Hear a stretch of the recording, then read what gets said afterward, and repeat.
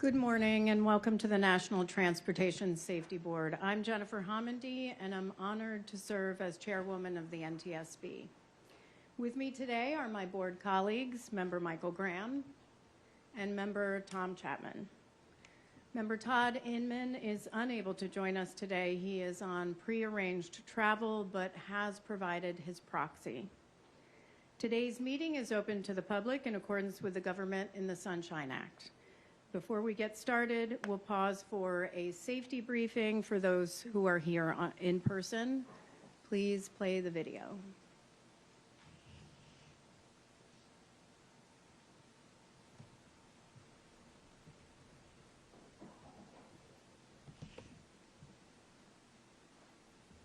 Hello and welcome to the NTSB boardroom. Before we get started with today's meeting, I'd like to quickly walk you through our emergency procedures. First things first, please take a moment to silence your phones or other electronic devices. If you need the restrooms, they're just outside the boardroom on the left side of the lobby. Now, in case of an emergency, here's what you need to know.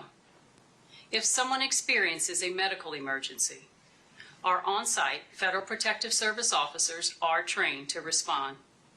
They'll call 911, perform CPR if needed, and use the automated external defibrillator device mounted in the lobby between the boardroom exit doors. They're also trained to provide first aid. There's a first aid kit at the security desk in the lobby. If we're asked to shelter in place, like during severe weather or a security incident, please stay seated and listen for instructions. Our security team will manage the situation and let us know when it's safe to leave. If the fire alarm sounds, please follow NTSB staff to the nearest exit. There are two main options.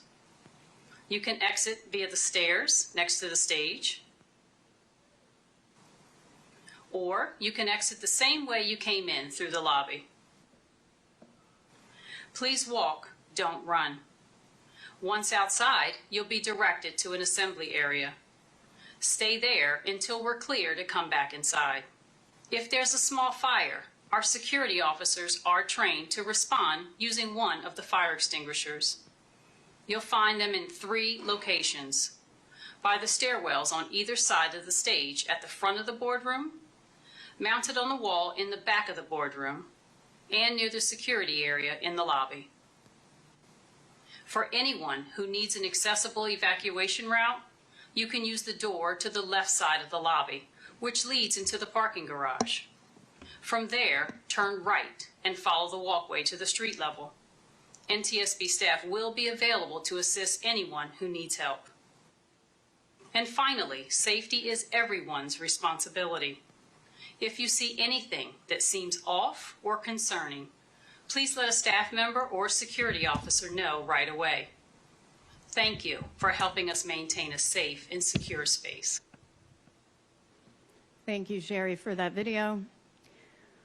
On March 26, 2024, about 1:29 a.m. Eastern Standard Time, the container ship Dali was transiting out of Baltimore Harbor in Baltimore, Maryland, when it experienced losses of electrical power, propulsion, and steering, and struck Pier 17, the southern pier that supported the central span of the Francis Scott Key Bridge.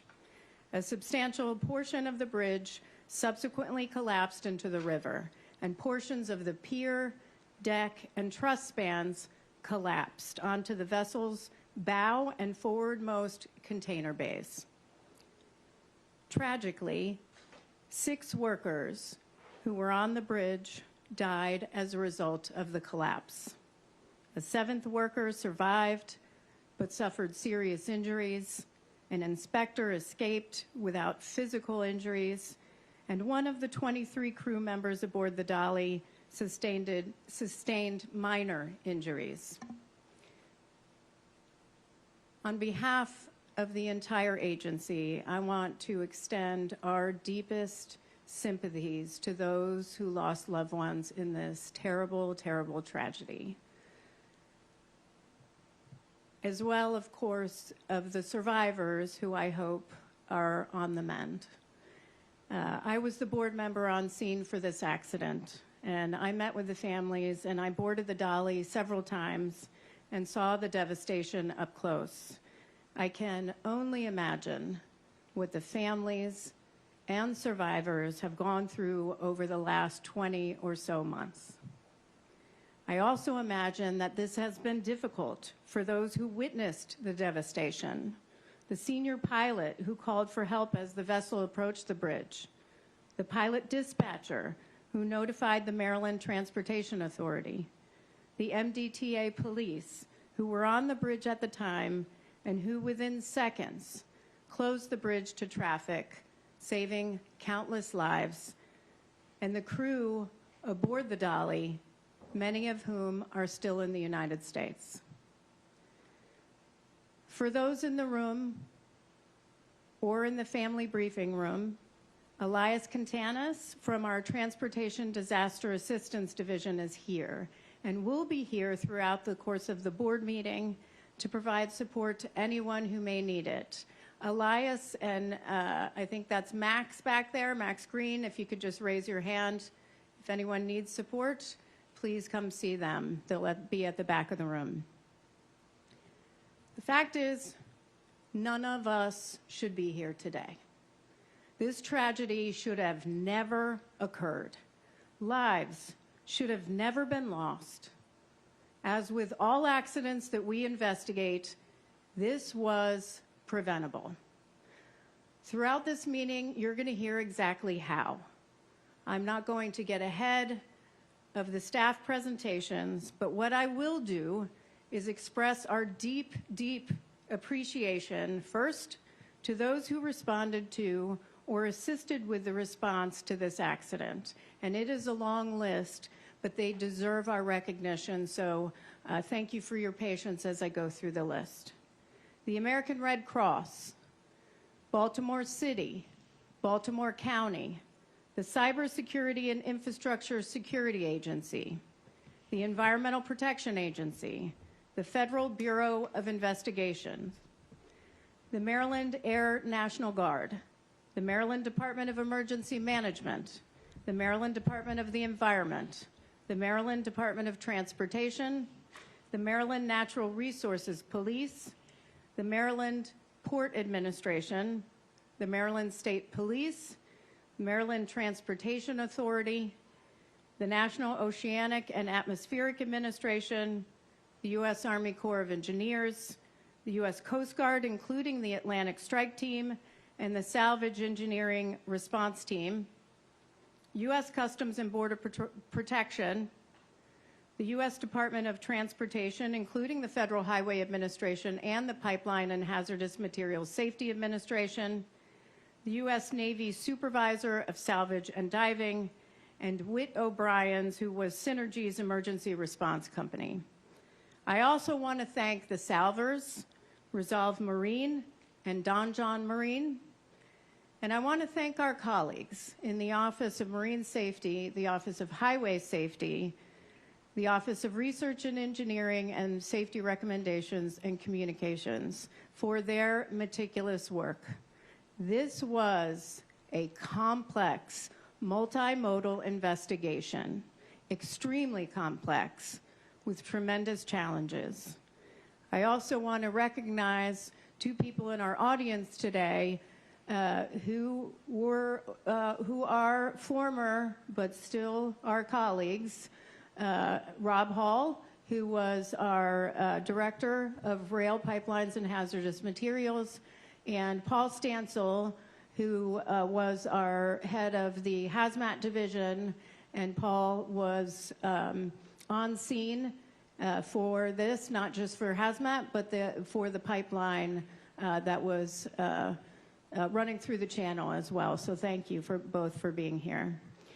Finally, I want to thank staff throughout the entire agency for their hard work and dedication to our mission, especially during the government shutdown. Know this, every single one of you is essential, absolutely essential to our safety mission.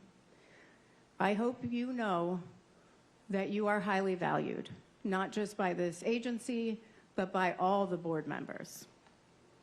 So let's now turn to today's meeting. Our Deputy Managing Director for Investigations, Brian Curtis, will introduce the NTSB team participating in today's meeting, and then we'll go into staff presentations.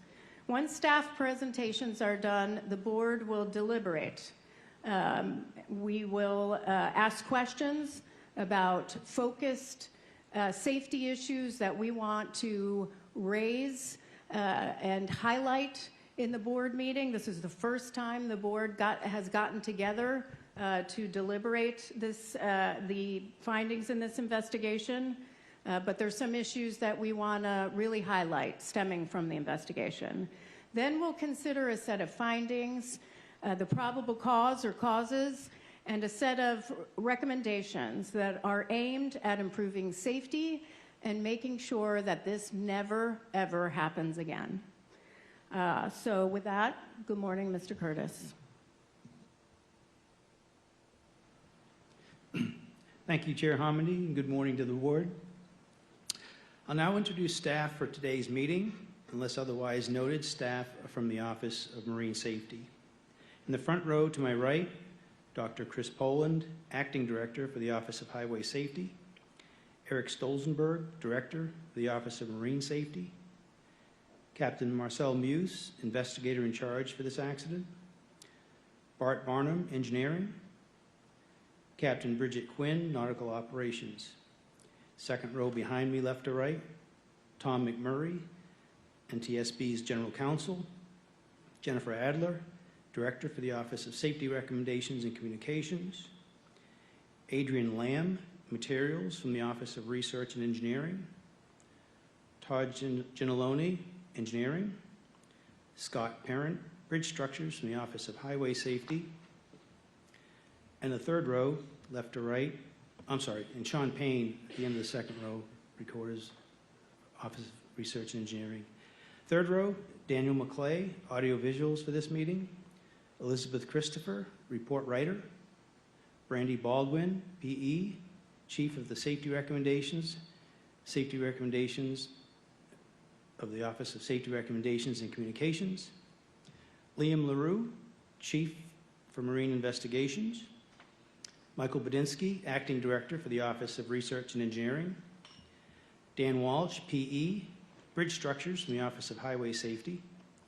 Additional staff present to respond to board's questions, we have Matthew Yandrick, Recorders from the Office of Research and Engineering, Dr. Jana Price, Safety Research from the Office of Research and Engineering, Dr. Carl Schultheis, Vehicle Performance from the Office of Research and Engineering, and Rachel Gunnaratnam, Hazardous Materials from the Office of Railroad, Pipeline, and Hazardous Materials Investigations, and Dr. Dewan Civilian, Human Performance from the Office of Aviation Safety. The presentations will begin with an investigation overview by the investigator in charge, Marcel Muse. Mr. Muse.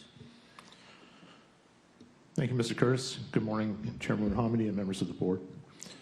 This morning, staff will present our investigation into the contact of the container ship Dali with the Francis Scott Key Bridge, which occurred on March 26, 2024.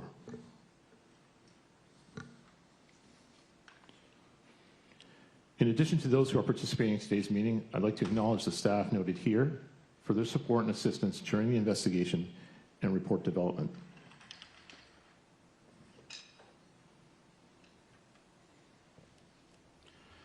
I'd also like to acknowledge the staff noted here who facilitated this board meeting.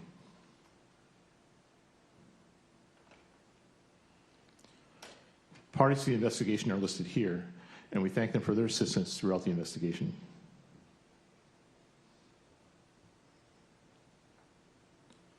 Substantially interested states are listed here. We also thank them for their assistance.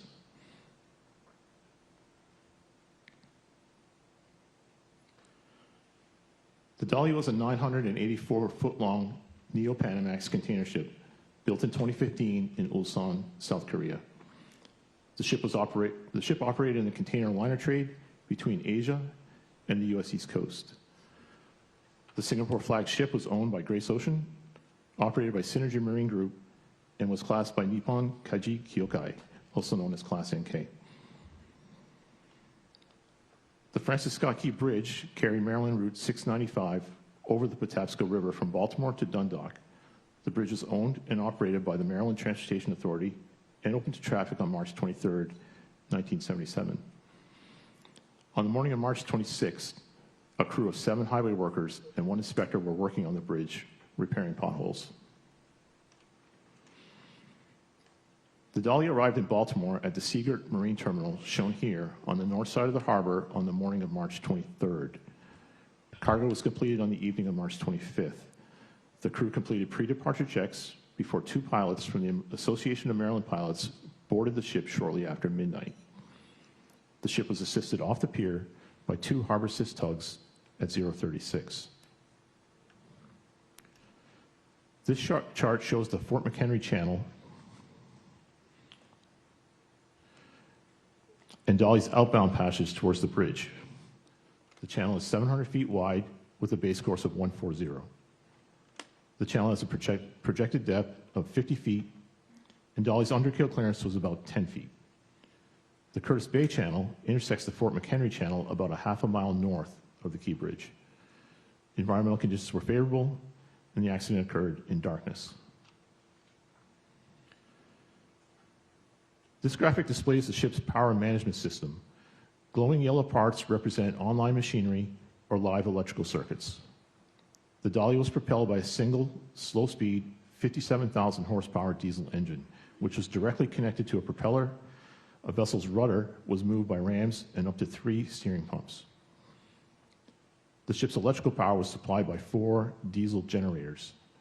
The diesel generators were connected to a high-voltage main electrical bus that directly powered certain shipboard equipment, including the main engine lubricating pumps, the bow thruster, and refrigerated containers. The Dali had a low-voltage bus, which was powered from the high-voltage bus through a pair of redundant step-down transformers, depicted here as TR1 and TR2. The low-voltage bus supplied electrical power to Dali's remaining equipment and services, including the steering gear, main engine cooling water pumps, fuel oil pumps, and vessel lighting. The vessel was also equipped with an emergency diesel generator, which is designed to start automatically following a blackout and supply power to the emergency bus and some critical systems. The components and circuits shown here that are glowing yellow show the configuration of the vessel as it got underway prior to the accident.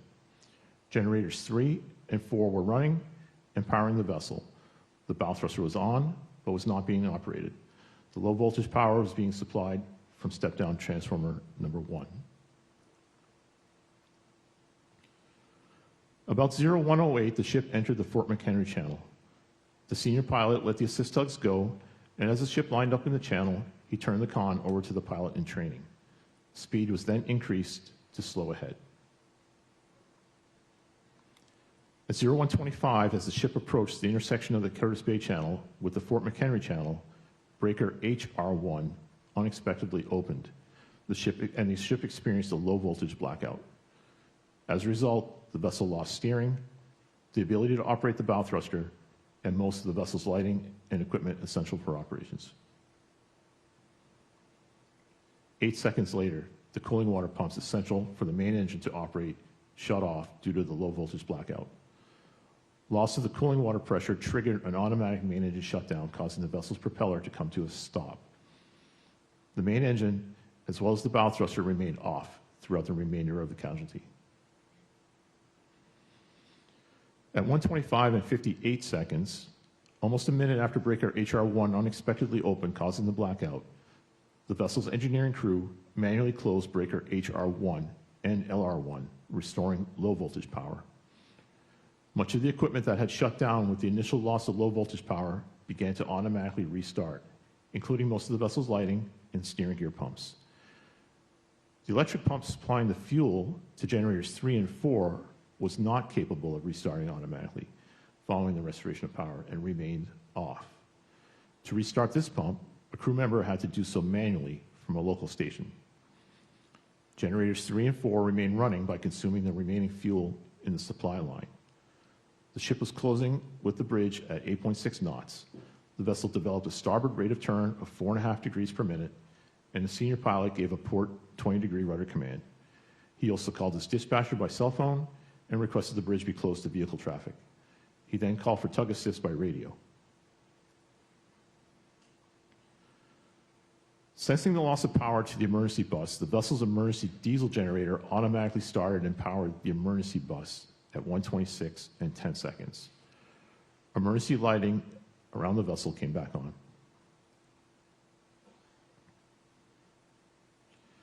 As the fuel pumps for generator 3 and 4 had still not been manually restarted, what fuel remained in the supply line was insufficient to keep the two generators running, and the generators began to stall.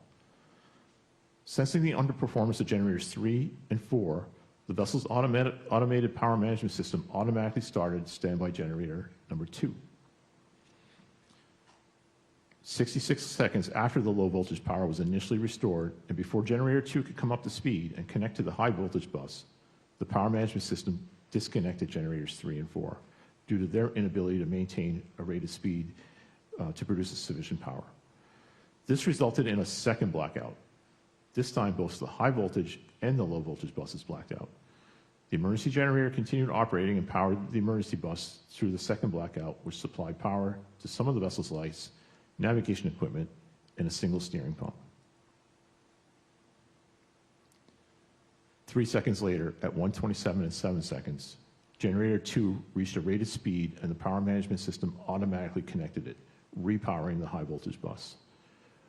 One diesel generator alone could run all of Dali's power needs at this time. Generators 3 and 4 remained running in a degraded state and were unavailable to be connected. On the navigation bridge, the pilot ordered the port anchor let go and increased the rudder command to hard port, or 35 degrees. At 1:27 and 36 seconds, the vessel's engineering crew manually closed breakers HR2 and LR2, restoring power to the low voltage bus, this time through step-down transformer number 2. Again, similar to the recovery from the initial underway loss of power, much of the equipment that had shut down due to the second loss of power began to automatically restart, including most of the vessel's lighting and 2 additional steering pumps. Unlike the fuel pump for generators 3 and 4, which required a manual restart, generator 2's fuel pump was set to automatically restart following the restoration of power. The ship was now on a heading of 155, 1,200 feet from the bridge, and closing at 7.5 knots. The rudder was hard over, which had little effect without any propulsion. The right southbound lane of the bridge had previously been closed, and MDTA officers were stationed on either end of the bridge to assist with traffic. About this time, they were told of the emergency and instructed to close both ends of the bridge to all traffic.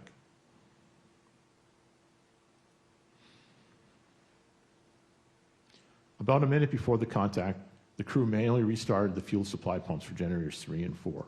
The generators returned to a normal speed.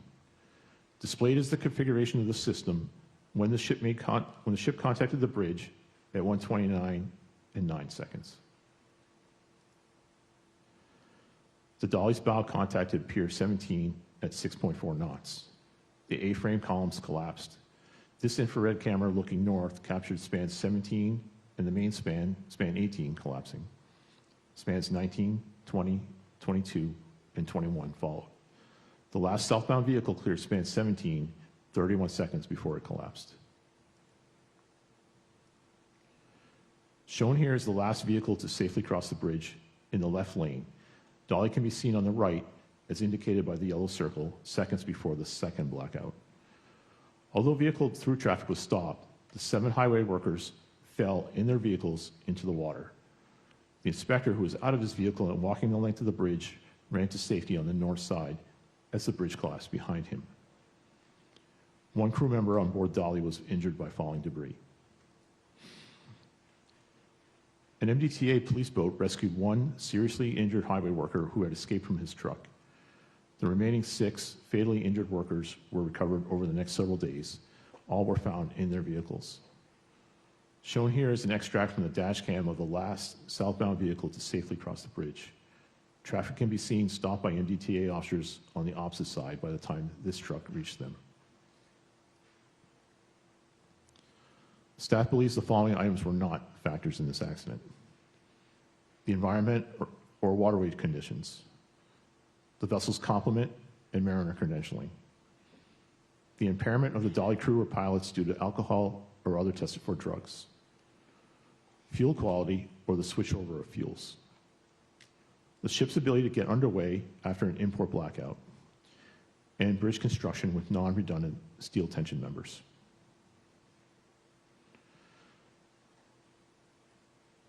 Staff will discuss the following safety issues: the improper placement of wire labeling banding on terminal connection wires, the lack of specific guidance for inspecting terminal connections, the configuration of machinery and electrical systems needed to prevent the loss of propulsion, the lack of effective means of emergency communications to warn motorists and notify highway workers, inadequate standards for marine safety management systems, the inadequate standards for the specifications and performance of voyage data recorders, the increasing vessel sizes and traffic density in U.S. ports, and the vulnerability of bridges over navigable waterways to strikes by large ocean-going vessels. This concludes my presentation. Engineering Group's co-chair, Mr. Giannelloni, will now discuss engineering aspects of this accident.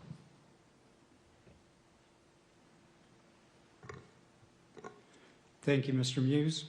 In this presentation, Ms. Lamb, Mr. Barnum, and myself will discuss the engineering-related findings of this accident, including the causes of the 2 underway vessel power losses.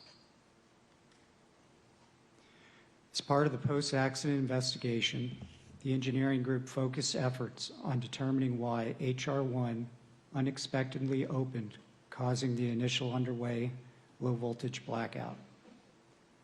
After several weeks of electrical examinations and troubleshooting, a loose signal wire associated with breaker HR1 was discovered. This wire, referred in this presentation and in the draft report as wire 1, was found to be loosely connected to an electrical connector identified as terminal block 381, creating an intermittent electrical connection. We will now play a short animation that discusses the control wiring and terminal blocks aboard the Dali.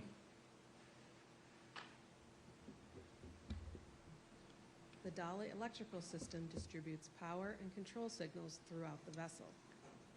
Sorry, can we Control turn up the circuits volume contain hundreds of terminal blocks or that start organize again? Thousands of wires. with a higher volume? The wires on the Dali were terminated with metal sleeves called ferrules that allowed for easier assembly into the terminal blocks. Each wire was identified with a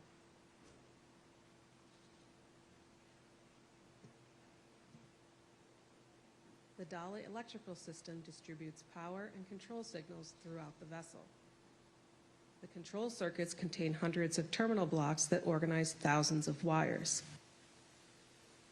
The wires on the Dali were terminated with metal sleeves called ferrules that allowed for easier assembly into the terminal blocks. Each wire was identified with a labeling band.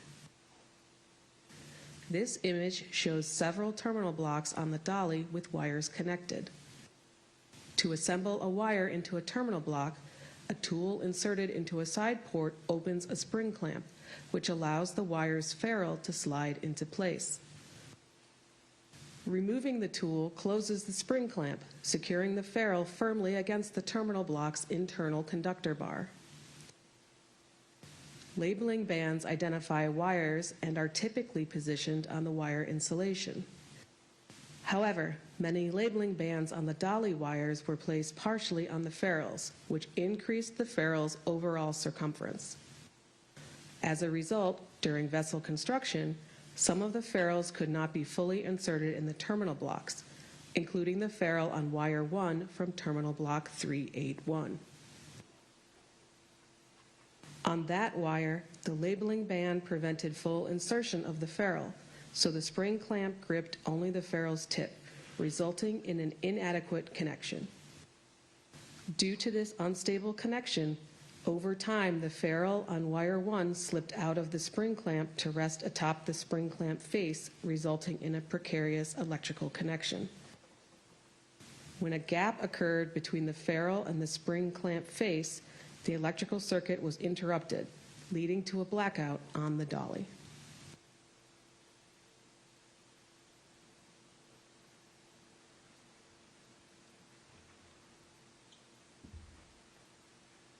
the Dali electrical. Staff found that the initial March 26 low-voltage blackout was caused by wire 1 electrically disconnecting from terminal block 381 within the HV switchboard, which resulted in high-voltage breaker HR1 opening, interrupting power to step-down transformer TR1 and the LV bus.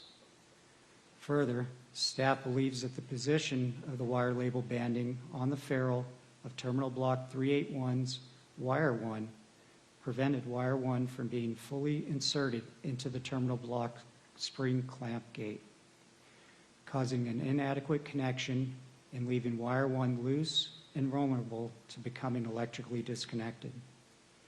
Staff proposes one recommendation to HD Hyundai Heavy Industries, and one recommendation to Wago Corporation, and one recommendation to Class NK. Synergy, the vessel operator, required the crew to complete high-voltage switchboard inspections periodically. However, the work instructions for these inspections did not provide practical guidance for inspecting the individual signal wires and terminal connections within the switchboard, including wire 1. Wire 1 was one of thousands of signal wires within the switchboard and throughout the vessel. Checking thousands of wire connections by hand would be extremely labor-intensive and would also prove operationally challenging, as the vessel's electrical systems would often have to be turned off while crew members inspected the individual connections. Furthermore, continued manual manipulation of the small and delicate signal wiring and terminal connections could introduce additional risk due to human error and could lead to premature failure over time. Infrared thermal imaging, or thermography, is an inspection and maintenance technique that allows inspectors to identify possible points of failure that may not be visible to the human eye without touching the electrical components being examined.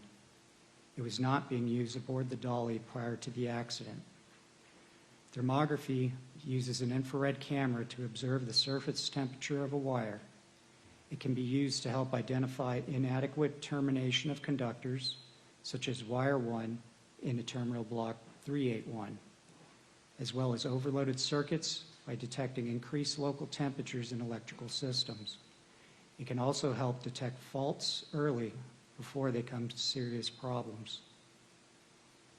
Infrared thermal imaging is used widely for inspections in the maritime shipping industry and is a condition-based monitoring technique approved by various classification societies. The National Fire Protection Association, as well as marine insurance groups, recommend thermal imaging surveys of electrical systems be conducted periodically. Further, Wago Corporation, the manufacturer of Terminal Block 381, uses thermal imaging during their production and quality assurance processes to ensure that its components are not defective.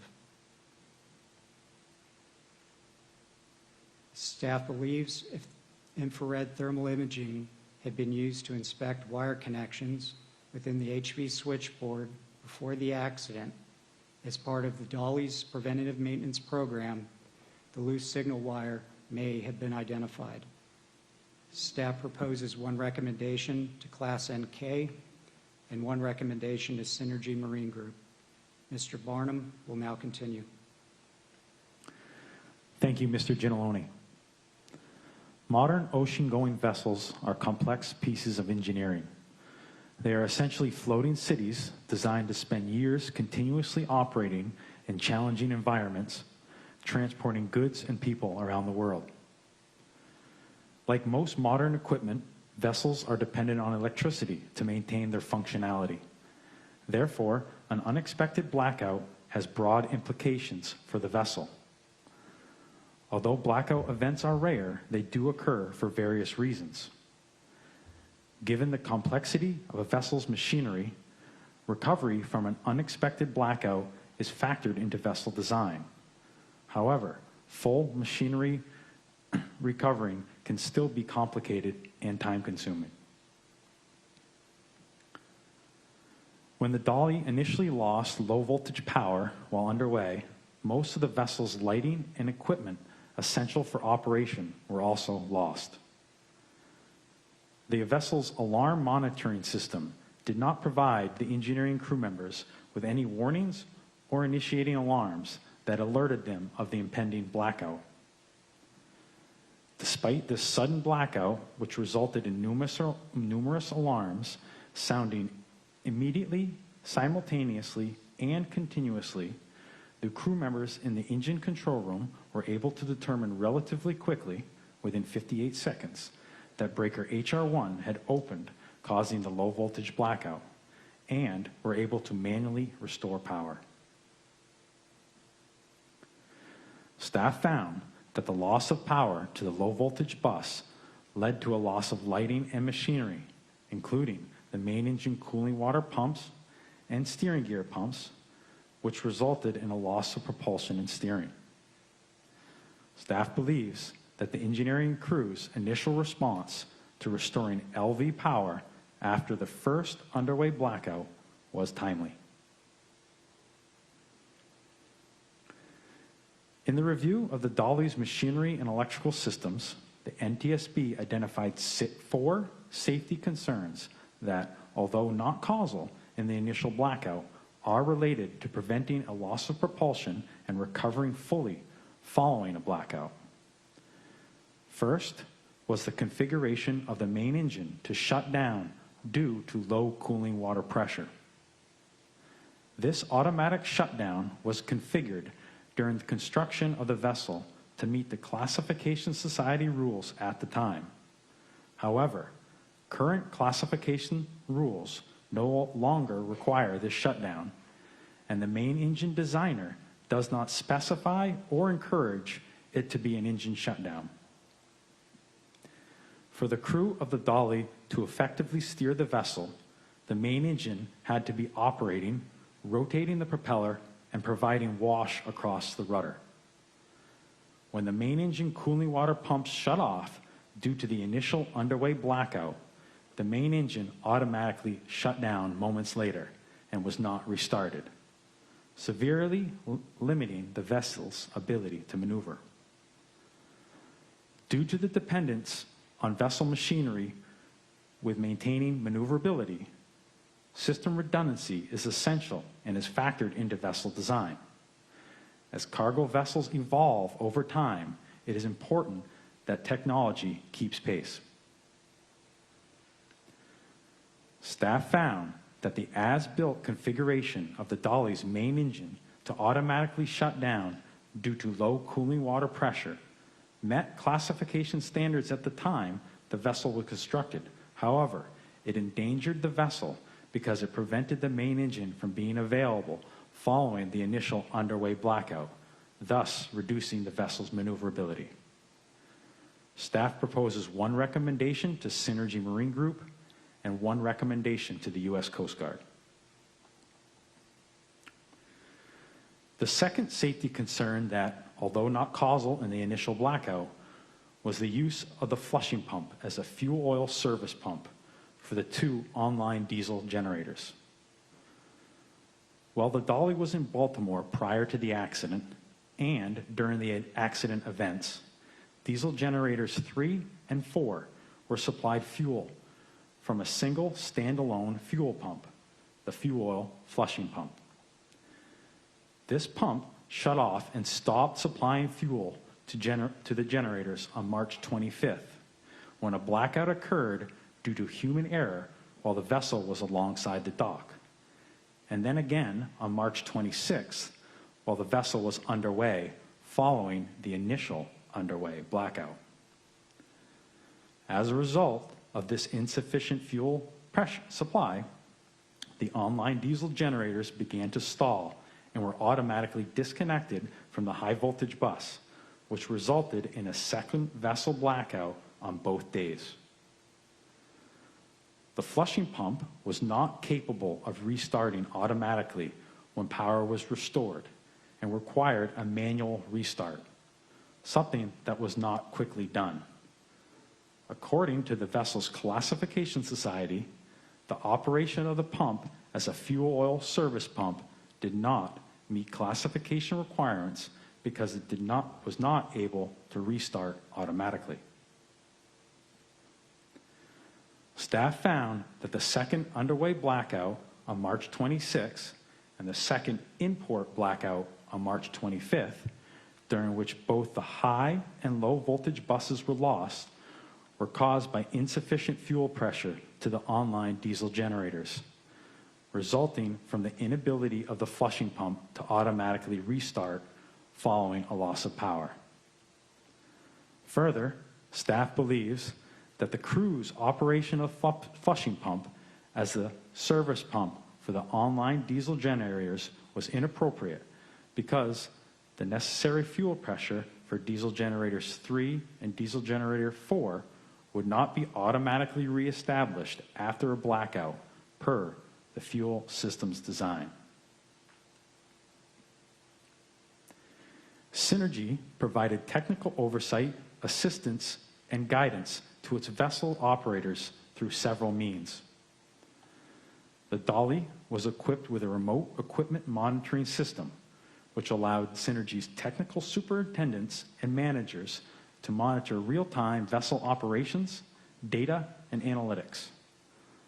Also, these Synergy experts were in touch with the Dali's crew at least daily, via email or phone.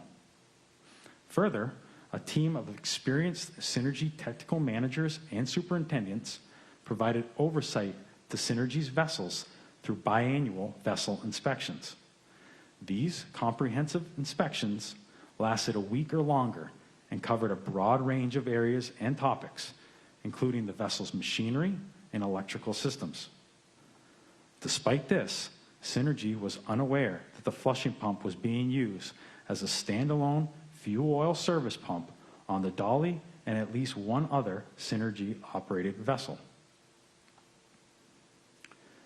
Staff found that Synergy's operational oversight was inadequate because it did not discontinue crews' ongoing use of the flushing pump as a service pump for the diesel generators aboard the Dali and at least one other vessel.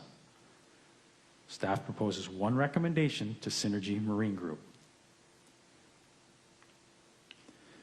The third safety concern related to the recovery from a loss of power was the operation of the vessel's low-voltage step-down transformer, high-voltage breakers in manual mode rather than automatic. The Dali's low-voltage bus was connected to the high-voltage bus via 2 redundant step-down transformers. The high-voltage breakers, HR1 and HR2, which linked to these step-down transformers, had 2 control modes, manual and automatic. Synergy left the configuration of these breakers to the vessel's crew's discretion, as did the classification society of the vessel and the original equipment manufacturer, who provided no specific requirements or guidance on which control mode should be normally used. In practice, the 2 control modes were used to assist the crew in seamlessly changing over transformers for routine maintenance or operational purposes, without having to black out the low-voltage bus. An ancillary outcome of operating both HR breakers in automatic control mode, which was tested and confirmed by investigators following the accident, was that upon an unexpected trip of the connected HR breaker, such as the Dali's initial underway blackout on March 26, the vessel's other step-down transformer would automatically connect after about 10 seconds, restoring power to the low-voltage bus. During maneuvering situations, response time is critical to avoiding an accident. Therefore, vessel systems should be configured to ensure maximum redundancy and the quickest possible recovery from the failure of critical systems. In this accident, the crew may have had critical systems available to aid in maneuvering sooner if the HR breakers had been in automatic.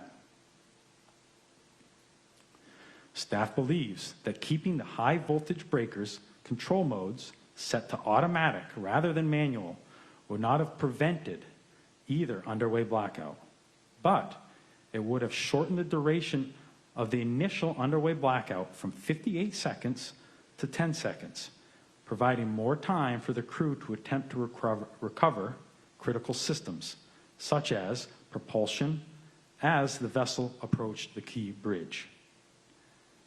Staff proposes one recommendation to Synergy Marine Group. Mr. Ginalone will now continue. Thank you, Mr. Barnum.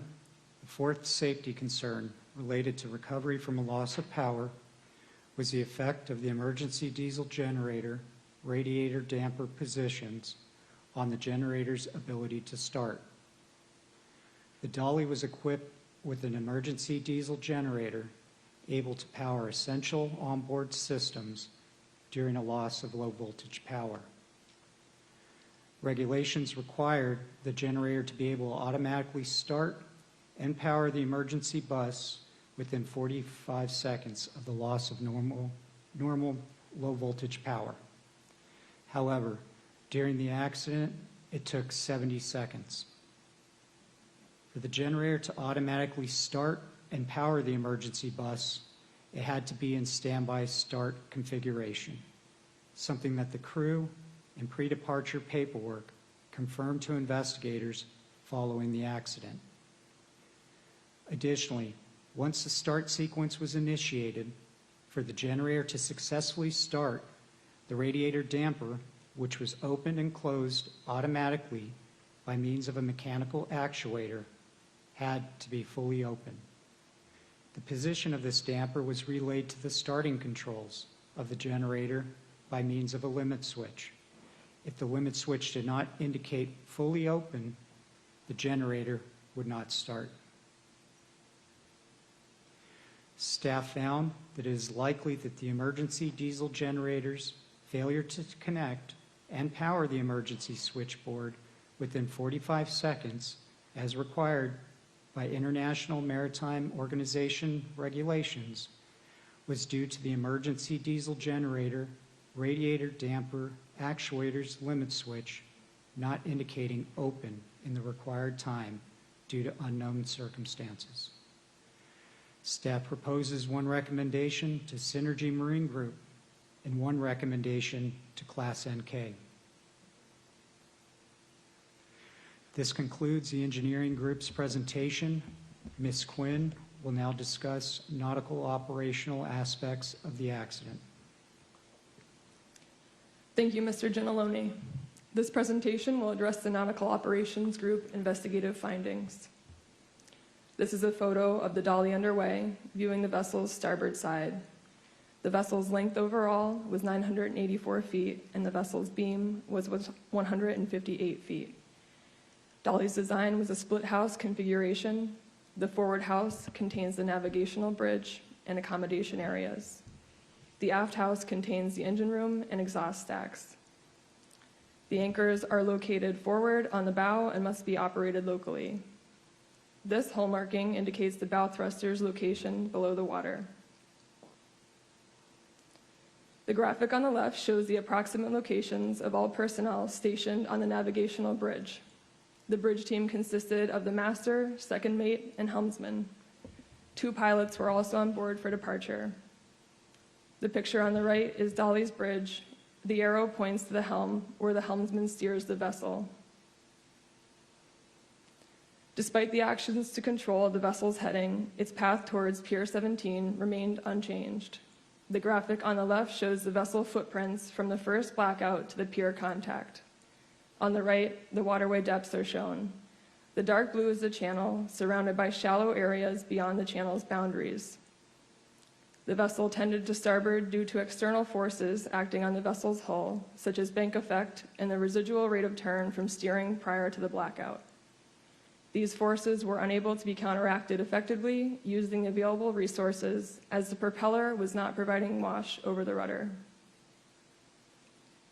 Staff found that the actions of the pilots and the bridge team in response to the emergency were executed in a timely manner, but the vessel's loss of propulsion close to the key bridge rendered their actions ineffective.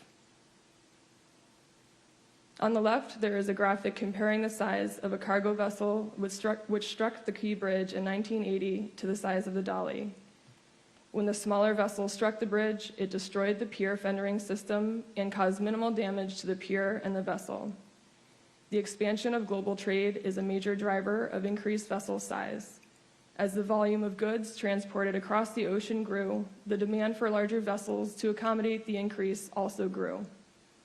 Operational environments expose these vessels in port and waterway infrastructure that was not designed to accommodate or withstand impact with the vessels of such size. Pier protection and emergency shutdown procedures were discussed by port stakeholders as early as 2 decades prior to the casualty. Staff found that larger vessels pose risks and challenges to maritime safety due to their reduced maneuverability in restricted waterways. The pilots had emergency shutdown protocol for the bridges in their waterway. The protocol was amended 23 days prior to the casualty. The active protocol instructed pilots to contact the Coast Guard as the single point emergency contact for shutting down bridges in the event of a potential strike. However, during the emergency, the former plan was followed. The senior pilot called his dispatcher, then the dispatcher called the MDTA and the Coast Guard. This system proved to be effective. Staff believes that the quick actions of the pilots, their dispatcher, and MDTA to stop bridge traffic prevented a greater loss of life from the bridge collapse. Staff proposes one recommendation to the Harbor Safety Committee's National Steering Team. I will now discuss safety management system aspects of this investigation. A safety management system, or SMS, is a systematic approach to managing safety, including the necessary organizational structures, accountabilities, policies, and procedures. An effective SMS can help organizations reduce and prevent accidents, the loss of lives, time, and resources. Proactive safety management, when done correctly, is predictive and designed to anticipate and address safety issues before they occur, and utilizes continuous data analysis to improve policies and procedures. In the maritime industry, the International Maritime Organization's International Safety Management Code, or ISM code, establishes the standard for safety management systems. The code prescribes 6 functional requirements. Under the code, vessel operators must define and document responsibilities and authorities relating to safety. They must develop detailed policies and procedures for key shipboard operations, including procedures for responding to emergencies and reporting accidents for all crew members to follow. Regular audits are required. In the aviation industry, the International Civil Aviation Organization established the framework for an aviation SMS. The 4 elements are: safety policy establishes senior management's commitment to continually improve safety and defines the methods and organizational structures needed to meet safety goals. Safety risk management determines the need for new or revised risk controls based on the assessment of acceptable risk. Safety assurance evaluates the continued effectiveness of risk control strategies and supports the identification of new hazards through data collection and analysis. Safety promotion includes training and communication regarding the SMS and other actions to create a positive safety culture within all levels of the workforce. When comparing the 2 models, some elements of the 4-component aviation SMS framework are not included in the Maritime ISM code requirements. For example, safety risk management component of the aviation SMS code is a proactive obligation, while the ISM component for safety risk management is reactive. Proactive risk mitigation strategies in the SMS programs have been proven to increase safety by identifying hazards prior to their occurrence. The safety assurance element in the aviation model includes a change management model. The ISM model does not. Monitoring organizational change management helps mitigate risks by assessing how changes may affect safety. The safety promotion component in the aviation model includes the detailed communication and training requirements associated with implementing an SMS. The Maritime ISM model does not prescribe a formal means of safety communication. This means the ISM model does not require a model for how to communicate safety actions or changes in safety procedures.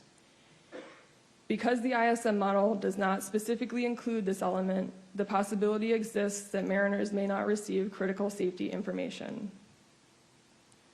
Staff found that the requirements of the ISM code includes some elements of a comprehensive proactive safety management system. However, the code does not fully encompass all 4 critical components of safety policy, safety risk management, safety assurance, and safety promotion. Staff has proposed one recommendation to the U.S. Coast Guard. This concludes my presentation. Mr. Payne will now discuss vessel voyage data recorder related findings. Thank you, Ms. Quinn. This presentation will discuss issues related to the usage of voyage data recorders. A voyage data recorder, known as a VDR, is an electronic system installed on large vessels that continuously records navigational data, radar images, chart plotter information, basic engine operation, alarm statuses, bridge audio recordings, and VHF radio communications. A VDR is mainly 3 parts. A VDR cabinet, which is the VDR's main computer and storage system. It is inside the ship and contains at least 30 days of data. A VDR protective capsule is stored on the exterior of the vessel, which is designed to survive damage and sinking. It records a minimum of 48 hours of vessel data. Last, newer ships are required to have a float-free combination rescue beacon, which also functions as additional VDR storage. During the investigation, we encountered several problems that made it hard to extract and use the VDR data efficiently. Key issues included unrecorded data during the vessel's first underway blackout, the lack of recording of communications between the Dali's bridge and the Dali's engine room, the digitally destructive mixing of recorded bridge audio channels, inadequate VDR playback software, the inability to download the full data set on board the Dali, and the complex workflow for processing proprietary VDR data in the common formats. Overall, current VDR performance standards don't fully address how required software should function for users who review the data, which creates delays to investigation and limits the usefulness of the VDR to make a timely impact on safety issues. VDR standards mandate that only bridge audio is to continue to be recording during a power loss.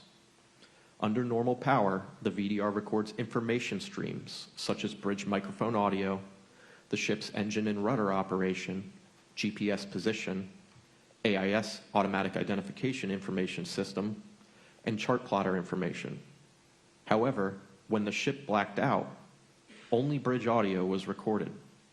The other signals, like GPS position, were still sending data, but their own requirements state that they must remain powered by their own batteries during a blackout. The VDR did not record these powered signals. As a result, investigators had to rely on other external shoreside data to plot the Dali's movements. When asked about this issue, the manufacturer of the VDR stated that, quote, "The other items are not recorded because they are not required to be recorded." During the accident, the Dali bridge and the Dali's engine room teams communicated via an internal telephone system that stayed powered during the blackout. The VDR did not record and was not required to record this communications line. Only the Dali bridge side of the conversation was captured by the microphones. Because the crew had survived, investigators were able to corroborate the details through crew interviews and these one-sided recordings. During the blackout, the VDR continued to record audio from the Dali's bridge microphones, but the quality was degraded by numerous alarms that were triggered. VDRs record audio in mono format. Mono mixes audio channels in a way that can't be reversed. This is called destructive mixing. Alternatively, stereo mixing mixes audio channels in a way that can be reversed. This is called non-destructive mixing. The diagram shows the placement of the microphones on the Dali, and the color lines show how the mics were connected digitally. Microphones sharing a color were mixed as mono. Because mono audio cannot be separated, alarms near one microphone can obscure conversations elsewhere, making it difficult or impossible to determine what the crew said during an incident. Current VDR standards allow destructive mono mixing. A lack of defined specifications for playback software creates challenges for safety-related users. For example, the software on the Dali's VDR could not perform a full download of the VDR data set, forcing the removal of the VDR and for download at the manufacturer's facility. VDR software also lacks many basic features to review data. The audio playback feature is primitive and does not allow the user to rewind in short increments. Recorded vessel data cannot be displayed in basic graphs either. Because the software lacked these features, analysts are forced to export the data, but the VDR standards do not define any acceptable methods to do this either. For instance, the Dali's VDR exports audio in tens of thousands of short files instead of a simple continuous recording. The VDR standards allow these types of illogical protocols. Because of these issues, investigators must rely on alternative means of playing back VDR data. The practice has become so commonplace that investigative authorities around the world share and maintain a database of alternate VDR software. The standards for VDRs are two parts. First, performance standards, which generally outline VDR specifications. And second, technical specifications, which address the technical details of the VDR systems. The International Maritime Organization, IMO, sets the overall VDR performance standards. The International Electrotechnical Commission, the IEC, develops the VDR technical specifications for VDR manufacturers to follow. The IEC develops technical standards that the member states or countries agree meet the IMO standards. In the United States, the U.S. Coast Guard is the U.S. representative to IMO. On the technical side, the American National Standards Institute, or ANSI, is the U.S. representative to IEC.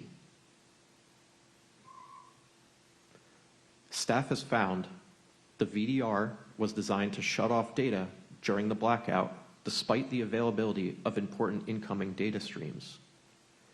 Bridge and engine room communication were not required to be recorded.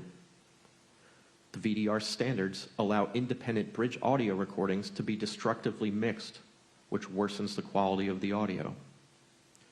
VDR standards do not define any performance requirements for VDR software to be useful in a real-world environment, and VDR users often seek alternate methods of playback.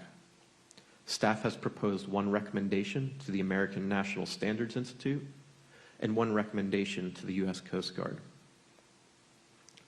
This concludes the Recorders Group presentation. The Bridge Structures Group Chair, Mr. Parent, will now discuss the bridge aspects of the accident. Thank you. Thank you, Mr. Payne. My presentation will first discuss the urgent recommendation report and recommendations issued in March 2025, including the lack of vulnerability assessment for the Key Bridge and the more widespread issue of the lack of vulnerability assessments for other bridges frequented by ocean-going vessels. Next, I will discuss the need for motorist warning systems on bridges. And lastly, I will address the highway workers on the bridge when it collapsed and the need for effective and immediate communication. The overall length of the continuous steel through truss bridge was 9,086 feet, and the bridge had a maximum vertical clearance of 185 feet within the main navigational channel over the Fort McHenry Federal Channel. The Key Bridge was designed according to the 1969 American Association of State Highway and Transportation Officials, or AASHTO, standard specifications for highway bridges. These specifications predated the regulatory requirements for bridge protection systems from vessel contacts. Despite not being a requirement, the Key Bridge was originally designed with pier protection systems for piers 17 and 18, including 4 dolphins, shown by the yellow circles, and pier fendering systems, shown by the yellow rectangles. However, the pier protection systems had not been evaluated to consider impacts by today's ocean-going vessels. The bridge and pier protection were subjected to regular safety inspections in accordance with the National Bridge Inspection Standards, and the most recent inspection prior to the collapse resulted in a satisfactory rating. As a result of the NTSB investigation and recommendations after the 1980 collapse of the Sunshine Skyway Bridge in Florida, the Federal Highway Administration, or FHWA, drafted a proposed design code to evaluate bridges for vessel collision, which led to the 1991 adoption of the AASHTO Guide Specification and Commentary for Vessel Collision Design of Highway Bridges. While FHWA requires that new bridges on the National Highway System be designed to minimize the risk of catastrophic bridge collapse from vessel collision, they can only recommend these vulnerability assessments be performed on bridges designed before the release of the guide specifications. It's important to note that the intent of performing vessel collision vulnerability assessments on existing bridge systems is to identify structures that are particularly vulnerable to catastrophic collapse, thereby allowing bridge owners to be aware of the high-risk safety needs requiring immediate or short-term action, as well as information to prioritize the long-term needs for bridge rehabilitation or replacement. The guide specifications references 3 methods for conducting vulnerability assessments: Method 1, Method 2, and Method 3. Bridges over navigable waterways with commercial barge and ship traffic should be evaluated using a vulnerability assessment in accordance with Method 2. The Maryland Transportation Authority, or MDTA, had not performed the AASHTO Method 2 calculations prior to the collapse of the key bridge to determine the bridge's vulnerability as recommended by AASHTO in the guide specifications. As part of the NTSB's investigation, we performed the AASHTO Method 2 calculations to determine vulnerability to collapse for the key bridge and found that prior to its collapse, the key bridge was nearly 30 times above the AASHTO acceptable risk threshold. As a result of our vulnerability assessment for the key bridge, we were concerned there might be other bridges that could be vulnerable to catastrophic collapse from impacts by ocean-going vessels. We worked with the FHWA and identified bridges across the nation that cross navigable waterways used by ocean-going vessels. Ultimately, we identified 68 bridges over navigable waterways frequented by ocean-going vessels within 19 states as having an unknown level of risk of collapse. In our March 2025 Urgent Recommendation Report, we found that if the MDTA had calculated the risk of collapse for the key bridge prior to its collapse, the MDTA would have identified that the bridge's risk level was almost 30 times greater than the AASHTO acceptable risk threshold for critical or essential bridges. Further, the MDTA would have had information to proactively identify strategies to reduce the risk of a collapse and loss of lives associated with a vessel collision with the bridge. The 30 owners of the 68 bridges over navigable waterways frequented by ocean-going vessels are likely unaware of their bridge's risk of catastrophic collapse and a potential need to implement countermeasures to reduce the bridge's vulnerability. In that report, we issued 2 urgent safety recommendations to the FHWA, the U.S. Coast Guard, and the U.S. Army Corps of Engineers.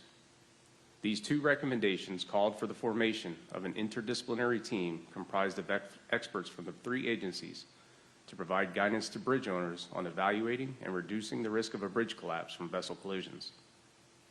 We also issued 2 urgent safety recommendations to the 30 bridge owners to calculate their bridge's vulnerability to catastrophic collapse and inform the NTSB if their risk is above the AASHTO threshold, and if above, to develop and implement a risk reduction plan with guidance and assistance from the interdisciplinary team that includes short and long-term strategies to reduce the probability of collapse from a vessel collision. I'm pleased to report that we have received positive responses from every recipient of the urgent safety recommendations. The next issue area I will discuss is the need for motorist warning systems on bridges. Since the 1970s, the NTSB has investigated multiple bridge collapses involving injury and death to motorists that were either on a bridge when it collapsed or drove into the void created after the collapse. 3 examples are shown here, including the 1980 collapse of the Sunshine Skyway Bridge in Florida, the 2001 collapse of the Queen Isabella Causeway in Texas, and the 2002 collapse of the I-40 bridge in Oklahoma. In 1983, in response to NTSB recommendations after the Sunshine Skyway Bridge collapse, the FHWA issued a technical advisory titled Pier Protection and Warning Systems for Bridges Subject to Ship Collisions. The advisory acknowledged the need to consider protection for bridge piers as well as warning systems to alert motorists in the event of a collapse. AASHTO incorporated motorist warning systems into their 1991 guide specifications. Technologies identified in the technical advisory were included in a motorist warning system installed on the repaired Queen Isabella Causeway Bridge after its collapse. The system included a continuous fiber optic cable for signal transmission, as shown by the arrows. In the event of a collapse, a loss of signal would be detected and the motorist warning system would activate.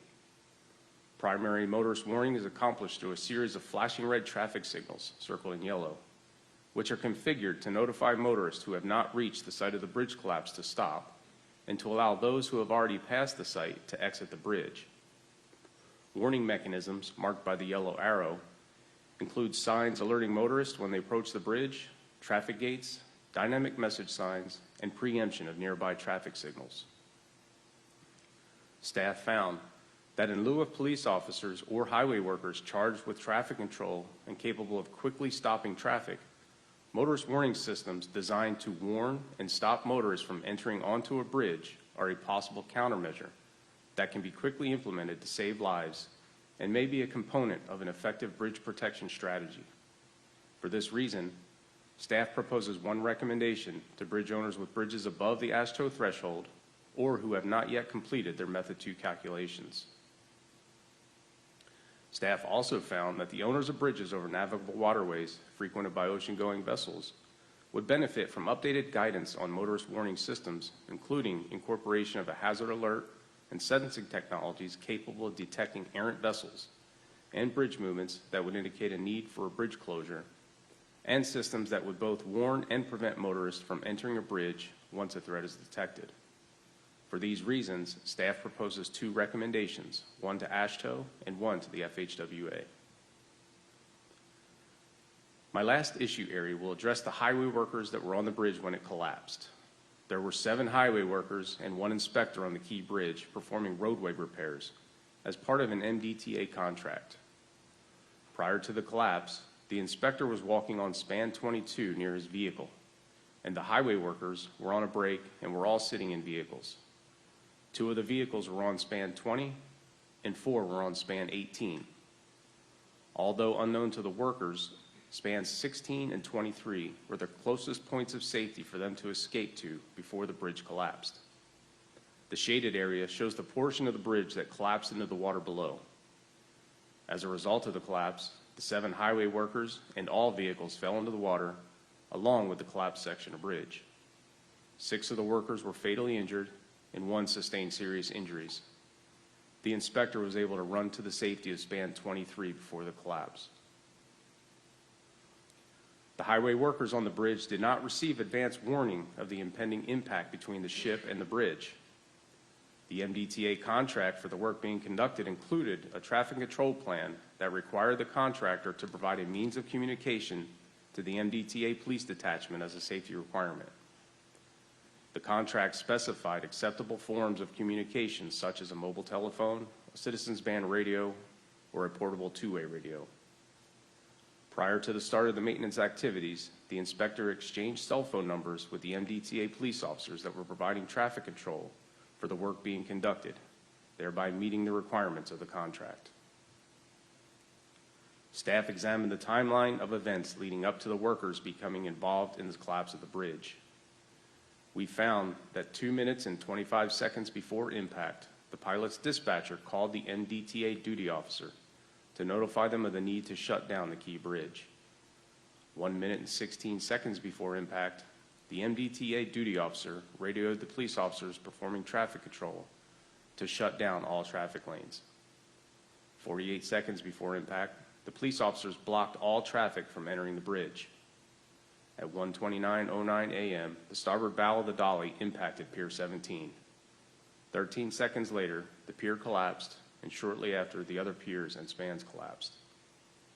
Despite previously exchanging cell phone numbers, the police officers did not call the inspector to warn him of the Dali's emergency. Instead, one of the officers planned to drive to the worker's location on the bridge to advise them once he was relieved by another officer. Had the highway workers been notified of the Dali's emergency at the same time as the MDTA police officers, there would have been about 1 minute and 29 seconds to evacuate before Pier 17 collapsed. All of their vehicles were parked facing south within the closed right lane of the bridge. Therefore, their likely route to evacuate from the bridge would have been to drive south, as shown by the arrow. Unknown to the workers, span 16 would have been the closest point of safety, which was 2,928 feet away from the northernmost highway worker. The American National Standard Institute Standard A1047 applies to workers engaged in construction, utility work, maintenance, or repair activities on any area of roadway. This standard includes provisions for pre-job planning to determine appropriate needs such as safety controls, equipment, and traffic control plans. However, there are no ANSI standards for highway workers to receive emergency information before or during dangerous or life-threatening events within work zones. Staff found that had the inspector and highway workers been notified of the Dali's emergency situation about the same time the MDTA police officers at each end of the bridge were told to block traffic, the highway workers may have had sufficient time to drive to a portion of the bridge that did not collapse. Effective and immediate communication to evacuate the bridge during emergency is critical to ensuring the safety of bridge workers. For this reason, staff proposes one recommendation to the ANSI A10 committee. Thank you. This concludes my presentation. The staff is ready to answer any questions you may have. Thank you very much, Captain Muse, Mr. Giannalone, Mr. Barnum, Captain Quinn, Mr. Payne, and Mr. Parent for your excellent presentations. We are going to take, and I'm sorry, there's some issues with the streaming.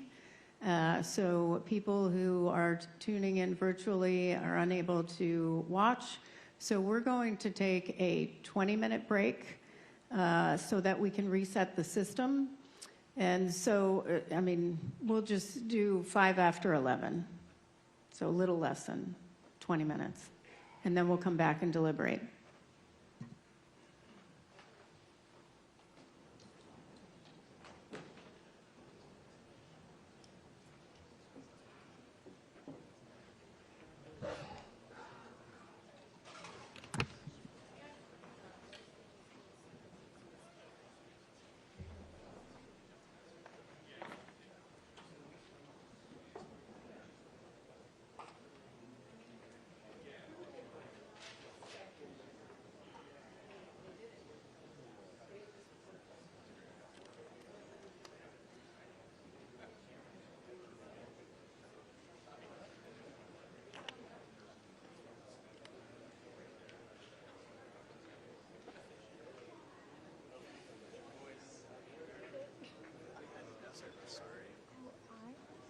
I got in the mall, so I saw a freelance photographer for NBC, like sitting outside, and I was like, hey, where's my want to go?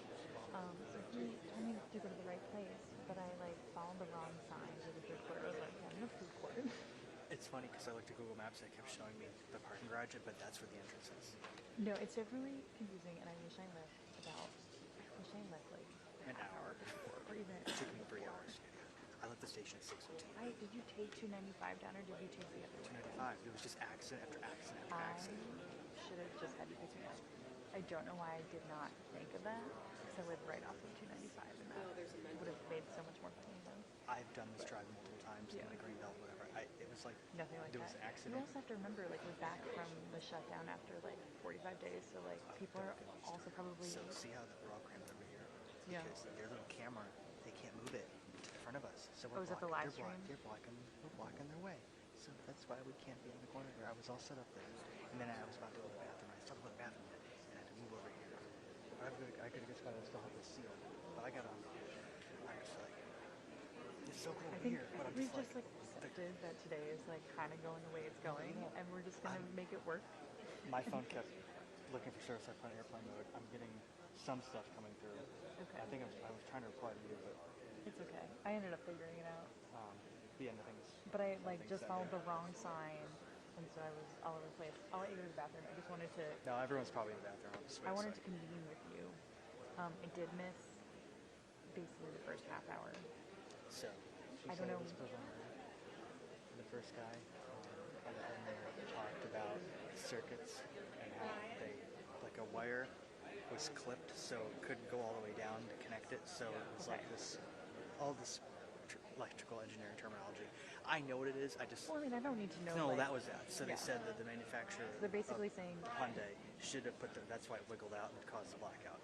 And then. Okay, so it was a loose circuit that maybe caused the initial blackout, and then I was here for when they were explaining all the different factors that basically made it so they couldn't even cushion the blow, they couldn't get it back on. Yeah, like, there was just all these they did what they faulty could. It was things. just. Yeah. They said the crew did everything right.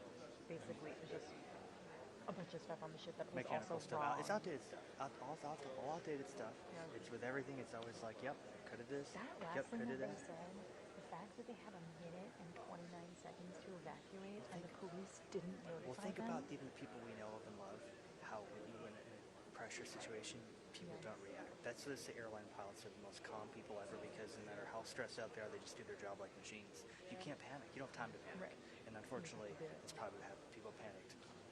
They did what they could. Check 1 2. Check check. Hey, check 1 2. Anyway, but yeah, I've always batteries, but so I didn't bother calling TV. And I saw somebody wrote in the notes about my batteries dying. Who wrote that? What? In news stats, someone wrote Eric's camera will die if he's streaming. I'm like, how will my camera be any effective with a TV stream? I don't know. So whatever. I'm already annoyed them doing anything sending us to them. It's like, but now I'm not because now they can't watch it. So ha ha ha. The stream. Oh, I wonder if anyone's watching it. Sean's off today. Oh yeah. So I guess there's been some big internet outage today too. I don't know if that's what's affecting their live stream, and also what might be affecting like our phones, because like my there's just no personal is service in fine. here. Yeah, my personal. Okay, no, there's you're right. in the basement. Right. How's it going? Sorry, where are you? I'm not all I mean, I cleaned up did right now. when I walked by. I was like, oh my God, is that me? I recognize you. Well, So I I was had looking my for my credentials. Baltimore. I was looking for my Baltimore people, so I guess it's just. I don't think it's Jay-Z or Foxy. I don't think so. Did you see Kate? Yeah, she was. She's I up walked there. when she ran. She was. Ah. Did you guys get my good side? Yes. Good. Okay. Well, I'm gonna go see if your bathroom is open. The PR person that I emailed last night did email me back, and they said this would be over early afternoon. I don't know if that includes that like 30-minute question with the. I don't know. I don't know how easy it's gonna be to like grab sound bites from like such a long clip that you have.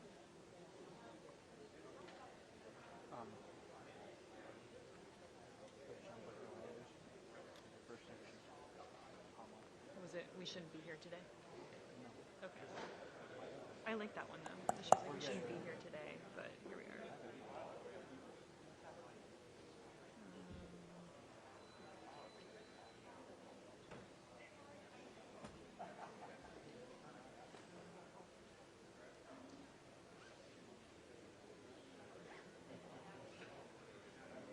I guess it's from Siobhan.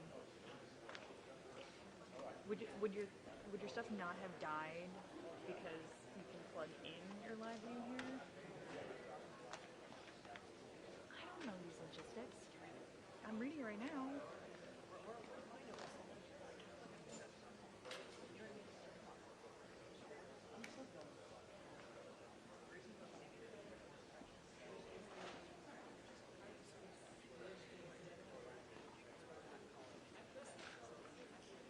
Yeah, you and me both, brother. Me too.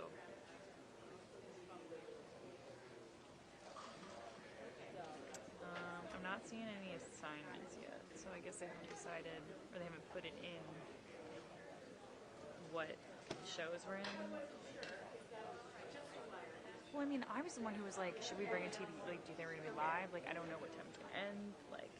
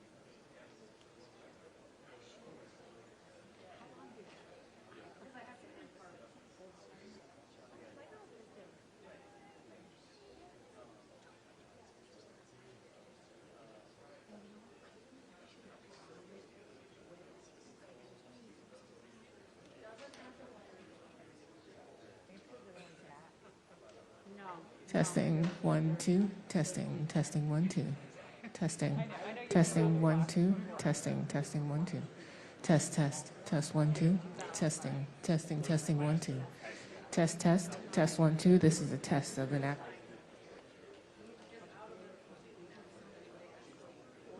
Test, test, test, 1, 2, test, 1, 2, test, test, 1, 2, test, 1, 2, 1, 2, 3, 1, 2, 3. Yep, stay down there.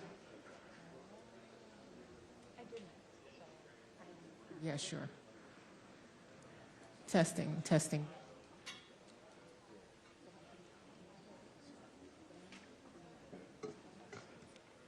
And Safety Board audio system, testing, Test, testing, test. 1, 2, testing, testing, 1, 2, testing, 1, 2. This is a test of the National Transportation Safety Board audio system, testing, testing, 1, 2, test, test, test, test, 1, 2, 3, 4, 5, 6, 7, 8, 9, 10, 11, 12. Test, test. This is a test of the National Transportation Safety Board audio system, testing, testing, 1, 2. Stand by, Carl.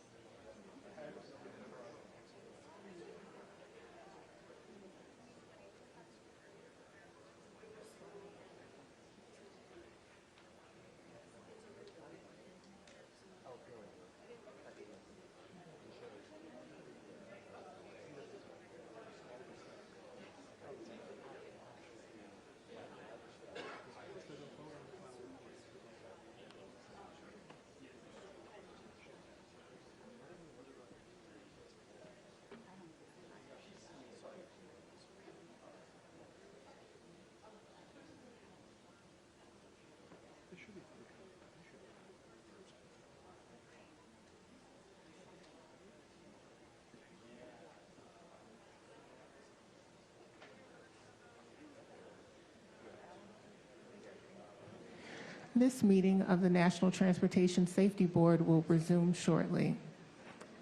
This meeting of the National Transportation Safety Board will resume shortly.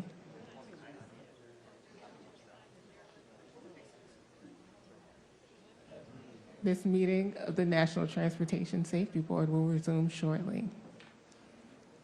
This meeting of the National Transportation Safety Board will resume shortly.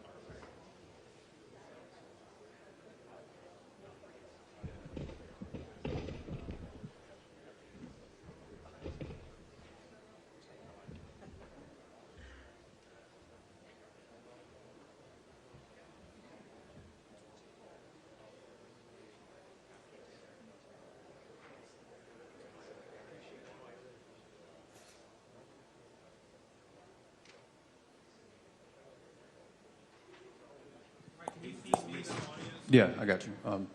This meeting of the National Transportation Safety Board will resume shortly.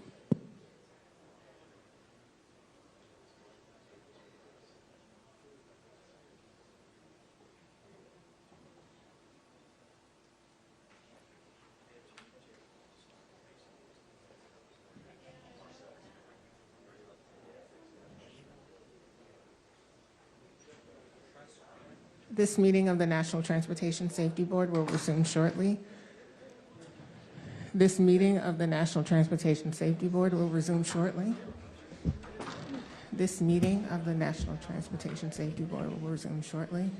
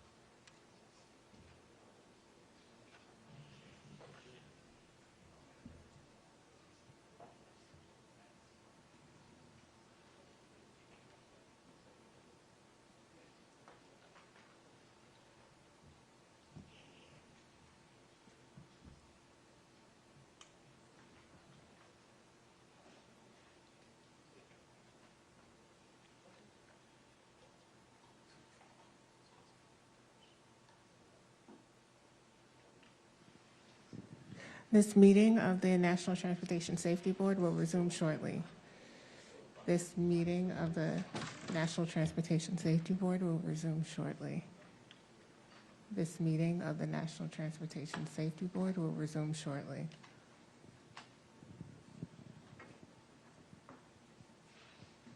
Deidre, does that mean we can go ahead and resume? No, Chair, we need a few more minutes, please. I apologize. No, thank you.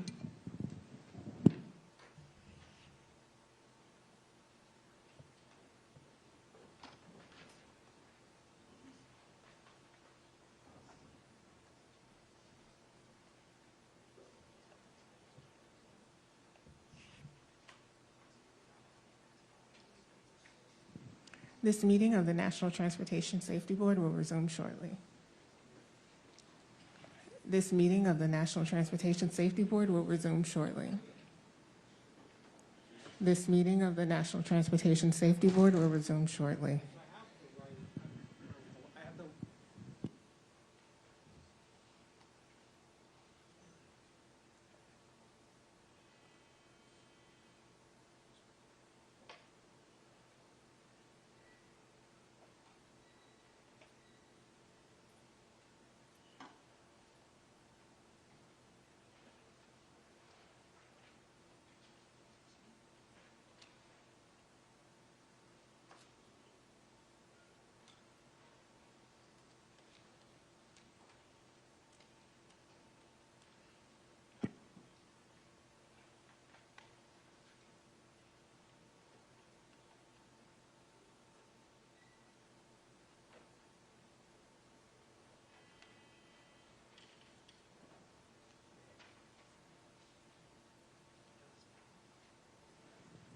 This meeting of the National Transportation Safety Board will resume shortly. This is a live stream test.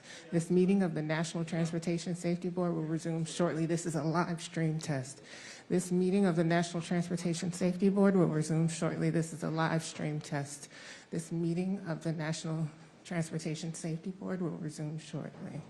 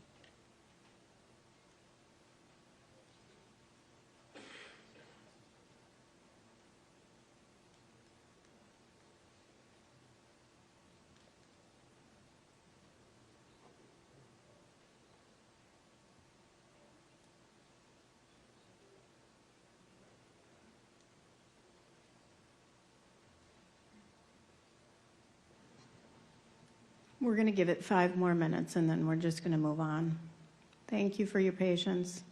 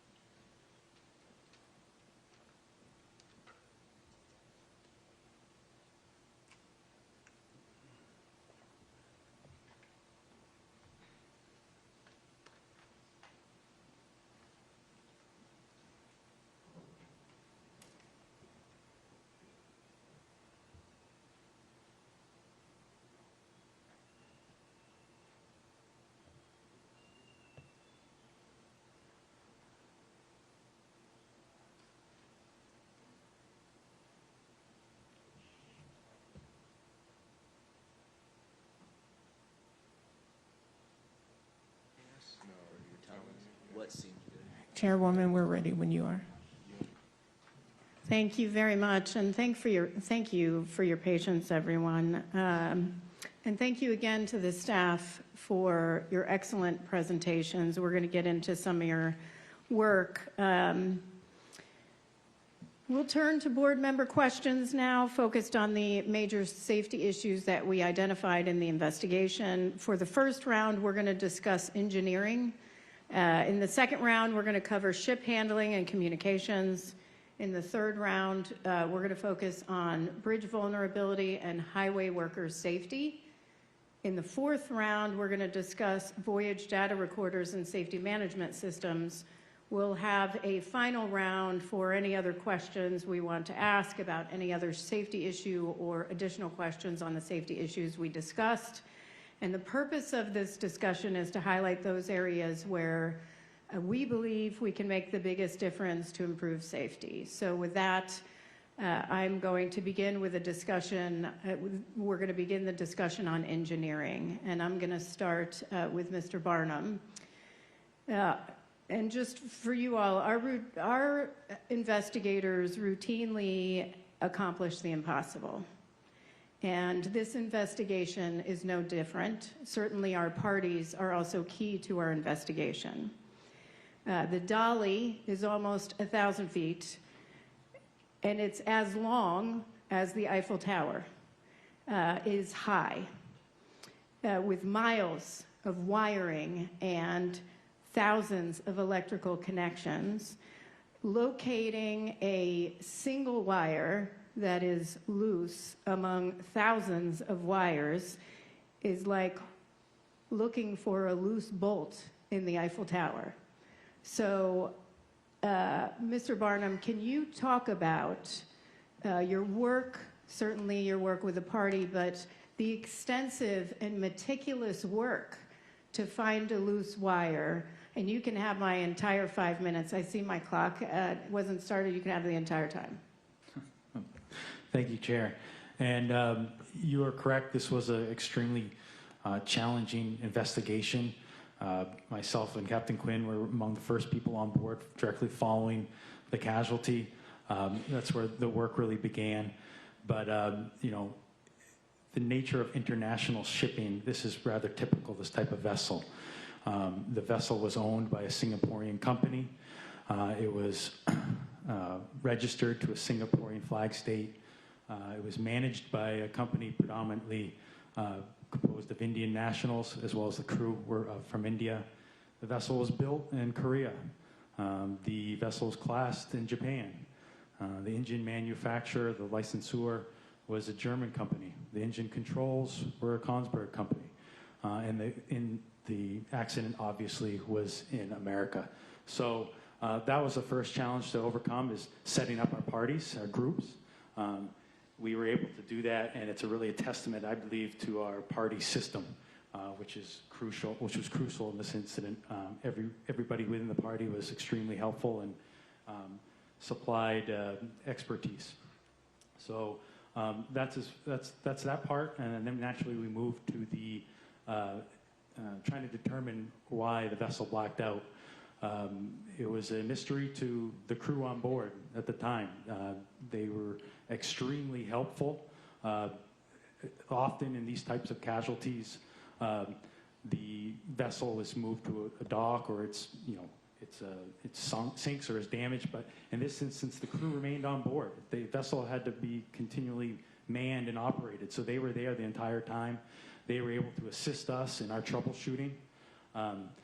When we initially formed our group, we didn't necessarily have the appropriate people, but because we didn't know what happened. But as we narrowed our search into HR1, trying to determine why it unexpectedly opened, we were able to coordinate with Hyundai Heavy Industries, the manufacturer of the vessel, and the high voltage switchboard, and they were able to get us the technical experts that they needed.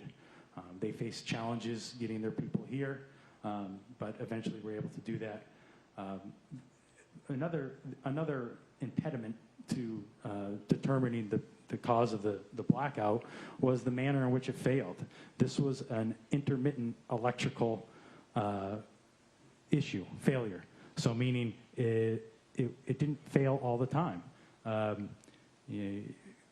We saw in the animation that once the breaker opened and the wire became disconnected, it again reconnected. So following the blackout, we attempted to reclose HR1. It actually did not reclose, most likely because the wire was disconnected at that time. So we ended up getting additional support from HHI, high voltage breaker experts. And when they came, we tried to test again, and it worked. So we were chasing the fault for a while. We ended up having to leave the system configured the way that the system was configured during the casualty events. We let it set for a couple days, and sure enough, the fault occurred. The wire became disconnected again, and we came back on board and tried to identify why that happened. It took another team of specialists from Hyundai that came over, and we hooked up specialized equipment to monitor the electrical outputs of the switchboard. And we tested again the functionality of HR1 and other electrical circuitry. The fault didn't reoccur. The system worked. So again, we were left trying to troubleshoot it. We let it set again, and again it failed a couple days later. Eventually, we were able to analyze that data that we had received from the specialized equipment that was hooked up. And another visit, we were able to, with the help of naturally HHI, the crew, Synergy, and our other parties, find this single, loose signal wire in a cabinet that was not directly associated with HR1. It was actually in an ancillary cabinet, several cabinets away. Just for convenience, most likely during construction, that was the closest spot where they could connect these two wires. But the HHI technician was checking each wire point to point, and he was able to identify that this wire had become disconnected and was loose. He reinserted the wire, and we tested the functionality of the breaker. It tested satisfactory, and we simulated a disconnection. So we actually removed the wire while the breaker was closed, and it simulated a blackout. It occurred. The same thing that occurred during the casualty events occurred again. The breaker opened, and the LV bus blacked out. So I hope that answers your question of the complexity and the challenges that we faced and why it took us so long to determine the probable cause there. Yeah, excellent work and very meticulous. I'll turn it over to Member Graham. Thank you, Chair. And before I begin, I too want to express my condolences to the families and loved ones of those who lost their lives or who were injured in this terrible tragedy. I also want to thank the investigative team for their tireless work on a very complex accident, and I appreciate all your work. I appreciate you working with me on the draft report and my staff. Thank you so much. I'm going to go off script just a little bit, off the engineering, but I think it's important for everybody to understand a little bit about what's happened with ships in the last 10 or 15 years. One of the items in the docket for this case, which is referenced in this report, is a study done by one of our specialists, Dr. Brittany Rawlinson. It looks at how dramatically vessel sizes have increased in recent years and the risk associated with those larger vessels. Staff, can you explain the effects of both containerization and the Panama Canal on vessel size increases? Thank you, Member Graham. The containerization has been going on for 50-odd years now, but what's new in the last 10 years is the expansion of the Panama Canal, which is allowing much larger ships to reach the U.S. East Coast from Asia, up to 1,200 feet long and 160 feet wide. And for reference, Dali is 900, it's 200 feet shorter than that. So these larger ships are subject to, they have a bigger sail area, which is affected by wind. They need larger turning radiuses. They have longer stopping distances. They're affected by shallow water effects a little bit more. So all those things are affected by the larger ship. Great, thank you for that. I want to focus specifically now on the Port of Baltimore and all the ports nationwide. If you could please, if I could ask that this study, which was in the docket, item number 188, be pulled up and show table 1 from page 6. There you go. This study analyzed the total weight of all vessels and containerized vessel imports and exports from all U.S. ports and the Port of Baltimore from 2013 to 2023. While the change in the total weight from all imports and exports nationwide grew by 16.7% over this period, and that's not an insignificant amount, but I could not believe that the Port of Baltimore specifically saw a 71.7% increase over nearly a decade. The problem, as this study points out, is that while ship sizes and weights are increasing, the infrastructure around them, especially in and around ports, is not keeping pace to accommodate those changes. This is introducing new risks to not just marine safety, but infrastructure safety in this country. The study specifically cites how the growth in vessel size has increased the risk of contact with port infrastructure due to maneuverability challenges associated with piloting large vessels within infrastructure that was not designed to accommodate their size. The study outlines several mitigation strategies that can be implemented to address these challenges. Can you please outline these strategies, what each entails, and how they would specifically help mitigate the known safety risk of larger vessels? Thank you, Member Graham. What we would like to do is for the ports to use the AASHTO formula, and Mr. Parent will discuss that, I think, a little bit later, the details that are in there. There's a number of mitigation tools available that can go into that formula, which quantifies the risk. And to bring that down, the vessel size is one, vessel speed is another. The geometry of the channel is a good one you can use to reduce your risk. The use of tugs is one. There's a long list of variables in that formula. That's what we're encouraging ports to use to quantify the risk and bring it down. And you think mitigating these risks will decrease the risk of That's correct. Contacts like these? Okay, I also note that these risks by larger vessels could be addressed through a comprehensive safety management system in the marine industry, and I'll get more into that in round 4. Thank you. Thank you. Member Chapman. Thank you, Chair, and certainly I join in expressing condolences on my own behalf and all of us at NTSB to the family and friends of those who were lost or harmed by this accident. We're going to do everything we can to make sure that this doesn't happen again. And to our staff, it is just so impressive, the work that was done to locate the source of the first underway blackout and then narrowing the search to a loose wire that at times became electrically disconnected. It's just incredibly impressive. Mr. Barnum, you talked about how long it took you all to find that. I think it's remarkable that you were able to find the source of the problem in such a short period of time, in my own opinion. It's just amazing work. I do have a question, and I think this one is for you, Mr. Barnum. What is an undervoltage release, and also how can a single loose wire cause a blackout? Yeah, certainly, Member Chapman. Yes, it is an engineering group question, but I'm going to ask Mr. Ginalone to field that one. Okay, thank you. Thank you, Member Chapman. Undervoltage release, that is an electrical mechanical device that mechanically, when de-energized, mechanically disconnects a breaker. So in this case, HR1. The device requires to be powered at all times, and when it's de-energized and initiates the trip, it also will prevent the breaker from closing again.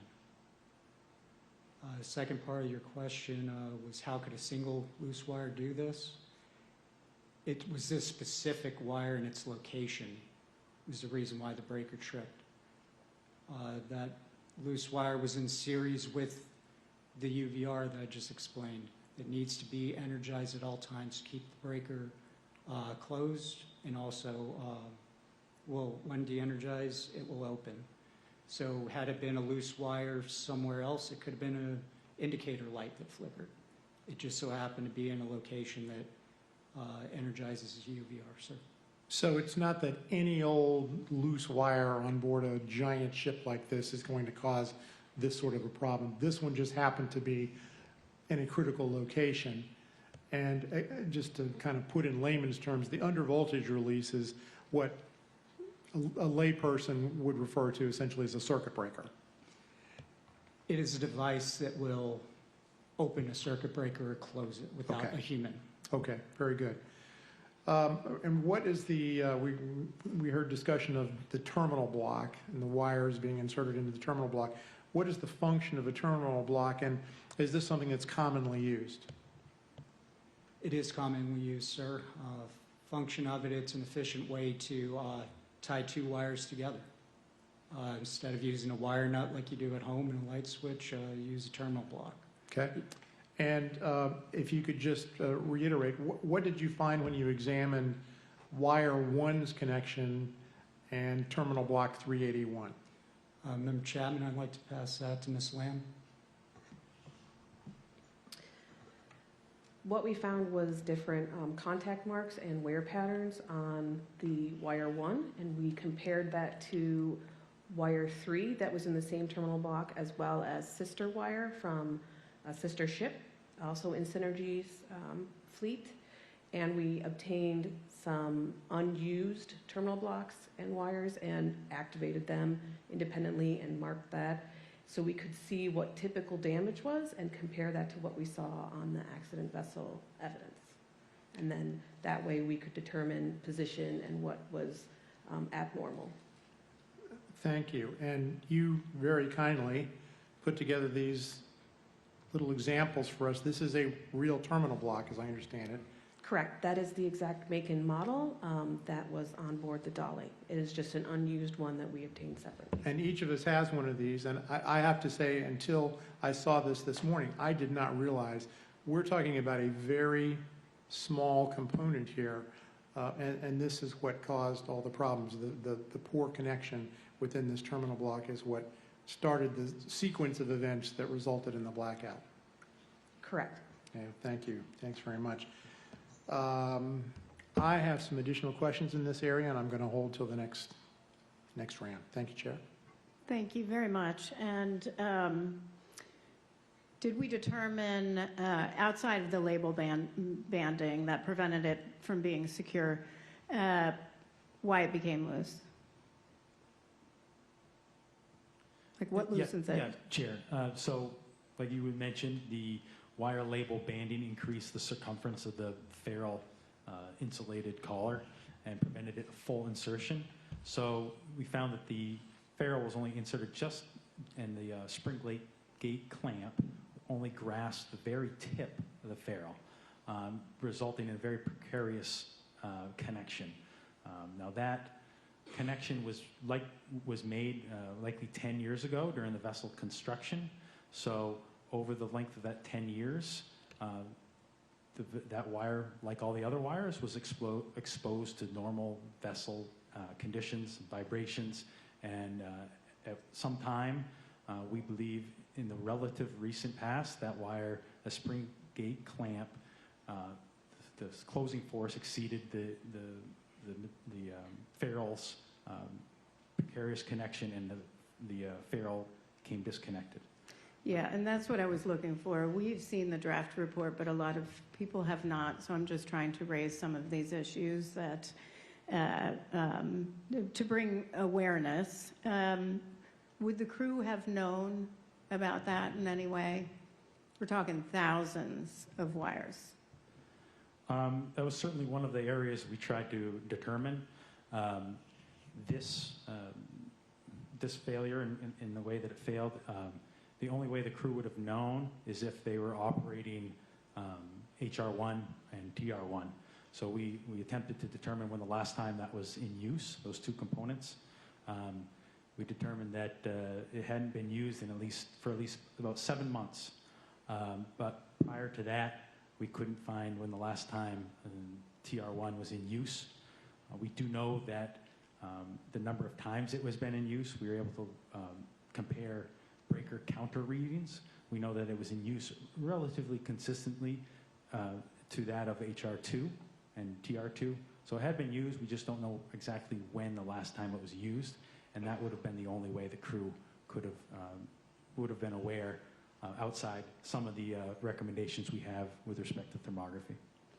And they had, is it standard that, or practice, that they would switch between TR1 and TR2 throughout the year? Maybe one? So at the time of the casualty, Synergy did not have a policy to change over low voltage step-down transformers. Within industry, it is common to see that done about twice a year. Since the casualty, Synergy has installed a work order to do that, to change over those transformers twice a year. Okay, and inspectors, would they have been able to identify any concerns with a loose wire through their inspections? Certainly we have, findings and recommendations that speak to that proposed, but Synergy did have both a 60-month and a 60-day, I believe 30-day, 60-day, I'm sorry. They did have inspections that the high voltage switchboard.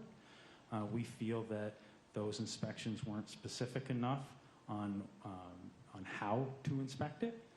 Therefore, that's what we recommend, that they incorporate a thermography survey into their SMS and their preventative maintenance system. So the inspections were really focused on the terminal box, not on individual wires and loose wires. It would be very difficult and time-consuming to test every single wire and inspect every single wire. And then you could introduce, I believe we've talked about that in this draft, could introduce some safety risk if you're doing that.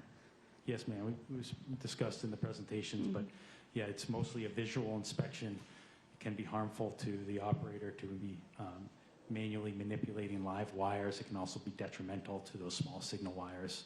So that's why we feel that thermography is such a valuable option here. So infrared thermal imaging, can you just talk about, so the class societies allow for that, the use of that.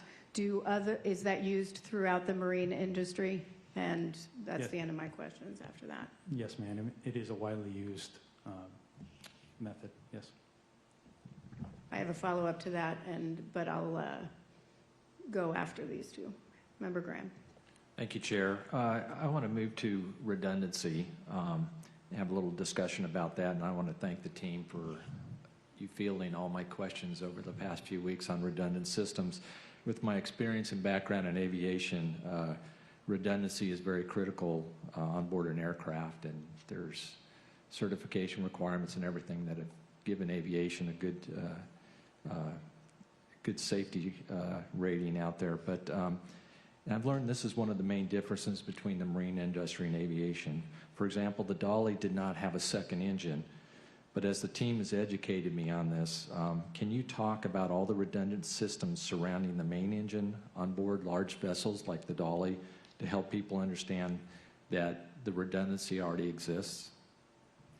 Yes, sir. So, like you said, the Dali did have vessel redundancy, machinery redundancy built into the vessel design, kind of like in three baskets. So initially, an engine's like the Dali, like you mentioned, a large slow-speed diesel engine that rely on electricity.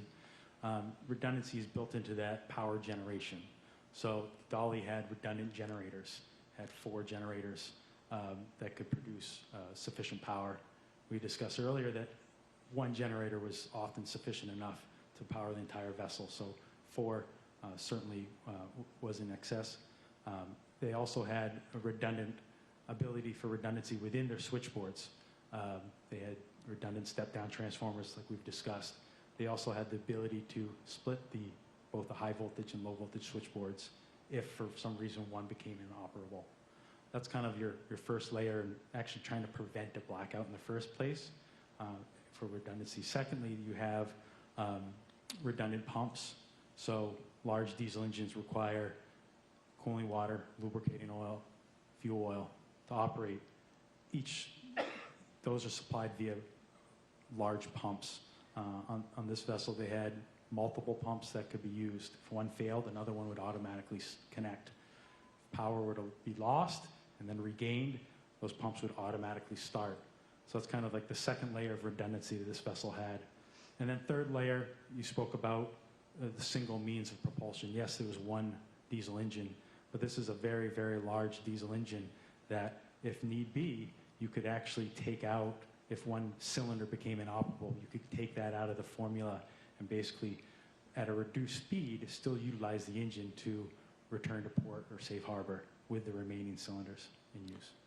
Thank you for that, because that was going to be my next question. What happens when you lose an engine? But there's a workaround for that, too. A little different than what I'm used to, and I think most people are used to. Thank you for that. Are there different standards when it comes to redundancy for passenger ships compared to large cargo vessels? Yes, in my knowledge, yes, it wasn't a direct issue that we've investigated in this report, but yes, it should be noted that modern larger passenger vessels, their propulsion systems are different.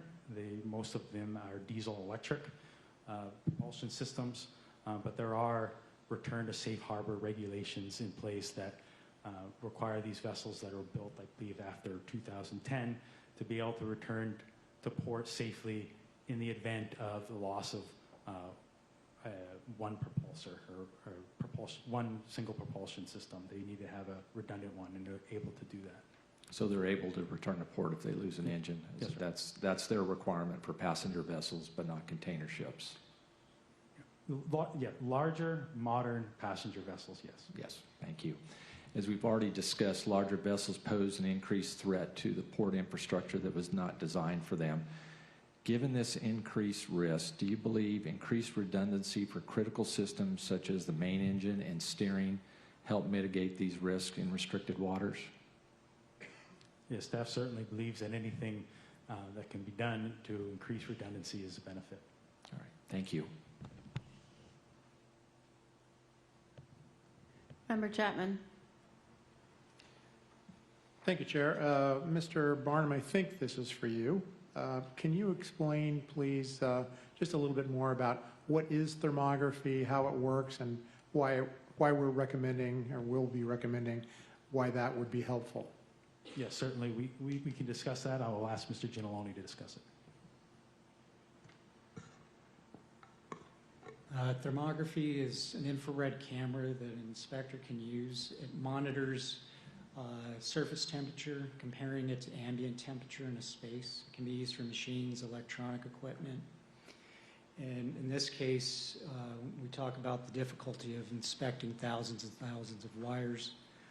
Thermal imaging camera can scan multiple conductors at one point and can identify a warmer conductor compared to its surrounding conductors. So if you had a wire like this one that was not properly connecting, thermography would help you identify that so that it could be corrected.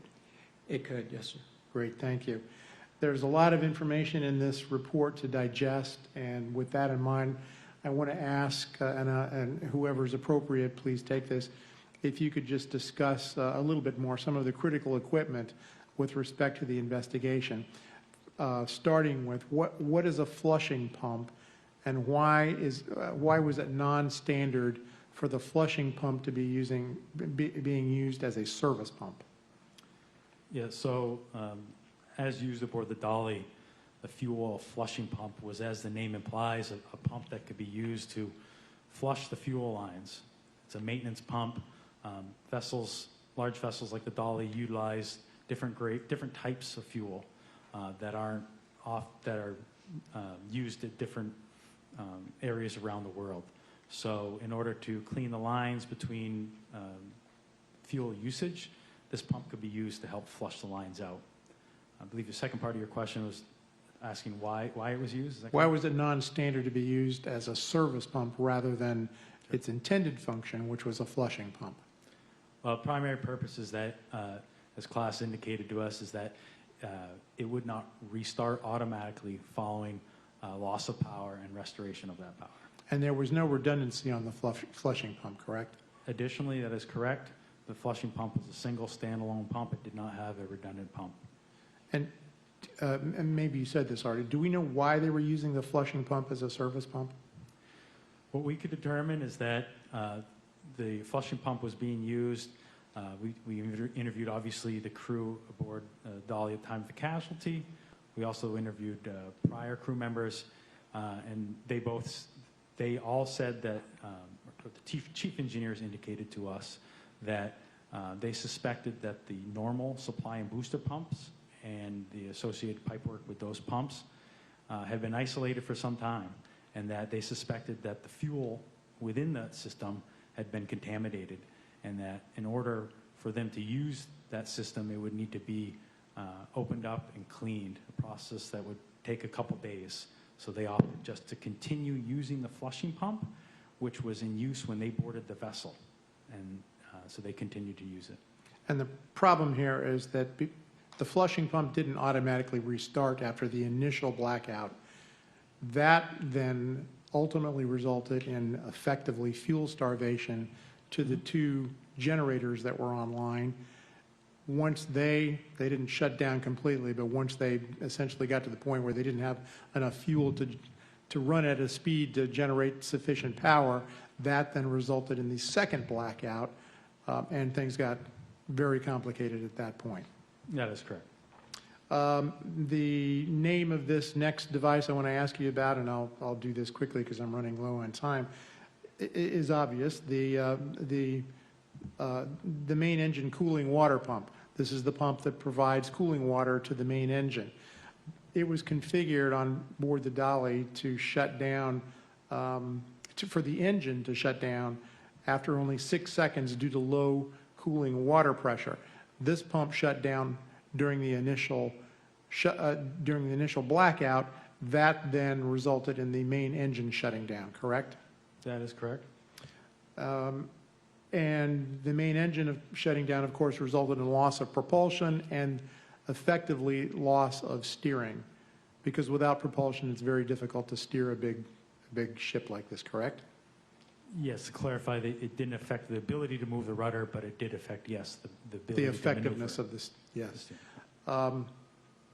And very quickly, was there enough time in the 4 minutes before the bridge impact to restart the main engine and regain propulsion? We don't believe so, no. And just to put it in context, you now have been speaking longer than the Dali crew had time to respond and avoid the bridge. And you're not just turning the key restarting that engine had to be done manually, and it would have required that it be done down in the engine room, correct? It would have had to been a coordinated event, and there's time, I know the time is up, but there would have been a coordinated event between the bridge and the engine room. There was certain systems that would need to be restarted. They would be automatic, but there is time delays associated with them.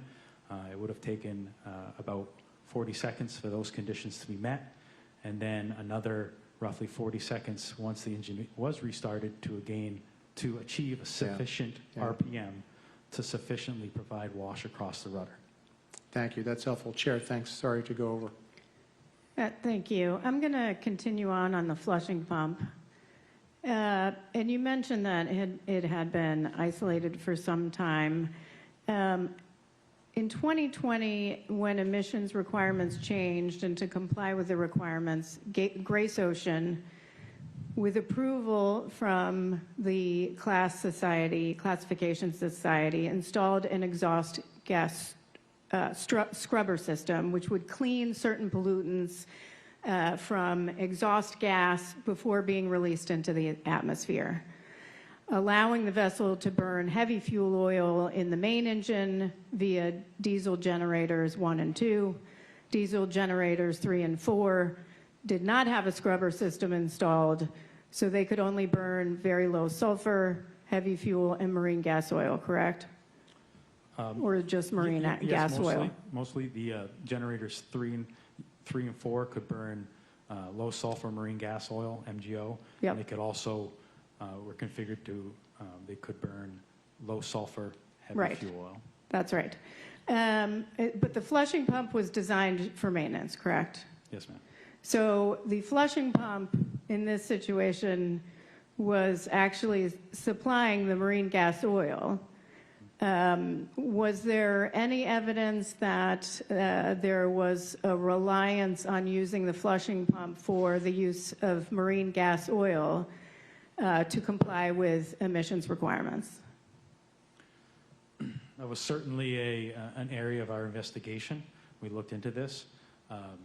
There is precedent for that. I can speak to it if wanted about the regulatory requirements and the requirements on the crew.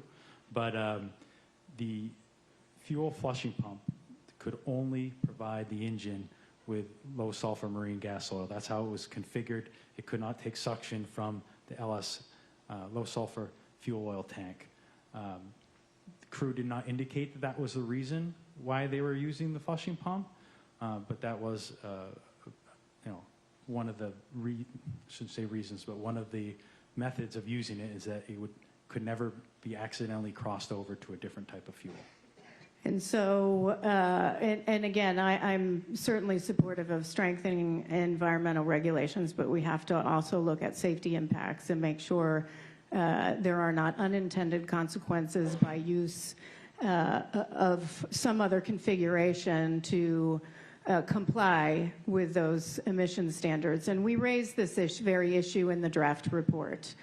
I do want to ask if the flushing pump was running before a blackout, a crew member would have to manually restart it, as we talked about, to restart it once power was restored.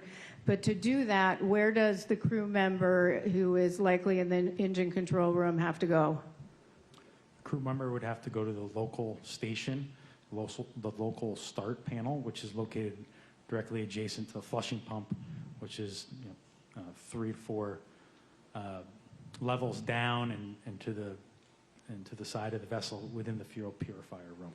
So to restart it, you have to go, it's 2 levels down in near total darkness with a flashlight from the engine control room on the 2nd deck to the purifier room on the 4th deck. Yes, ma'am. Yeah, okay. And can we talk, was the crew aware that they should not be using the flushing pump to supply fuel? This is an item that we have a draft finding for. We certainly feel that they should not have been using it. We also feel that Synergy should have been aware that they were using it. And at the time, Synergy did not have any policies or procedures related to the use of the flushing pump, and we have a proposed recommendation that states that they should incorporate it into their SMS. Well, in fact, we had found in the investigation that they had likely been using it, the flushing pump, for at least 7 months. But also, Synergy should have known it was being used. But the crew, I have some concerns that how they would have known. This was the first contract with the Dali for this crew. They did not indicate their awareness at all that it shouldn't be used. There's no policies. There's no standards. And then the engineer, the chief engineer that preceded this crew also didn't know. So I do have some concerns about that, but I'm running out of time. So very quickly, I will ask, now that Synergy knows this was being used, they had a technical manager brief the crew, right? Yeah. Don't use it. Are there any corporate-wide policies or procedures saying don't use it? Have they written those? No. No, it's been 20 months, right? I mean, that's the reason you're a party to our investigation, so you should take that action. It's been 20 months. We're not talking about a regulation. We're talking about a corporate-wide policy to stop using the flushing pump, which has no redundancy whatsoever. Sorry, I went over time. Member Graham. Not a problem, Chair, and I'm going to jump on that too. Do we know if Synergy knew the flushing pump was being used? The representatives within Synergy that we interviewed following the casualty indicated that they did not know. As part of the investigation, we were able to review thousands of emails sent from the ship to shore.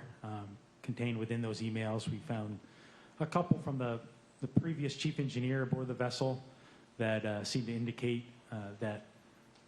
or mention that the fuel system had been isolated for quite some time, and that was the reason why they were using excess marine gas oil, something that would indicate that the flushing pump was in use. So yes, we would expect that a knowledgeable Synergy technical person would be able to decipher that from within those emails, yes. Thank you for that answer. I want to talk a little bit about MARPOL's emission regulations, since I believe there's a possibility these two issues are connected, in my opinion. Can you give a brief overview of what the International Convention for the Prevention of Pollution from Ships, or MARPOL, as it is known in the industry, what it is and what it entails? Sure, and again, we could probably have a 200-page report just on that. Yeah, but short answer. Broad strokes. So MARPOL, as you mentioned, is the international treaty that covers all pollution from vessels.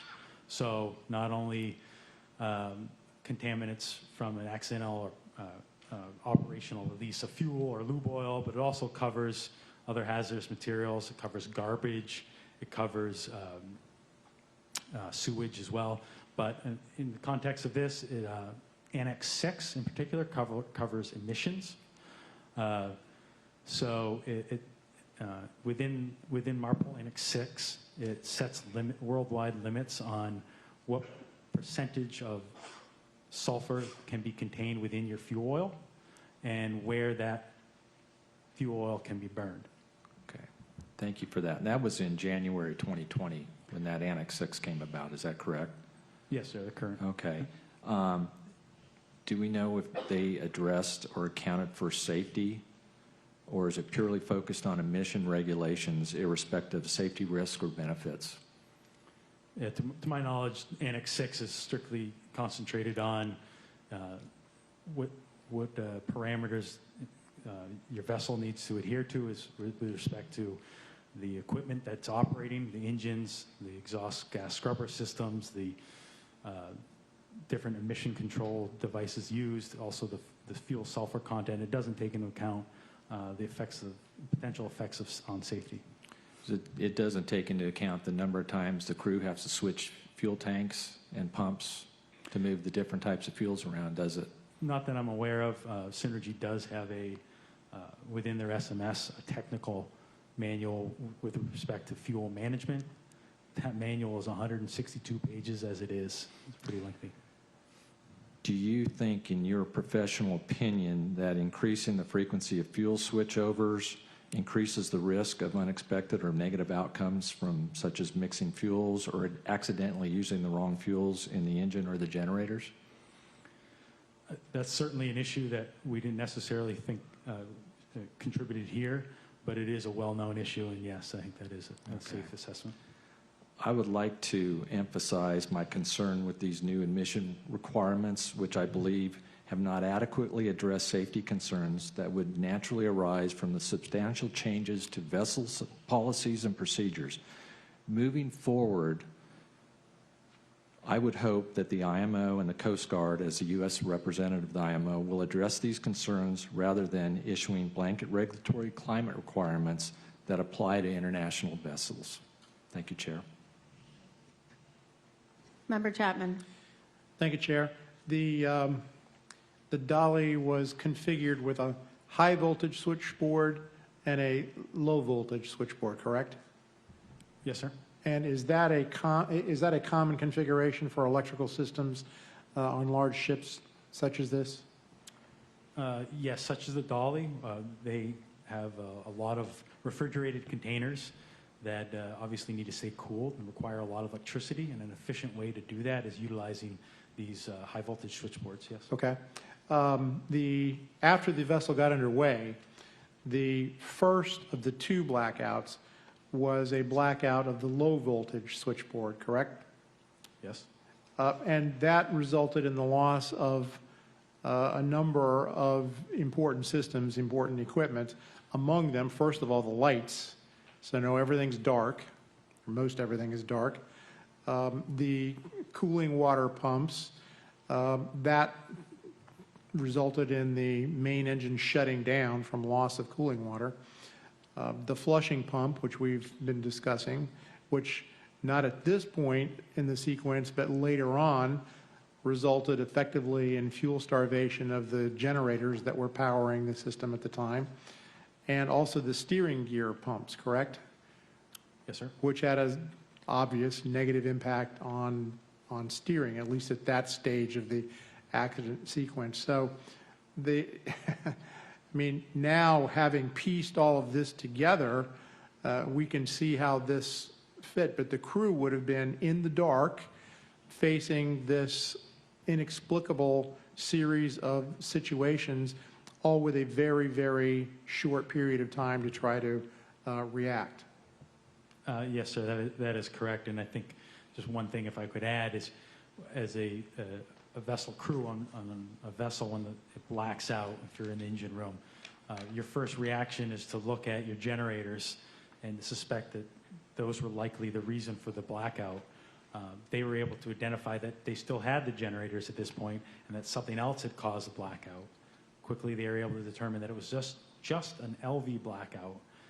Not only were they able to determine that it was just the LV blackout, they were able to manually close the two breakers needed to restore power relatively quickly. And so they were successful then in restoring power to the entire ship fairly quickly, as you said. The problem was the damage had been done as far as losing propulsion and the flushing pump, and probably not all of that was apparent to them, at least initially, right? Yes, sir. The Dali also had an emergency generator and an emergency switchboard. There was some delay in that powering up. I believe it was configured to start up automatically, but the startup was delayed. First of all, what does the emergency switchboard power, and why was it delayed? Sure, I'll ask Mr. Ginalone to answer that. The emergency switchboard, it powers fire pump, some bridge equipment, lighting, life-saving equipment, a third steering pump. So the delay is supposed to start in 45 seconds. It ended up closing at 70 seconds. In order for the emergency generator to start in a standby configuration, it has to be set up that way. The ventilation dampers in the space need to be set to automatic The engine control panel needs to be set to automatic, and the switchboard needs to be configured for that. At departure paperwork, crew indicated that these conditions were met. Post-accident interviews said that they'd left the engine in automatic. When staff found, looking for the reason why the emergency generator was delayed, we looked in their drawings and found that ventilation damper needs to fully open, allowing air to the radiator for the emergency generator to start. So what we call that is a permissive. It needs to happen before the next step can occur. And we have a finding related to that. So. And that either didn't happen or what's called the actuator limit switch wasn't indicating open, and that's what caused the delay startup of the emergency generator, correct? That is correct. That permissive had not been met yet. So either the damper wasn't open, or at least the system wasn't showing it open, and therefore the startup couldn't proceed until that occurred. That's correct. Okay, thank you. Thanks, Chair. Sure. I want to go back to the flushing pump just for a second. So the March 25th second blackout and March 26th second blackout, both the same, one didn't lead to the other, both the same sort of circumstance, which was the flushing pump. Would the second blackout on March 25th normally be reported to the pilots from import to underway? Would that be something that would be part of a crew briefing or by the pilots when they came on, whoever the crew? So, Chairwoman, if there was something that materially affected the ship or degraded the ship handling in any way, that would be required to be shared with the pilots. In this case, they didn't believe that the blackouts from the day before materially affected the ship. We concur with that. Correct. So we do concur with that. Yeah. So just really the last question. Do we know whether the Dali was the only one that Synergy used used a flushing pump to perhaps avoid emission standards or comply with emission standards on just the Dali or other ships? We spoke to the chief engineer at the time of the casualty who had worked aboard other Synergy-operated ships. He indicated that he had used the flushing pump on other ships in an effort to compare Synergy operation. We did board the marine vessel Saison, sister vessel to the Dali, to inspect their configuration. This was done after the accident, so while we were on board the vessel, we did notice that they were not using the flushing pump on that vessel. But we do know through crew interviews that at least one other vessel had been using it, yes. Okay, and is it possible that that other ships, that other vessels owned by entities other than Synergy could be doing the same? Without verifying the machinery that they have on board, I couldn't say. I think staff certainly hopes that they are not.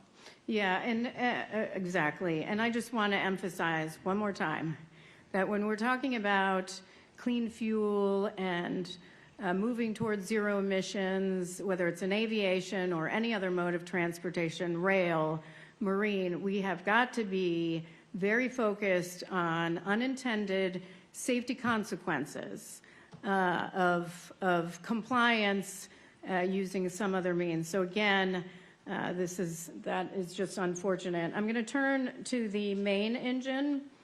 The main engine obviously was configured for automatic shutdown due to low cooling water pressure. That was required by a German classification society when Hyundai built it. When the previous owner purchased it, they used a new classification society which didn't require the automatic shutdown. So Hyundai modified the configuration by making it a cancelable shutdown, meaning the crew could override the shutdown And how many seconds did they have to do that? It was configured with a 6 second delay. 6 seconds. And you and I were on another vessel recently, the Sirach. I mean, how many alarms are you talking is happening? I mean, there are so many. Yeah, I mean, number might be low, but during the casualty, it was over 100 alarms. Over 100 alarms. So 6 seconds to override the shutdown. Hyundai picked the 6 seconds as part of the design. And once you cancel, the engine remains running at 40%. In this case, of its rated speed. Its rated speed is 80 RPM. So the engine slowdown speed would be 32. Is it realistic to expect crew in this scenario to recover in 6 seconds? No, it is not. And one addition point to be made here is that the intention of that cancelable function is not intended for this immediate loss of cooling water pressure. That alarm, the operator is given there is a pre-alarm that's given.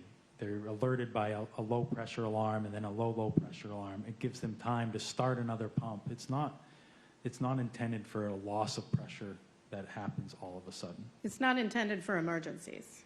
Not like this one. Yep. Okay, thank you. Member Graham. Thank you, Chair. Let's stay with that. So what would happen if we lose that cooling water, that pressure of the cooling water? What's going to happen to the engine?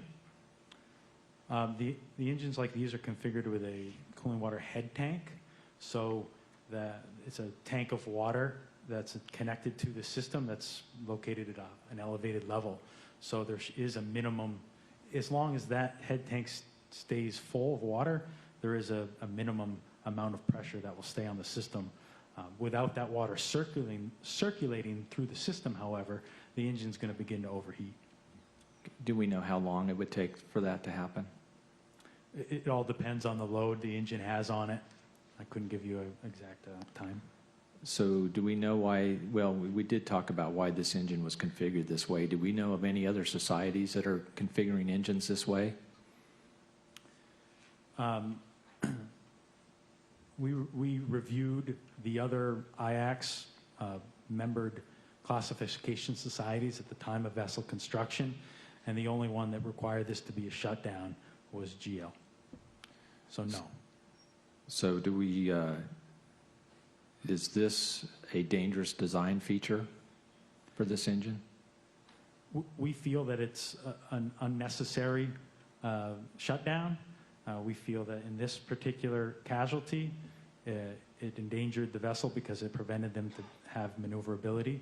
And we have recommendations to both Synergy and HHI to alert industry of this issue.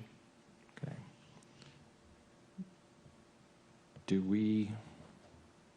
Is it easy for them to reconfigure this type of engine? Because they have it on other ships, is that correct? Yes, sir. Yes, sir. In order to reconfigure a main engine shutdown like this, you likely need to receive class approval. That's something that could be done relatively easily. Once you have class approval to do so, you could get a technician out there and they could reconfigure the software relatively easily. Is HHI aware of this? Through this investigation, we have been in contact with HHI, and yes, they are aware of this. Okay. Did they have a response to us on this? Yes, we spoke to them about this issue and the best way going forward to help inform industry, and they felt that they were in a good position being the vessel builder and the configuration of the engines to identify which other engines are configured in the same manner, and then also they felt that they were in a great position to have correspondence with those vessel owners and advertise this issue. Great, thank you. Thank you, Chair. Thank you. Member Chapman. Just a couple of last questions in this area, and thank you all very much for indulging us today. Can you talk just a little bit more about what are vessel classification societies, what's their role, and what's their authority? Sure, Member Chapman. Class societies, firstly, they survey vessels to their standards, which they publish both during the design, the construction, and the operation of the ship.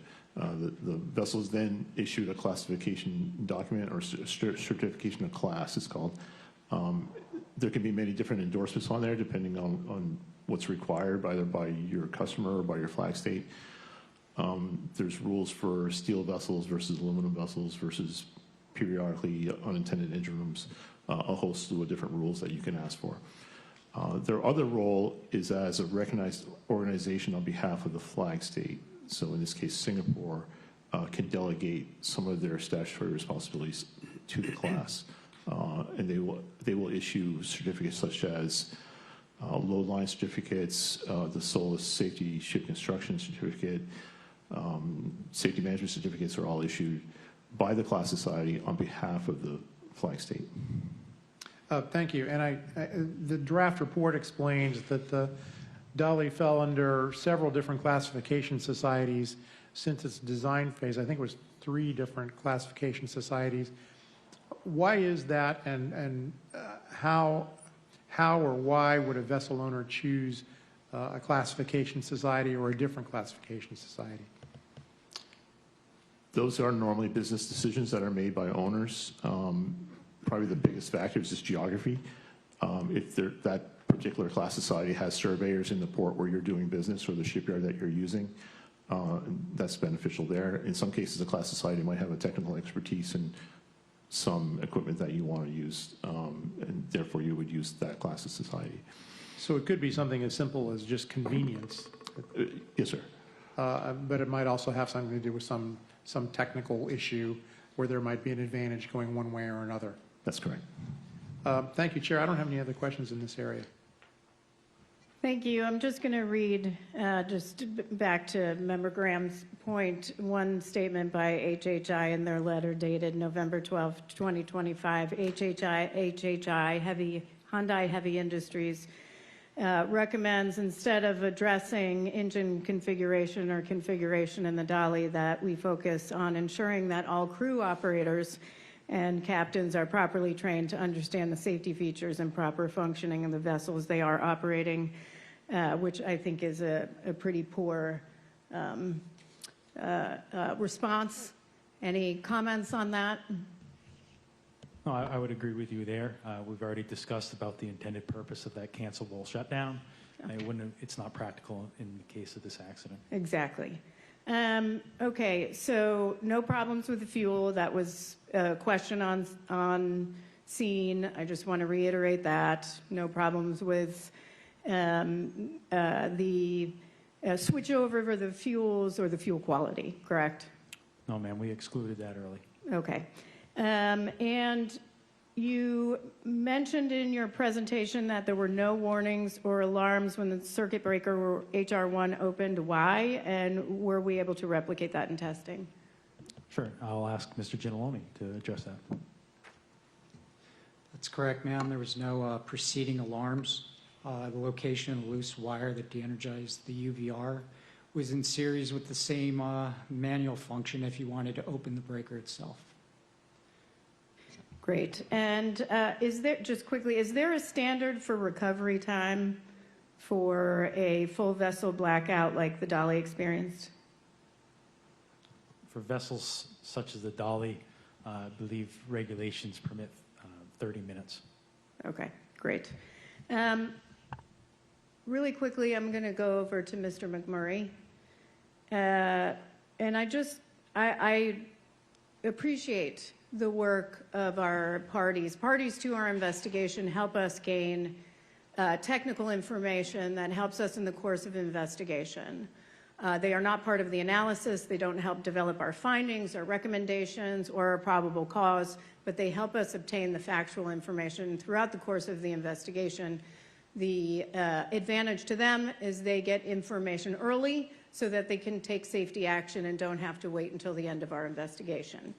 I want to call attention to the Maryland Transportation Authority's party submission. Mr. McMurray, MDTA states in its party submission that some of the information that they include in their submission to us, some of it has been reported in the NTSB's public filings. Well, first of all, MDTA was a party, correct? Yes. So they had access to information, right? Correct. Mm-hmm. It then goes on to say, however, the bulk of the information herein comes from formal discovery obtained in the federal lawsuit that was filed by the owner and manager of the Dali, and that the state of Maryland is a party to that lawsuit. Is it appropriate for a party to rely on information from formal discovery in its party submission to the NTSB? No, ma'am. By regulation, the purpose of the party submission is to provide input based on the evidence that's independently developed by the NTSB. Yes. In fact, the regulation 49 CFR 831.14a states, in part, findings must be drawn from the evidence produced during the course of the investigation, not from litigation. So I'm pretty concerned about what was submitted. What I will say in this document, and just really quickly, because I'm probably going to run out of time, because I will come back to this. Did MDTA have any type of marine expert available for assistance in the investigation? No, ma'am. The party reps for MDTA were two detectives and their engineer. Yeah, and they did the best they could, and we certainly appreciate their support when we get to some of the response. They very clearly helped us with much of that. But I will say, if you look at our safety investigators in marine safety, they have over a combined 400 years of professional expertise in their field, and we're talking about, it's the Maryland Transportation Authority. Do you think it would be helpful if perhaps they had some marine safety experts on board or in their department, especially since they have so many, a number of bridges where vessels are transiting through? I'm not sure if it would be valuable to have them on their own staff, but they were a party because they're technical experts in bridges and bridge construction and bridge protection. That's the expertise we sought from them. That is the expertise they have, but they participate in the interviews, including the marine safety interviews. So if they had a technical expert that could participate in that, that might have been helpful to them. That's correct, Chair. Yeah, thank you. Ran out of time. Member Graham. Thank you, Chair. I just got a few questions to finish up this round for me. It has to do with the terminal box inspections. Synergy required both a 6-month and a 30-month main switchboard inspections aboard the Dali as part of its preventive maintenance program. Is that correct? Yes, sir. Can you give a short overview of what the 30-month inspection entails? That inspection is going to entail blacking out your high voltage bus. It's usually done during a shipyard dry docking period. You can open up the switchboard and do inspection of the bus bars for cleanliness. You can visually inspect for any signs of failure from within the switchboard. Okay. How about the 6-month inspection? What does that entail? That's a little less intrusive. Again, the instructions state one thing, the practicality is another. I believe they mentioned checking the terminals within the switchboard. That's just going to be a visual inspection, which can be very useful, can be very effective. A visual inspection of electrical components is a good inspection. We don't feel like it would have identified this wire. That's why we've proposed a recommendation in the field of thermography. Okay. And when was its last 6-month inspection prior to the accident? That inspection was completed relatively close to the casualty, I believe within the last 2 weeks. I saw here March 23rd, 2024, so would that be 3 days before? Yes, sir. Wow. So did that really include conditions of the crimp terminals and renewing the crimp terminals if that was necessary or not? The instructions did not give a proper guidance on how to inspect the terminal connections within the high voltage switchboard. So do you believe the inspection guide from Synergy was insufficient in providing the detail on the inspection to Yes. successfully complete it? Yes, I do. You do, okay. Has Synergy changed their process or procedure since then for this inspection? It's not. I'm not aware of that. They had post-casualty. They did hire a third-party inspector to come aboard the Dali and the two sister vessels to do a comprehensive switchboard inspection. That was completed. They found no additional loose wires or any other issues, but they have not updated their SMS to incorporate more detailed inspections. They have not, no. That's very concerning. Thank you, and that's all I have in this round. Thank you. Member Chapman. No further questions, thanks. Thank you. And just going back to the MDTA's submission, because I just want to address some of their draft findings that they submitted, which and just get some responses to those. They state the first and second blackouts should have been reported to the U.S. Coast Guard. I believe they're referring to the March 25th blackouts immediately after the addressing of resultant safety concerns. Do you agree with that? Would that normally be reported to the Coast Guard? No, we don't agree with that. Staff feels that those two blackouts did not materially affect the vessel's ability to get underway. They knew relatively quickly what caused those blackouts, so no. Okay, and then another statement. They talk about aboard the Dali, operation and maintenance of the electrical system was performed by an unlicensed electrician who lacked the electrotechnical officer certification. And then they go on about the unlicensed technician. Did we have any concerns about mariner certifications or the electric? Can you talk a little bit about the qualifications of the crew? Do we agree with that? No. With respect to the electrician, he was a credentialed marine electrician. He worked under the guidance of senior engineering officers, including the chief engineer, who had a electrical technical officer's endorsement on his license. The crewing and credentialing of the crew aboard the Dali met the minimum safe manning requirements for the vessel as set forth by Flag State. Thank you. And they also state the pilot card should have advised the pilots that the Dali had experienced the two blackouts within the past 11 hours, that the diesel generator 1 could not be started, that the hydraulic brake control on the port anchor was inoperable, the steering gear had not been properly tested, should that card have included everything we had seen? I'll defer to Captain Quinn or Captain Muse regarding the pilot card. So, Chair, no, that pilot card is more for ship handling and includes weather, how much chain there is on the anchor, those kind of things. Unless there was a deficiency that materially affected the ship and how it was going to handle, then no. Speaking of chain and releasing of letting go of the anchor, how much time once it was let go passed? How much time right before collision?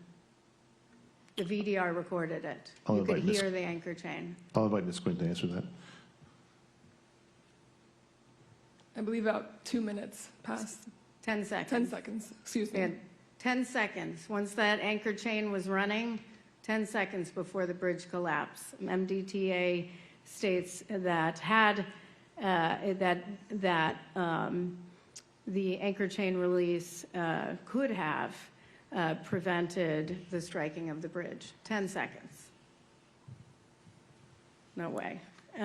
So, again, I am disappointed that it violated our regulations, and they did not comply with our regulations. I am pleased that with the two police officers who participated with us, I met them. They did a great job, I thought, It's just not their expertise, but they were certainly very helpful with the bridge part, which we'll talk about a little bit later. I just would point one other thing in their party submission, which is that you know what, I'm going to hold this until we talk about bridges. So, any other questions?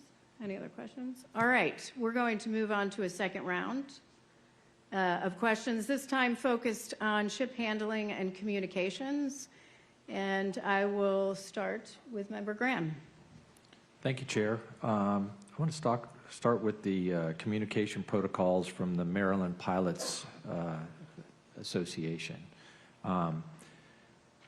And specifically on the focus on the ship and shoreside emergency communications briefly, and specifically the process by which the vessels communicate emergencies shoreside.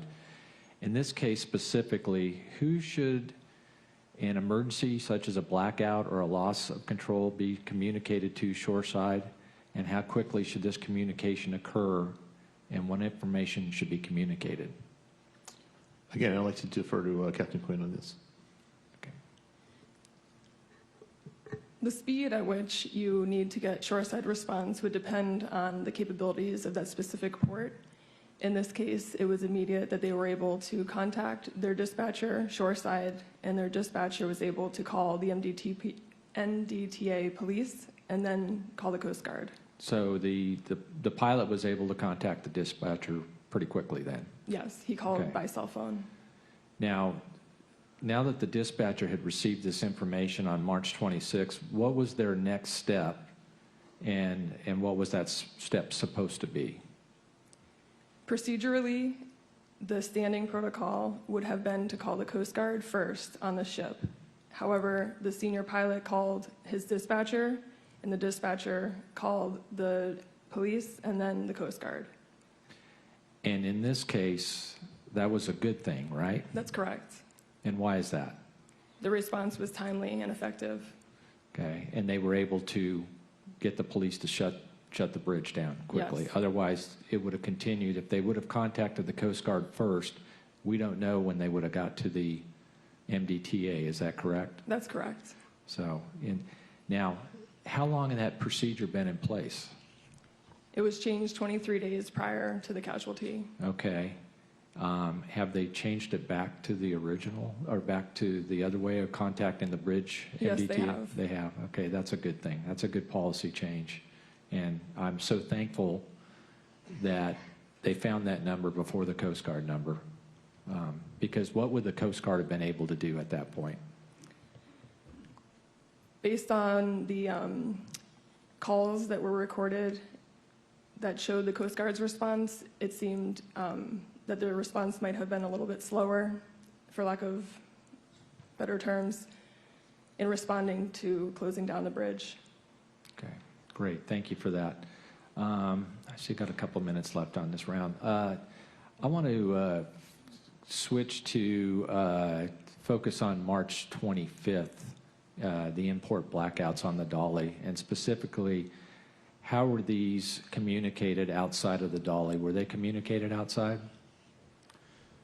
The two blackouts that occurred on March 25th while alongside the dock were not contacted at the time outside of the vessel, no. Okay. Can you tell me a little bit about the smart ship alert system and how it works and how it's monitored? So Smart Ship was a system that Synergy uses aboard their vessels to monitor vessel machinery, also vessel position and status, and different aspects. There is not a 24-hour continuously monitored system. When an alert or an event occurs aboard the vessel, it sends an automated email to a recipient. In this case, the recipient was a technical manager shoreside. It goes into their inbox, and whenever they review their emails, they can review these messages. The March 25th dockside blackouts did trigger an automated email that was sent to his inbox. At the time, it was not opened at the time. It was opened actually after the casualty. He reviewed that email. Okay. And I assume that person probably is technically monitoring other ships in the fleet? That is correct. He has several vessels under his supervision. Okay. All right, I'll come back to this later. Thank you, Chair. Member Chapman. Thank you, Chair. Can you talk about bow thrusters, please? What are they and how are they typically used for maneuvering?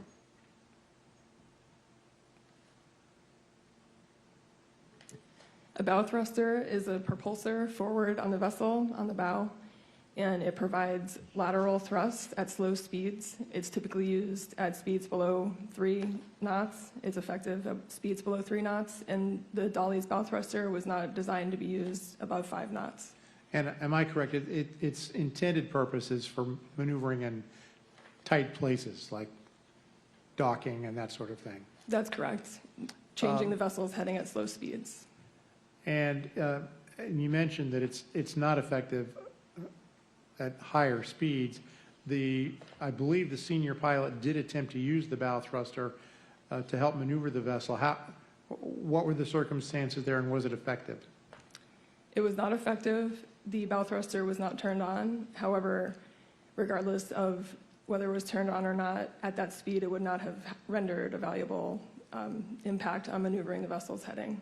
And the availability of the bow thruster actually was impacted by the blackouts because I believe the pumps that provided power to the bow thruster were shut down at least at one point during the accident sequence. Is that correct? Do you know? Yes, that's correct. After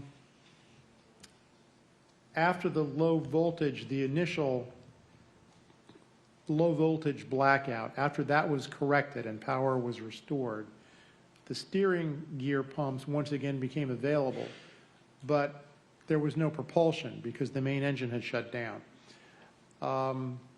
Was steering effective without propulsion, and why or why not? Steering is not as effective without propulsion, especially in shallow water. And the reason is you need a lift force across the rudder. Yeah, so without propulsion, there was no essentially wash Correct. over the rudder. So the steering was, if not totally ineffective, at least not as effective as was necessary in order to maneuver under the circumstances. Yes, that's correct. Can you explain, please, what investigators found about why the ship veered to the right after it lost steering and propulsion, so that we can better understand what caused the movements towards the bridge pier? Because the ship did angle to the right towards the bridge pier as the blackouts proceeded. Yes, I can, and I ask Mr. McClay, can you pull up slide 58, please, from the presentation? I'll start by explaining that when a ship is underway, its pivot point, which is the point that it turns around, is located approximately 1/4 aft of the vessel's bow.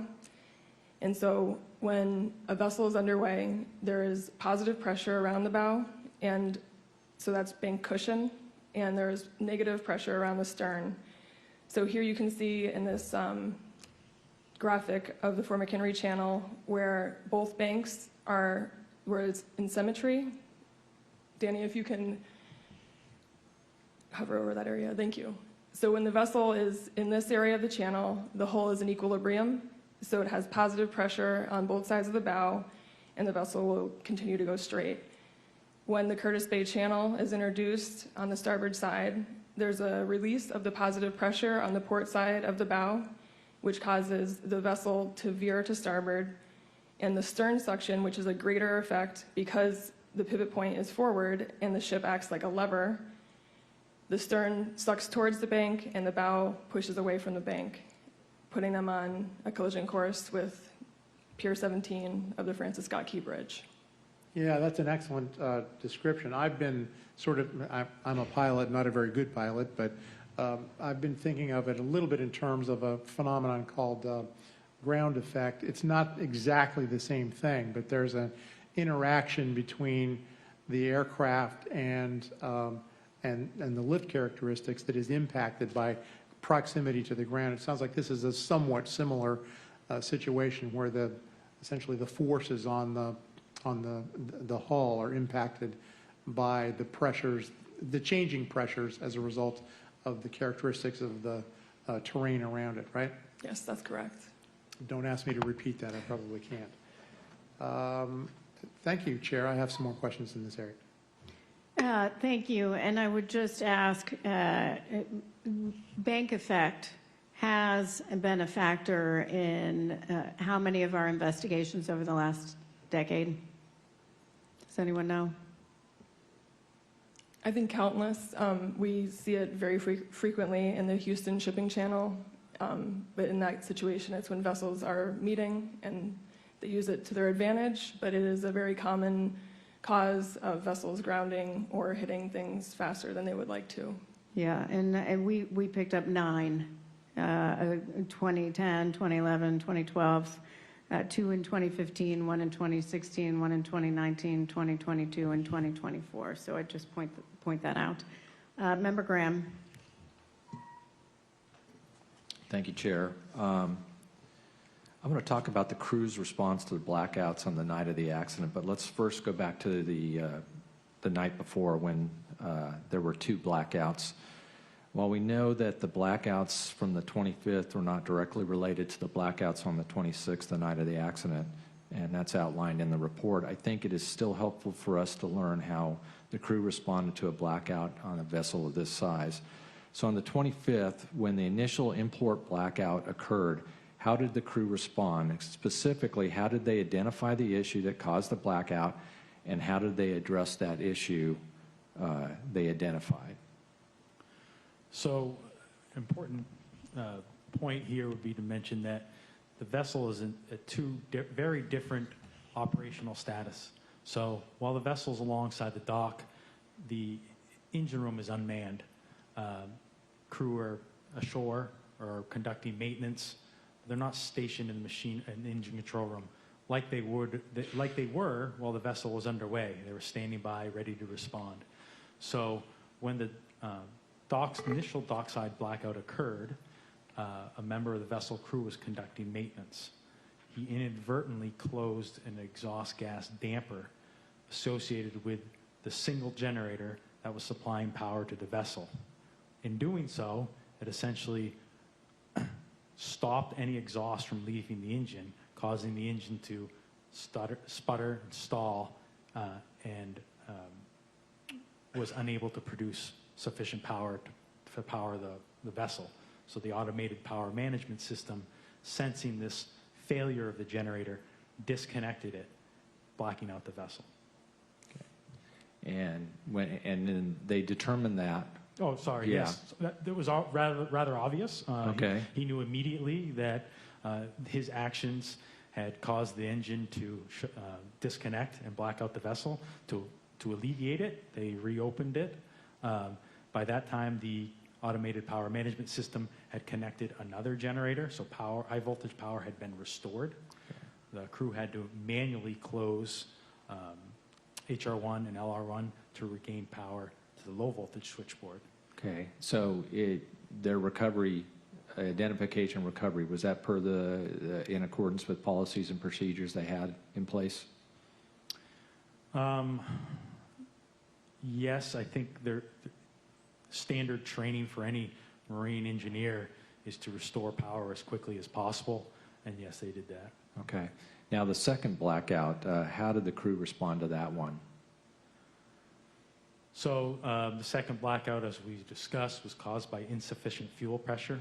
So in response to that first blackout, DG diesel generator number 3 was automatically connected. It did not have sufficient fuel pressure because the flushing pump was not restarted. So it eventually ran out of fuel, causing the second blackout. In response to that, they restarted the flushing pump. Which was appropriate in this case? Well, they restarted the flushing pump after the blackout. It was not in time. There was no company policy related to restarting a flushing pump following a blackout. We don't feel like there should be a policy on that because we don't feel like they should be running the flushing pump, and that's where our recommendations speak to.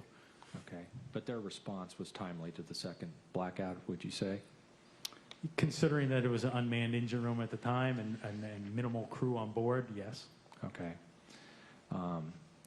And I guess in this case, it was appropriate since they were running off the flushing pump anyways?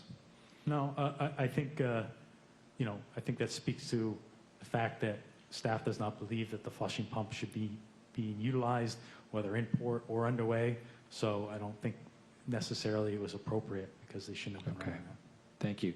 Now let's go to the night of the 26th. So the first blackout that night, how did the crew respond to that blackout? How did they identify the issue that caused the blackout, and how did they address it after they identified it? So like we spoke to earlier, we feel like they responded in a timely manner. They were able to ascertain that it was just a low voltage blackout, not a complete vessel blackout. And they were able to manually close HR1 and LR1 to restore power to the low voltage bus. And how quick did they do that? 58 seconds. 58 seconds with hundreds of alarms going off? Yes, sir. Okay. Was there anything that the crew missed that they stated that in their stated policies or procedures that indicated they should have done in a response to the initial blackout? Anything different?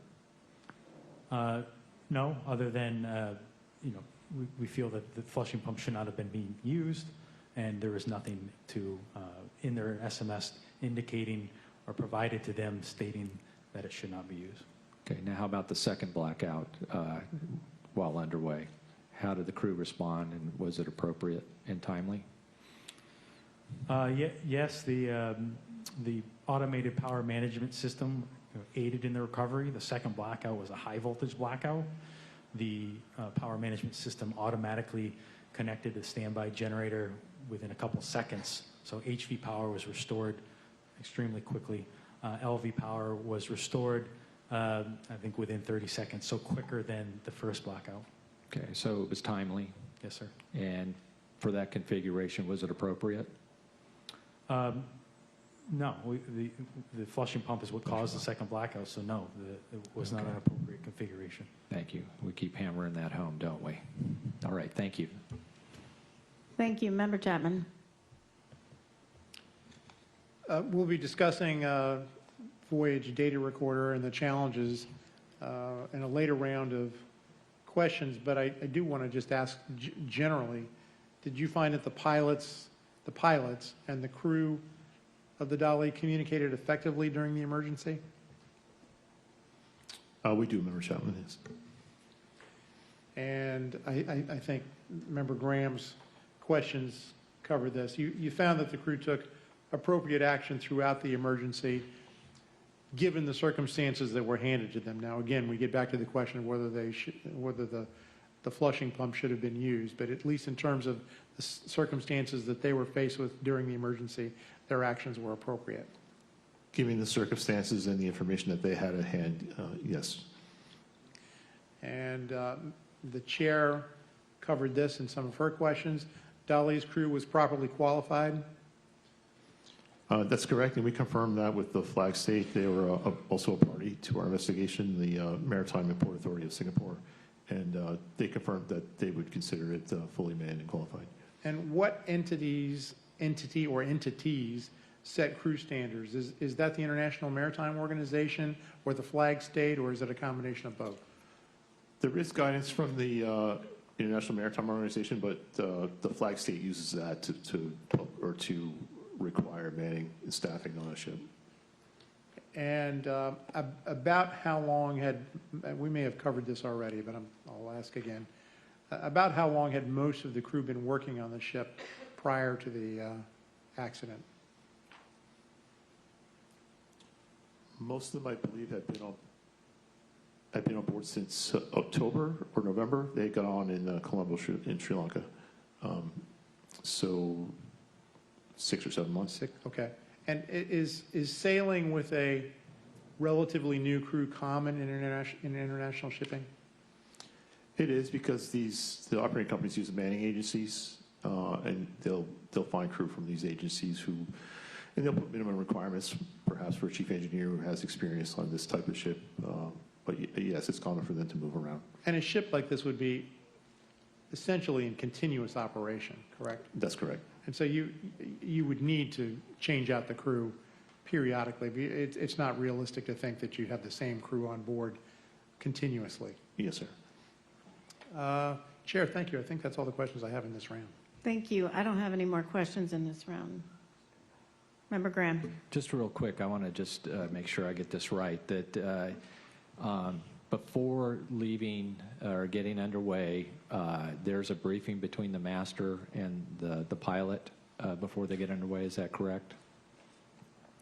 That's correct, Member Graham. And is there a pilot card involved also? There is. Can you tell us what's on a pilot card and what the exchange would be like in this case? So the pilot card will describe the ship's general ship handling characteristics, so stopping distance, turning diagrams, or turning radius, those kinds of things. And if there is any anomalies that need to be brought up, the captain will do that during their exchange. And I believe the team has already said that what had happened the night before with the blackouts, they don't feel was necessary to point that out to the pilot? That's correct. Okay. That's all I have. Thank you. You don't have any more? Okay, thanks. We are going to move on. Does staff need a break or continue on? Break? We're good, Chair, if you want to. Okay, great. So we're going to move on to the third round, which is bridge vulnerability and highway worker safety. We will start, we'll start with Member Graham. Okay, no pressure. I'm going to go back briefly to what I started with in round one about vulnerabilities and the report that one of our specialists had done on the vessel sizes. And just this report is really thorough, and it's a robust discussion of threat that larger vessels pose to our port infrastructure. And as we've discussed previously, and again, I want to thank staff for including this in the report. I think it's important, and we need to take these threats seriously. To that end, I want to talk briefly about the Coast Guard's Ports and Waterways Safety Board of Inquiry that was convened May 15, 2024. Can you tell us more about what this Board of Inquiry is, what the Coast Guard's Board of Inquiry entails, and why the Coast Guard said they initiated this one in particular? Member Graham,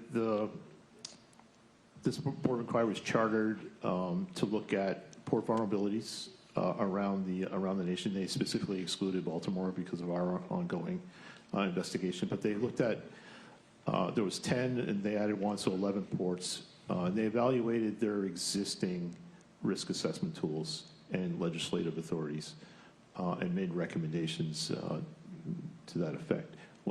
The report, I understand, is still in draft form. We haven't seen it. Okay. How often do they convene Board of Inquiries?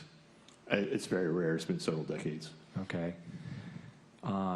And what is their product? What do they produce from a Board of Inquiry?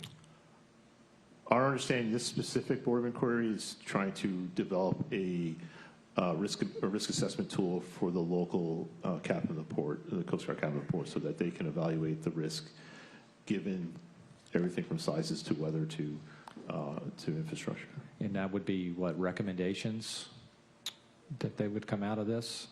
I believe they're developing a tool to use a risk assessment tool, and if there's legislative authorities they need to do that, then that would be a recommendation. Okay. Do we know when that might be published by chance? I do not know. No. Do not know. Okay. Do you believe that it's critical for all ports nationwide, not just the 10 that were studied for this Board of Inquiry, to conduct comprehensive risk assessments for the threat that larger vessels pose to their infrastructure? Yes, Member Graham. There is actually 11. They added one in the process. There's 11 ports they looked at. But the tools that they develop can be applied to any port. That's great. I would hope every other port that's not part of this inquiry would look at this and assess the risk of their own port and infrastructure, because we can see we're already aware of quite a few that we put out our urgent safety recommendations on. So thank you. Member Chapman. Thank you, Chair. The staff presentation explained that the Francis Scott Key Bridge predated current requirements for bridge protection systems. The bridge opened, I believe, in 1977. Is that correct? So it was designed, I think I'm correct on this as well, that it was designed according to the 1969 AASHTO specifications for highway bridges. Am I right about that? That's correct. I understand then that the guide specifications changed because of the, I believe it was the 1980 Sunshine Skyway Bridge collapse. That bridge collapsed after being struck by a ship. And then I believe they've been changed again since, in 2009, I think. Do I have all that right? I'll defer to Mr. Parent on that. Yes, Member Chapman, that's correct. Okay. And is it the 2009 AASHTO guide specifications that urge certain bridge owners to conduct the Method 2 risk analysis? Member Chapman, that was also in the 1991 guide specs as well. The 2009 guide specs added the protection factor. Okay, all right. So the encouragement to conduct the risk analysis dates to 1991. That is correct. There are 3 AASHTO methods for conducting a vulnerability assessment. What are the conditions that AASHTO says trigger the need for the Method 2 risk analysis? Any bridges over navigable waterways with barge or ship traffic. And built before 1991, is that right? Correct. What factors, just to give us a general idea, you don't have to list them all, but what factors does the Method 2 vulnerability assessment use in its calculation? Sure, it looks at the number of transits under the bridge on an annual basis. It looks at the protection factor, whether it exists or not on the bridge. It looks at the geometric probability of the bridge, in other words, the distance between the spans and the probability that one of those, the piers, and if one of those piers would be struck by an aberrant vessel. And it looks at the probability that a vessel would go astray from its course. Thank you. Now, when a bridge falls below AASHTO's risk threshold, what measures does or should a bridge owner take to mitigate the risk? I'm sorry, did you say below the threshold? Below the threshold. I'm sorry, if it falls above the risk threshold, what are the mitigation measures that should be taken by a bridge owner? So there would be any countermeasure that would affect any number of those variables that I just described. That could be installing pier protection to protect the piers. Another countermeasure could be using tug escorts to kind of reduce the probability of aberrancy, strengthening the piers against impact, which is why in our urgent recommendation we had the interdisciplinary team that was developed in order to answer some of those questions and give guidance to the bridge owners. And the likelihood is it's going to be a combination of those measures. It's not going to be any one thing, correct? It depends. If you could fully protect a pier with dolphin structures, then that would be the single thing that would be implemented and would reduce the risk. Okay, all right. The Maryland Department of Transportation did not do a vulnerability assessment. Do we know why that review was not conducted? We do not.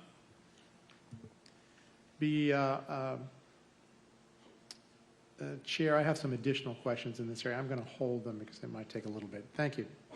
Yep. So on the 1991 and 2009 AASHTO guidance, did the state of Maryland participate in the committee developing that guidance and the update?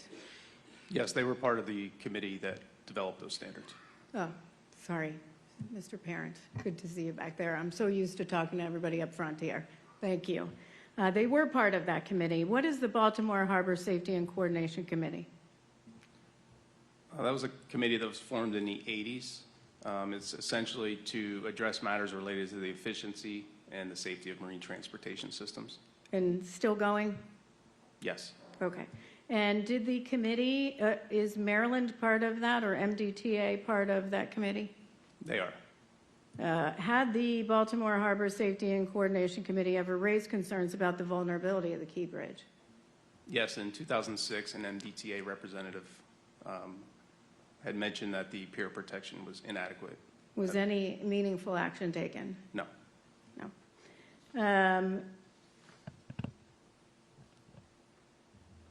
MDTA states in their party submission the following: the increased risk to bridges posed by vessel strikes does not come from any deterioration of existing infrastructure.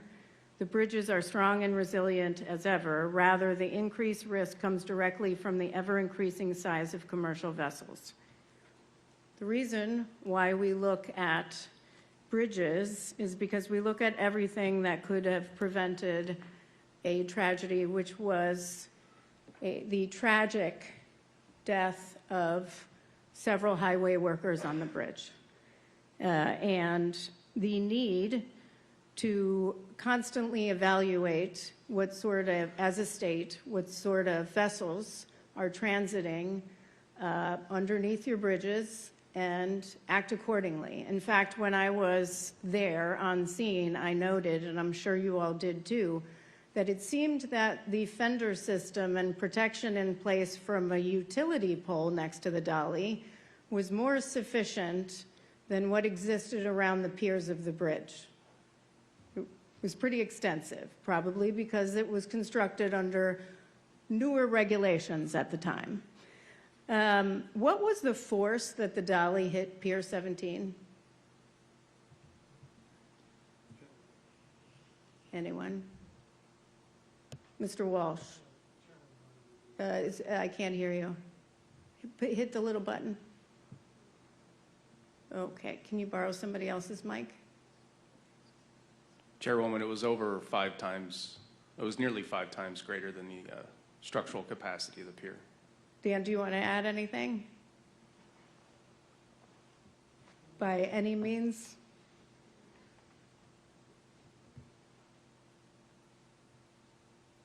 It was 7 times greater than the structural capacity. Was it 5 or 7? I don't remember. Okay, you just yell it at this point. I'll repeat it.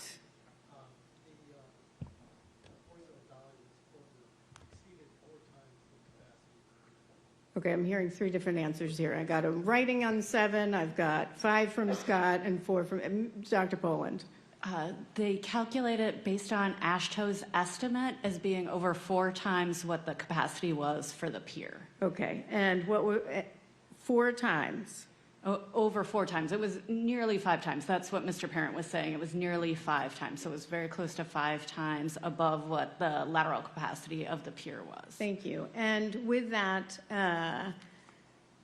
when we have investigated other bridge collapses, Sunshine Skyway Bridge, a couple others that we mentioned in the report, one in Texas, one in Oklahoma, what happened after Sunshine Skyway? What was the new design? How did that compare to the previous design before that collapse? So the new design consisted of islands around the pier, as well as an array of dolphins of 60 foot in diameter.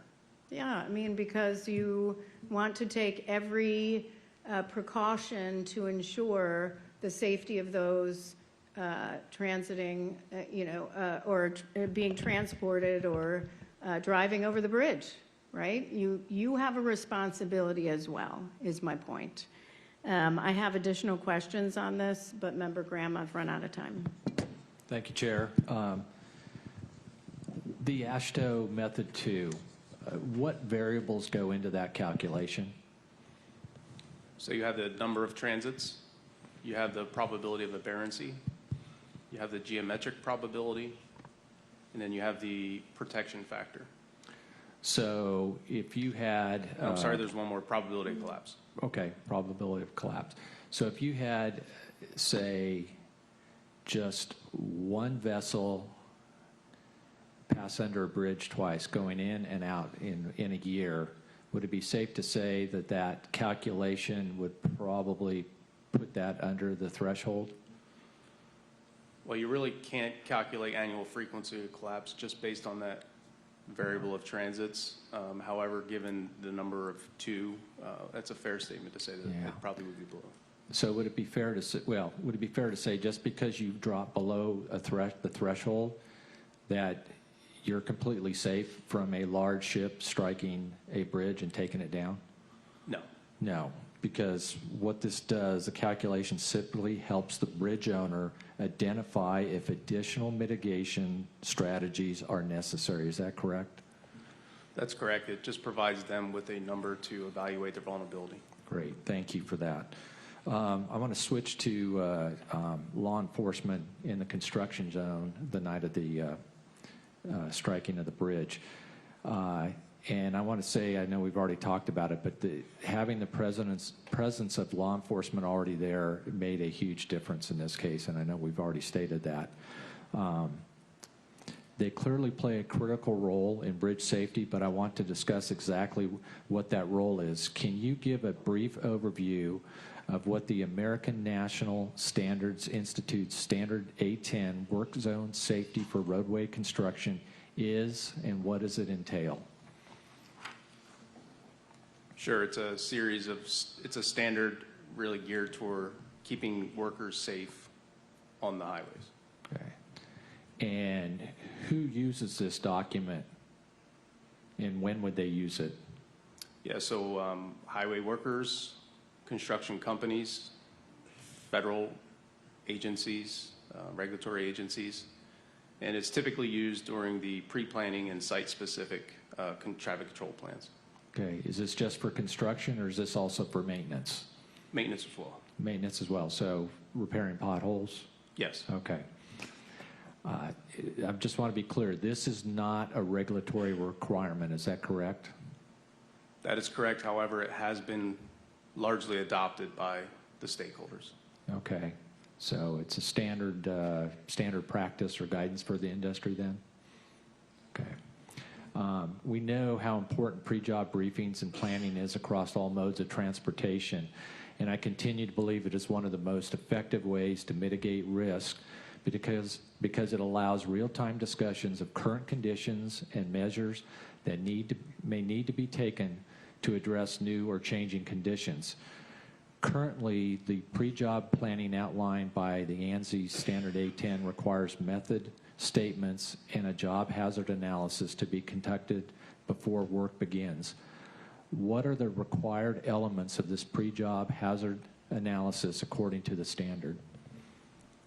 Those requirements include safety issues and controls, materials and logistics, equipment, staffing requirements, traffic control plans, and lighting.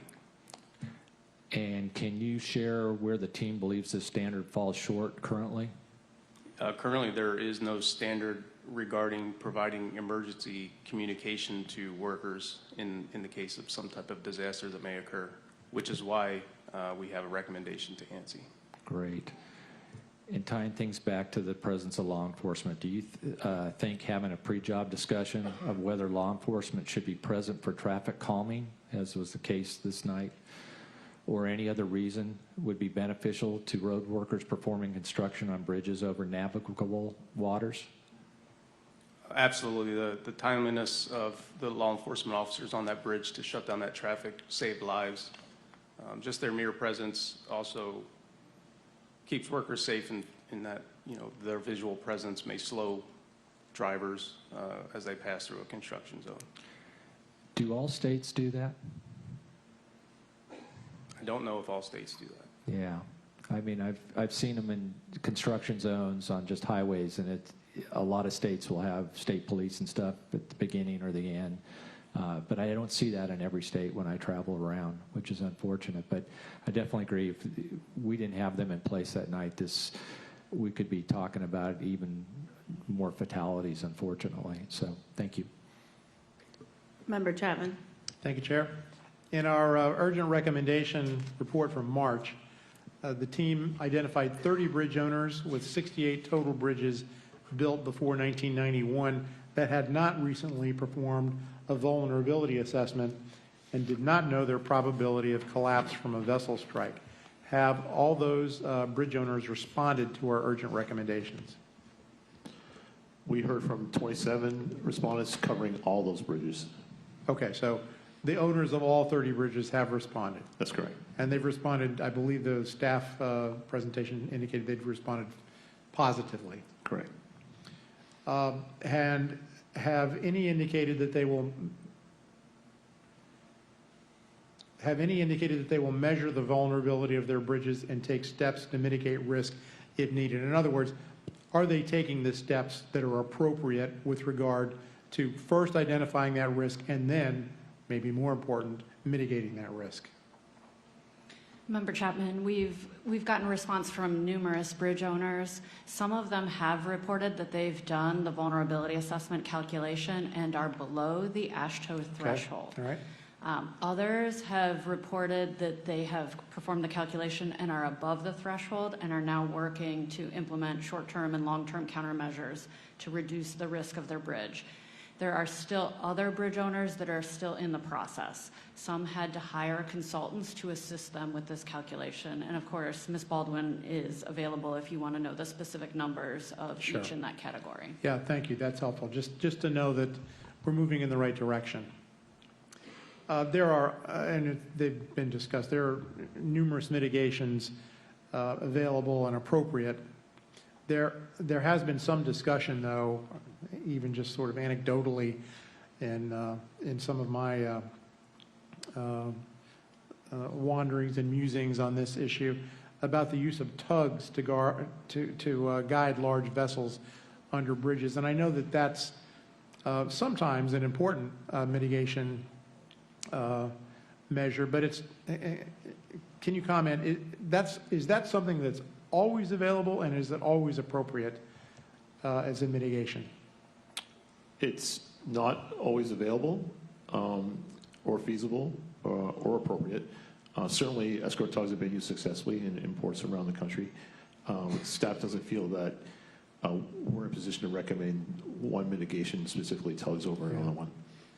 Yeah, and I, with regard to tugs, it's not like there's an unlimited supply of tugs, so that's one issue, is just whether they're available depending on the port. That's correct. But also, it has to do with the speed of the ships traveling, because the speed of the ship they're escorting may be too much for the tug to keep up, correct? Yes, there are speed restrictions when you're escorting a tug under tether. There's also geometry issues, so we wouldn't want to put a tug in the front of the ship in this case, especially at this speed. Okay, thank you. Chair, that's all I have in this area. Thank you. In accordance with National Bridge Inspection Standards, the Key Bridge and its pier protection systems were subject to regular safety inspections. Mr. Parent, what do these inspections look for? Essentially, they're looking for structural deficiencies that may affect the safety of the traffic on the bridge, and to identify any new changes to the previous inspection. And Maryland was in compliance with bridge inspect. There was nothing structurally wrong with the bridge. What was the rating on them? Satisfactory. Satisfactory. Does the inspection look at the probability of collapse from a vessel strike? No, it does not. No, it does not. Was Maryland aware that the Blue Nagoya had hit Pier 17 in 1980? Yes. Yes. Okay. And what was the difference between Blue Nagoya in 1980 and the Dali? Well, the biggest factor would be the size. The Dali is much bigger, much heavier, wider and longer. Will provide a lot more force to the pier than the Blue Nagoya. Yeah, and you know, I think that goes back to using some of your data and past incidents to inform some safety decisions going forward. Regarding what Member Chapman had asked about recommendations, Ms. Baldwin, can you talk about, out of all the ones that we issued, how many of the bridge owners are still are going to do the calculation, how many have done them, and how many have indicated that they are above the threshold, which once again doesn't mean it would survive collapse, but, you know, how many have not, have indicated they are above the threshold? Yes, thank you, Chair. To date, we've gotten responses from all of the recipients. 14 of those recipients, which accounts for 33 of the 68 bridges, are still in the process of conducting the calculations, whether independently on their own or through a consultant or a contract. 13 of the recipients, which accounts for 35 of the bridges, so about half, have completed the calculation. 13 of those bridges have been found to be under the threshold, and those calculations are complete. For 6 of the recipients, which is 22 bridges total, about 13 of their bridges were found to be over the threshold, and they're working on risk reduction calculations at this time. Can you provide which bridges? I don't have that at the ready right now, but I can in another round. Great, thank you. I would like to get that, so on the next round I will ask that question. I will turn to Member Graham. Thank you, Chair. I just got a couple of questions about the National Bridge Inspection Standards. So it's pretty much just a structural inspection of the bridge itself, is that correct? That's correct. When was the last one done on the Key Bridge? Do you know? That was 2024. 2024, and the results, any significant results out of that on the bridge? No, just like the previous inspections, satisfactory.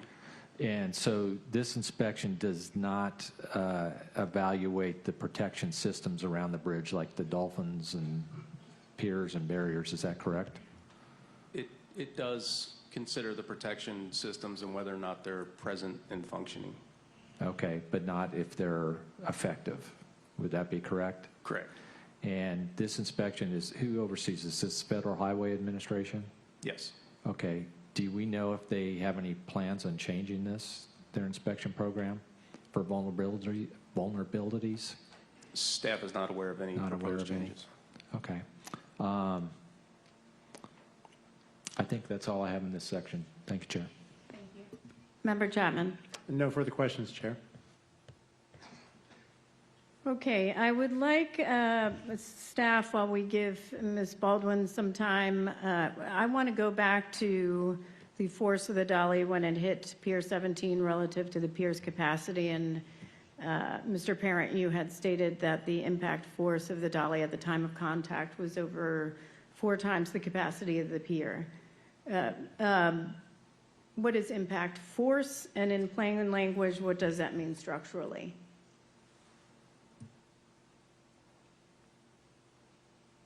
Thank you for the question, Chair.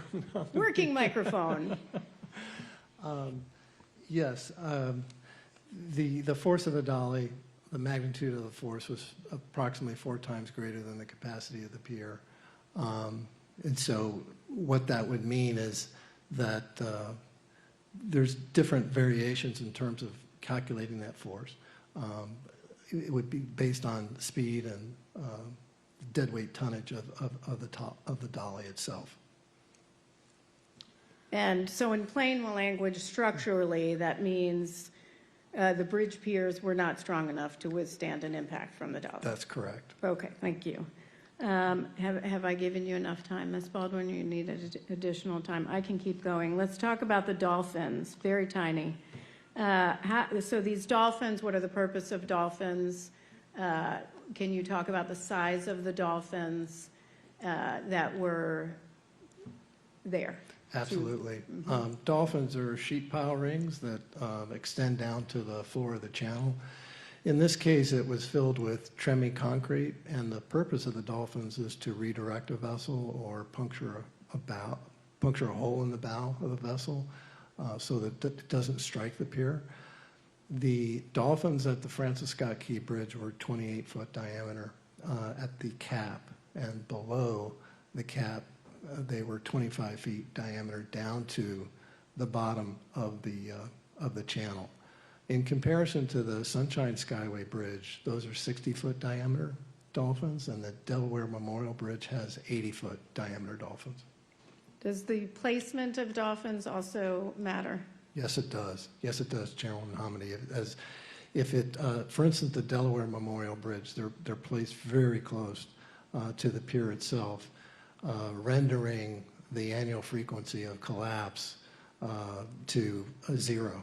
So if you place them correctly, they will protect the pier itself. But there's a significant difference between the size of these dolphins and the size of the dolphins after the Sunshine Skyway Bridge collapse and redesign, and the size of the dolphins in Delaware, correct? That's correct. Can you talk a little bit about the size difference? Sure. Yeah, in terms of, again, the Francis Scott Key Bridge were the 25-foot diameter dolphins. They were not compatible in order to take a size of the Dali. They were woefully inadequate. The 80-foot diameter dolphins in the Delaware Memorial Bridge, depending on looking at the different aspects of the vessel itself, they will puncture a bow in the vessel before striking a pier. And did the Dali even hit these dolphins at all? Any dolphin at all? They did not. Right. Yeah. So placement and size here make a big difference. That's correct. Ms. Baldwin. Yes, thank you, Chair, and thank you for the extra time.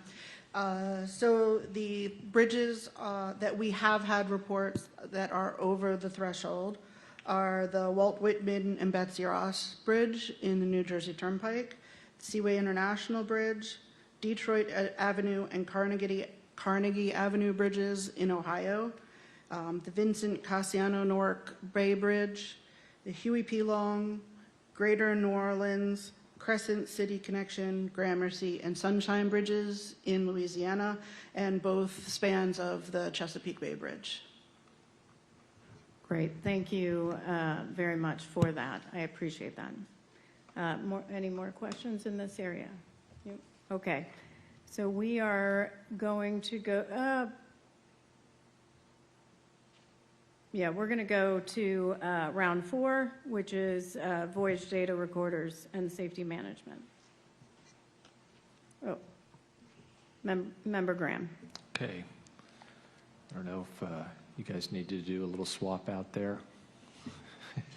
We do. I'd like to invite and thank Dr. Civilian from our Office of Aviation Safety. Great, thank you. I'll go ahead and start with the marine side of this. Can you guys give me an overview of how safety management systems, also known as SMS, work in the marine industry? Kind of what is the definition of SMS for marine, and what are the requirement elements, and who mandates and oversees it, if you could? So the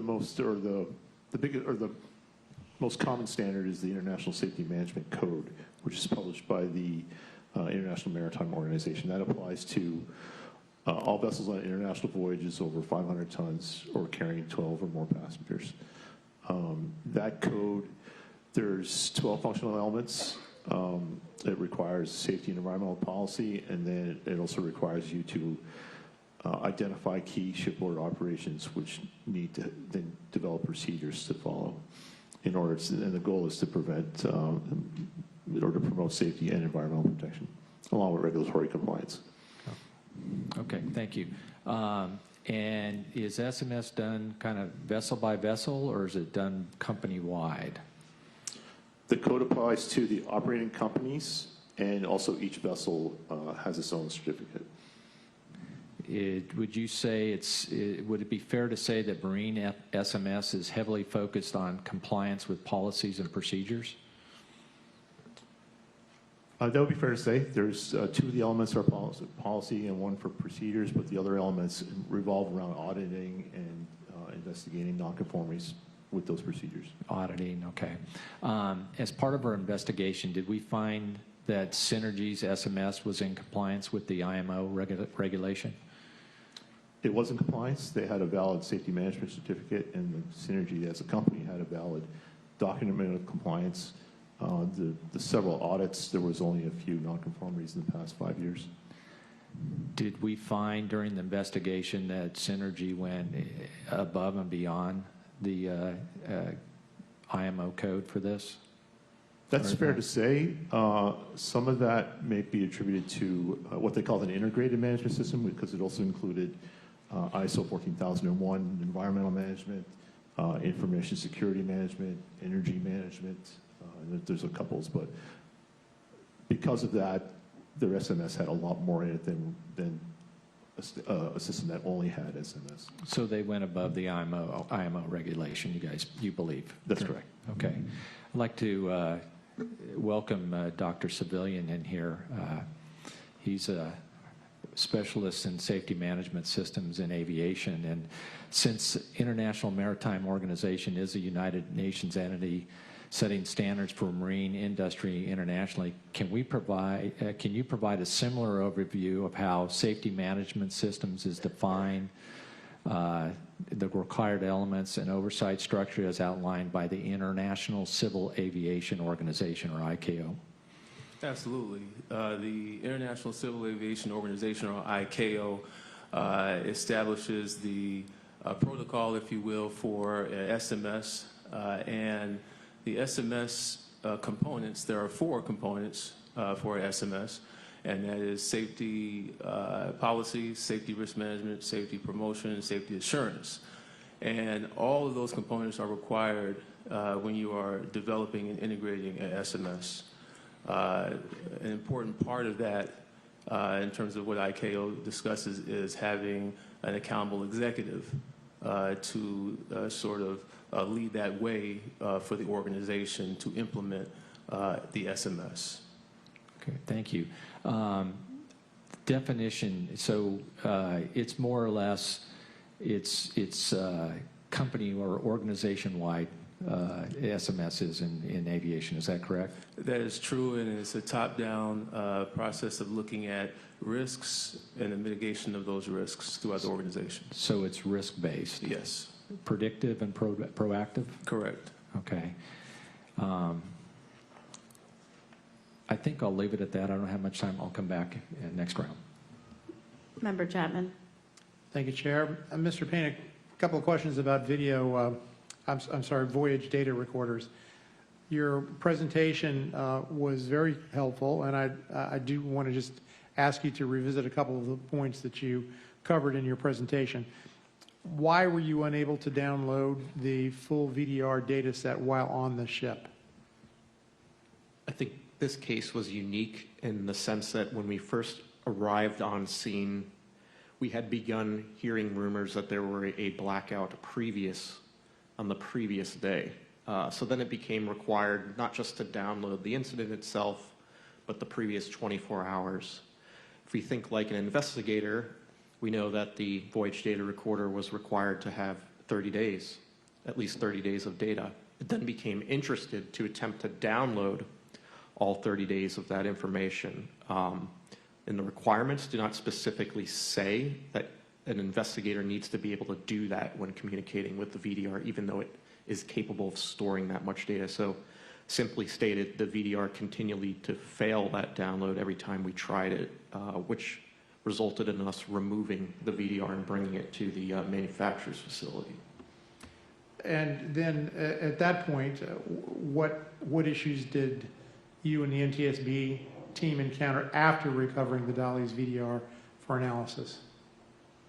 Sure, there's quite a number of things that are not just unique to this particular brand of VDR, but are prevalent throughout the industry and not addressed by the standards. But I talked about the isolation of microphone audio. Quick example, there's multiple microphones on the bridge. The system requirements state that they can mix 2 of these together in a way that can't be separated later. That's a legacy requirement from the early 2000s, late 90s, when storage space was at a premium. They designed the recorders this way to be functional and cheaper because memory space was expensive. We go into other things like exporting the data because the software is not robust enough to perform a thorough and detailed analysis. We must export the data. This particular VDR exports the audio, for example, in 1-minute segments. So if we wanted to download 12 minutes of audio, I believe, or 12 hours of audio, I think there were 6 channels. That's 12 times 6 times however many minutes in the hour of that time, resulting in thousands of files, right? I think it's important to keep coming back to saying that the standards allow this, and it's not just a specific manufacturer of the VDR, but those are some of the challenges we face, and it's prevalent throughout the marine VDR investigative niche. So with those in mind as the challenges and the deficiencies, what are the improvements you'd like to see? Yeah, I think we are asking for the standards specifically on the IEC side, which sets the specific technical standards to address common scenarios that would be encountered with how an investigator uses the information, as well as someone who would like to be proactive in their SMS. So, for example, we could go to any ship in Baltimore and download a VDR of a ship that just docked, play back that data and see, oh, okay, the ship docked successfully, we can hear the pilots giving orders.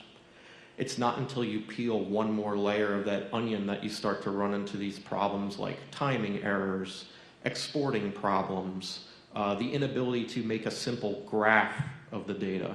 Our recommendations seek to have the technical committee address these types of things that would enable people that want to use the VDR for safety issues to address these things in a more understandable way. Thank you. Very helpful. Chair, I have a couple more questions in this area. I'm going to save them. Great. And just why is it, just for others, why is it so important to have the data for the NTSB, for regulators, for operators? Sure. I think we can use it, the industry could use it to be proactive. I look at the experience that I have with downloading these things, and my team, including Matt Yandrick, who did a lot of work on this VDR, we are used to the common problems. If you're just a casual user trying to use the information for safety, you're going to have a hard time to accomplish that, the way the standards are written. Thank you very much. Dr. Civilian, just picking up on where Member Graham left off, you mentioned the ICAO standards for SMS and the various pillars of SMS. Based on your work with the Office of Marine Safety, what aspects of SMS does the International Maritime Organization focus on? IMO focused primarily on safety policy and regulatory compliance. There were 6 functional requirements, and if you look at those functional requirements, it's sort of an umbrella around safety policy and regulatory compliance. Yeah, it does seem more focused on compliance with policy than all the other components of SMS. And could the International Maritime Organization benefit from updating its SMS framework to incorporate the other pillars of assurance, performance, and promotion, all of which are familiar to aviation? Absolutely, because it's important to have a systematic approach to safety. And when you have all 4 of those components, you now have a formal method of managing safety. My understanding is the IMO is in the process of looking at this again, just already, not related to this. That's correct, Chairman. Earlier this year, the IMO tasked 2 of their subcommittees to start the process of updating the implementation guidelines, and then if necessary, they'll move on to the code. Okay, great. Member Graham. Thank you, Chair. Mr. Payne, if configured correctly, Boyd's data recorder, could it be used like a flight data recorder in aviation? It could be accessible in a way that a flight data recorder is. In terms of the number of parameters that it would record, it would not be similar, but the ability exists to use it in that way, yes. So companies could use it, not unlike airlines and other operators in aviation to...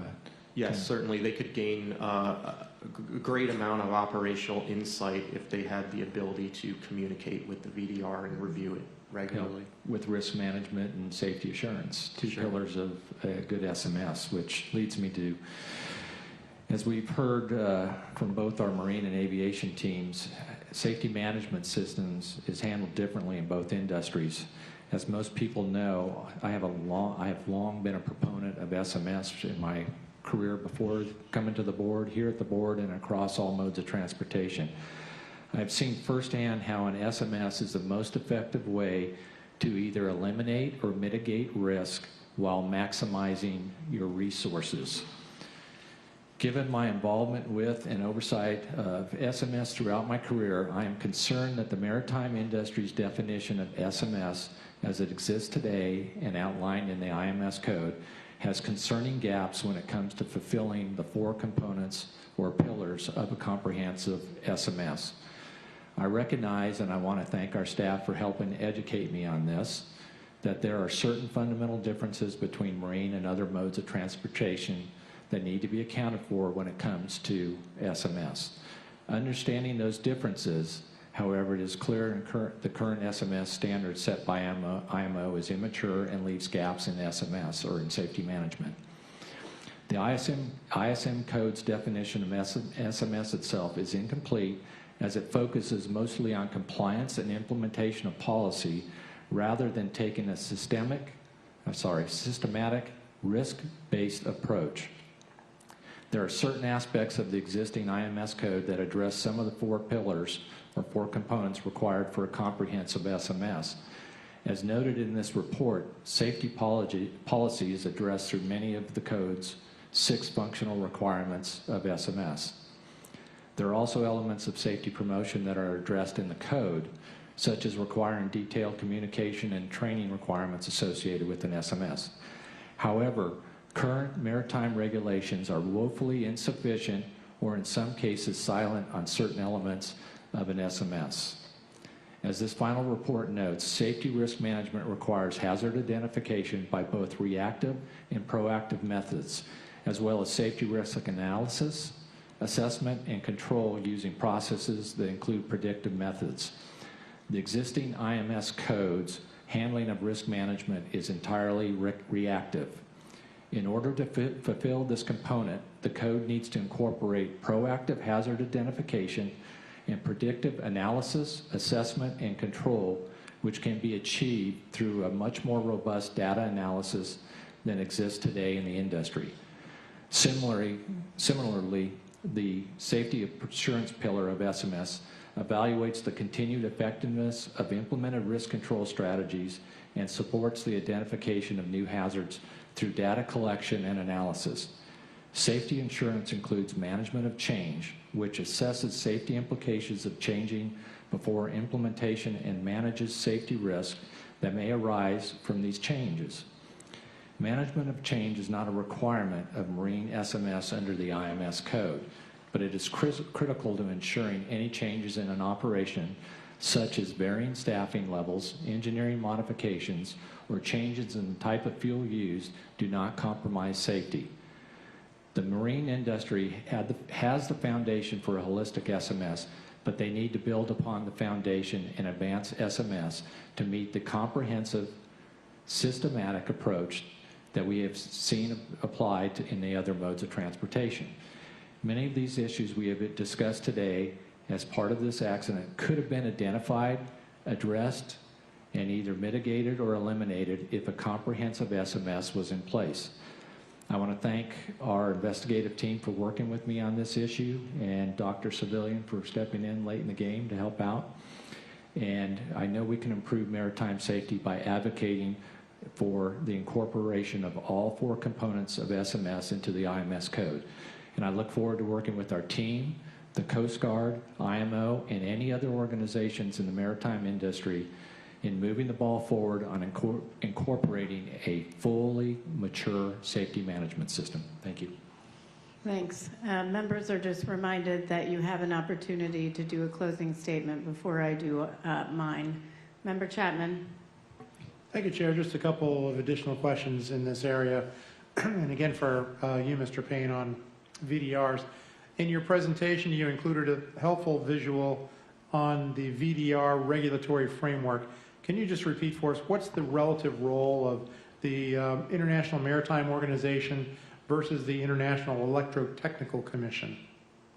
Sure, it's slide 78. I'm not sure it's necessary. I'll just start speaking to it.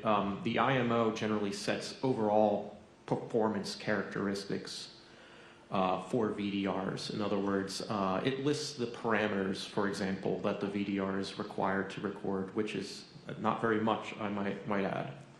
The Electrotechnical Commission, on the other hand, once it is determined on the IMO side how the VDR should generally behave and what it should record, if you are a company that sets out to build one, you would then reference the IEC's technical specifications. For example, what kind of microphone performance you would need, what kind of screenshots it should take of the radar screen, stuff like that. So these two kind of work in conjunction to set an overall standard. And as the graphic illustrates, the U.S. Coast Guard is the U.S. representative to the IMO, and the American National Standards Institute is the representative to the IEC, correct? That's correct. The draft report states that IMO standards do not require that a VDR record important communications between the bridge and the engine room. In our El Faro investigation several years ago, we issued a recommendation to the Coast Guard that included proposing to the IMO that it should, and I'm going to quote, that IMO should assess voyage data recorder problems, including not capturing both sides of internal phone calls on the bridge electric telephone. Mr. Payne, did the Coast Guard respond to our recommendation? Yes, they did. Ultimately, that recommendation, I think, was determined to have an unacceptable response. The IMO did not implement any changes. Specifically for that recommendation, although it did contain that portion of the language you stated, it did also contain other elements we were asking for that I think overall were difficult to bring to the table at IMO as one, if that makes sense. But ultimately, the response was it was not acceptable, and if I've said that incorrectly, maybe Brandy, Ms. Baldwin can correct me. So the bottom line here is that we're still in a situation where we're not recording both sides of internal phone calls, and that was a challenge in this investigation too, correct?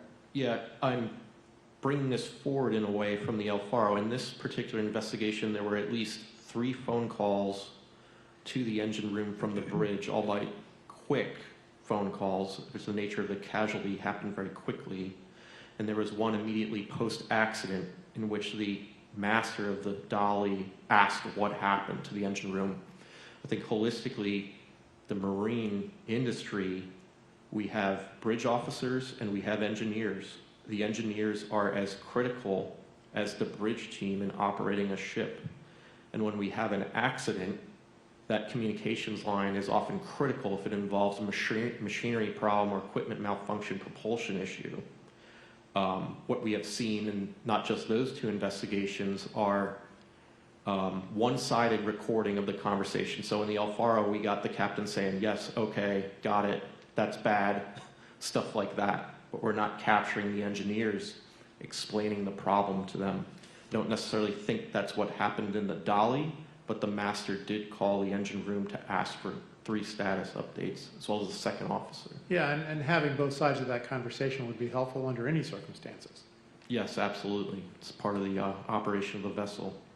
My last question in this area, I believe you indicated in your presentation that the Dali's VDR and the playback software met both IMO and IEC standards.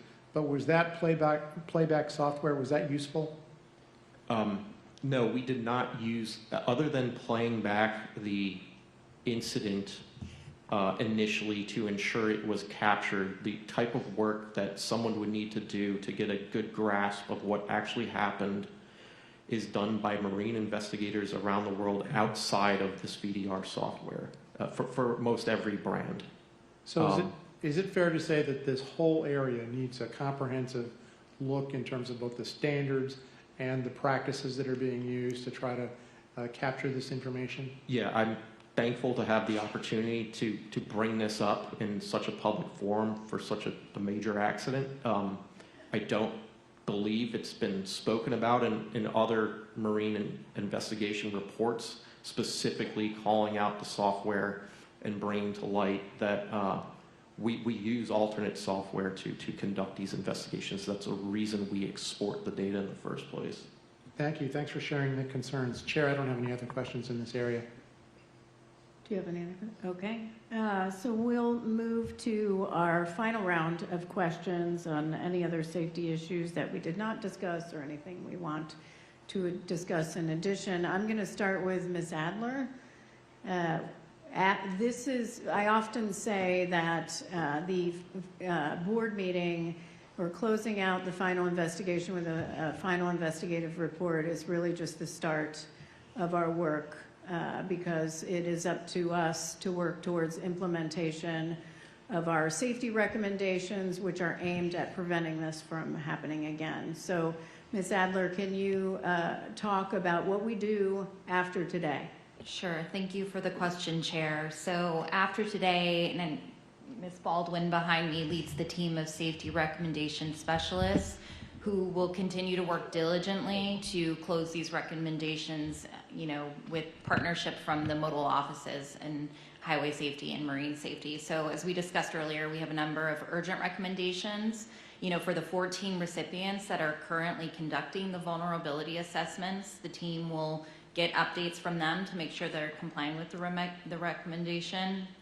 And then additionally, for the 13 bridges over the risk threshold, the urgent recommendation directed these bridge owners to develop and implement comprehensive risk reduction plans. So the team will continue to monitor progress on that and bring that to the board for evaluation once we receive those updates. Now, the draft report and the team have proposed many new recommendations for consideration today, and if those are adopted, we'll meet with the recipients to ensure that they understand the recommendations and what we're expecting from them, and then we'll evaluate any actions that they take.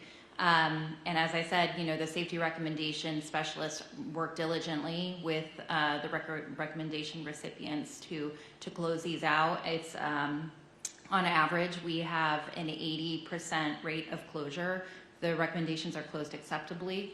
So we have a really good response from the recommendation recipients when we get it. And then additionally, if we're not getting movement in some areas, we always look to our federal partners and we look to Congress and local and state elected officials to help us out. So we have a government affairs team that also continues to work in that way.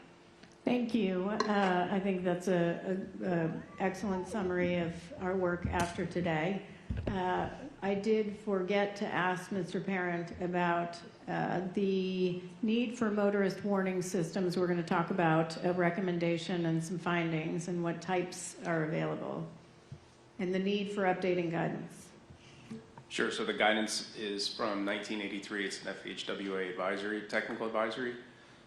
We looked at the Queen Isabella Causeway motorist warning system that was installed after the repair of that. It involves fiber optic cable that when severed, it activates the motorist warning system, which includes flashing red lights, which could be beneficial for workers on bridges as well as a visual cue to evacuate the bridge, not just trying to hear something if they're doing construction. Yeah, and we think that motorist warning system will definitely complement the bridge. Particularly, it can be implemented quickly in spite of some of the long-term rehabilitations or reconstructions of a bridge might undergo. Yeah, and in this case, there was stopped traffic, but there could be other times where they're not, and it's aimed at getting all motorists off the bridge in a safe way.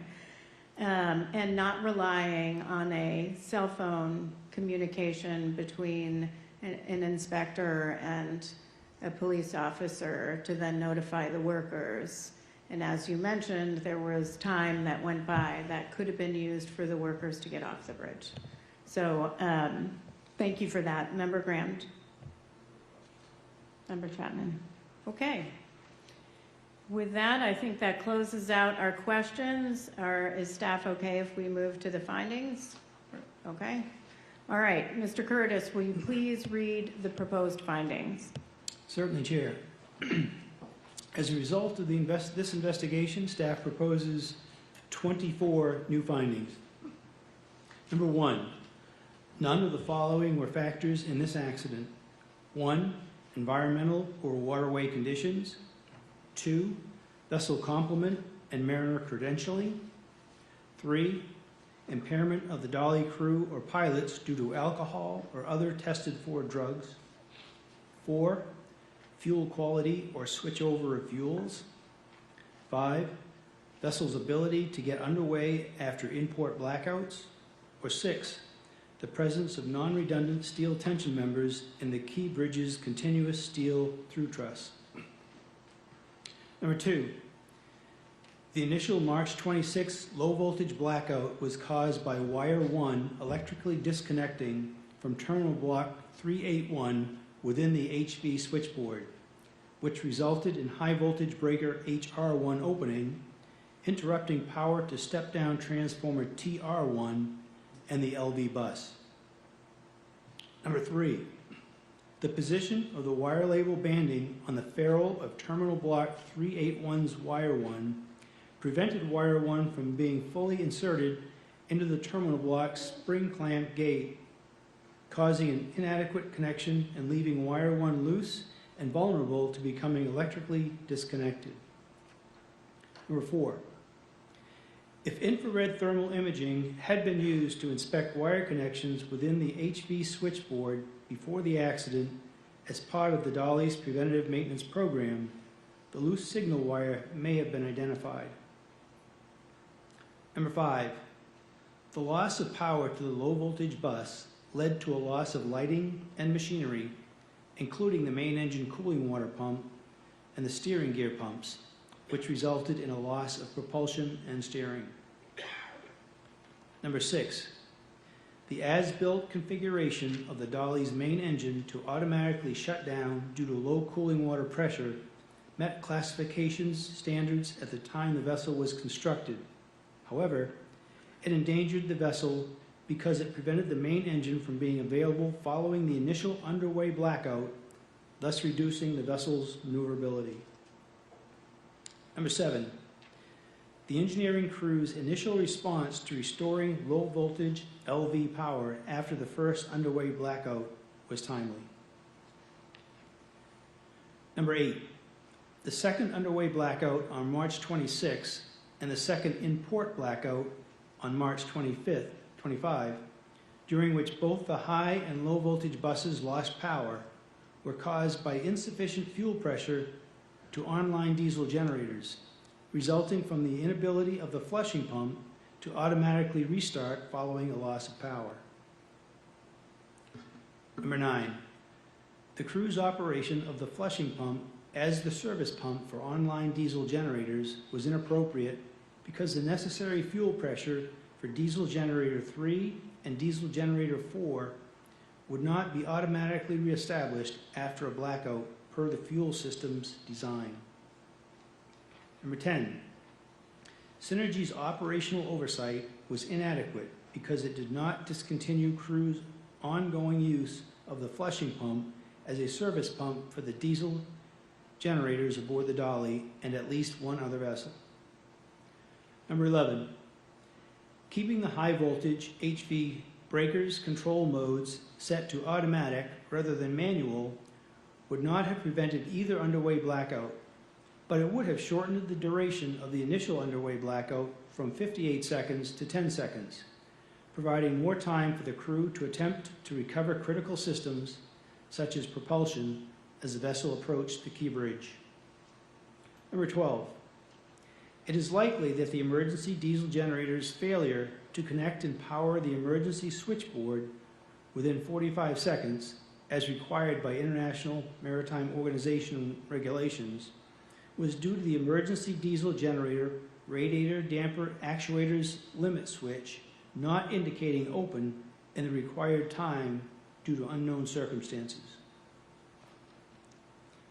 Number 13, The actions of the pilots and the bridge team in response to the emergency were executed in a timely manner, but the vessel's loss of propulsion close to the key bridge rendered their actions ineffective. Number 14, the pilots, the pilot dispatchers, and the Maryland Transportation Authority's quick actions to stop bridge traffic prevented a greater loss of life from the bridge collapse. Number 15, in lieu of police officers or highway workers charged with traffic control and capable of quickly stopping traffic, a motorist warning system designed to warn and stop motorists from entering onto a bridge is a possible countermeasure that can be quickly implemented to save lives and may be a component of an effective bridge protection strategy. Number 16, owners of bridges over navigable waterways frequented by ocean-going vessels would benefit from updated guidance on motorist warning systems, including incorporation of hazard alert and sensing technologies capable of detecting errant vessels and bridge movements that would indicate a need for bridge closure and systems that would both warn and prevent motorists from entering a bridge once a threat is detected. Number 17, had the inspector and highway workers been notified of the Dali's emergency situation about the same time the Maryland Transportation Authority police officers at each end of the bridge were told to block vehicular traffic, the highway workers may have had sufficient time to drive to a portion of the bridge that did not collapse. Number 18, effective and immediate communication to evacuate the bridge during an emergency is critical to ensuring the safety of bridge workers. Number 19, while the requirements of the International Safety Management Code include some elements of a comprehensive, proactive safety management system, the code does not fully encompass all four critical components of safety policy, safety risk management, safety assurance, and safety promotion. Number 20, the lack of recording of parametric information by the voyage data recorder during a power loss can inhibit proactive monitoring of these data by organizations and adversely impact an accident investigation.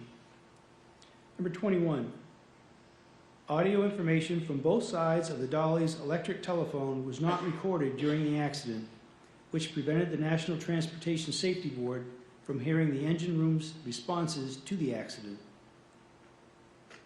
Number 22, the monaural audio configuration of the Dali's Japan Radio Company Limited Brand JCY 1900 Voyage Data Recorder System, which mixed multiple microphones into shared channels, significantly impaired the National Transportation Safety Board's ability to isolate and analyze critical bridge conversations, distinct voices, and sounds from the alarms and background noise, thereby reducing the recording's intelligibility and limiting the effectiveness of audio enhancement tools. Number 23, although the Dali's Japan Radio Company Limited Brand JCY 1900 Voyage Data Recorder complied with International Maritime Organization and International Electrotechnical Commission standards, significant deficiencies in data accessibilities, audio usability, and playback software functionality revealed a critical disconnect between published technical standards and practical investigation and organizational needs to identify safety issues and solutions, and for operators and regulators to ensure safety. Number 24, increasingly larger cargo vessels, such as the Dali, pose increased risks and challenges to maritime safety due to their reduced maneuverability in proximity to existing port and waterway infrastructure that was not designed to accommodate vessels of such size. Additionally, this report contains the following three findings previously issued by the National Transportation Safety Board in March of this year in its report titled Safeguarding Bridges from Vessel Strikes, Need for Vulnerability Assessment and Risk Reduction Strategies.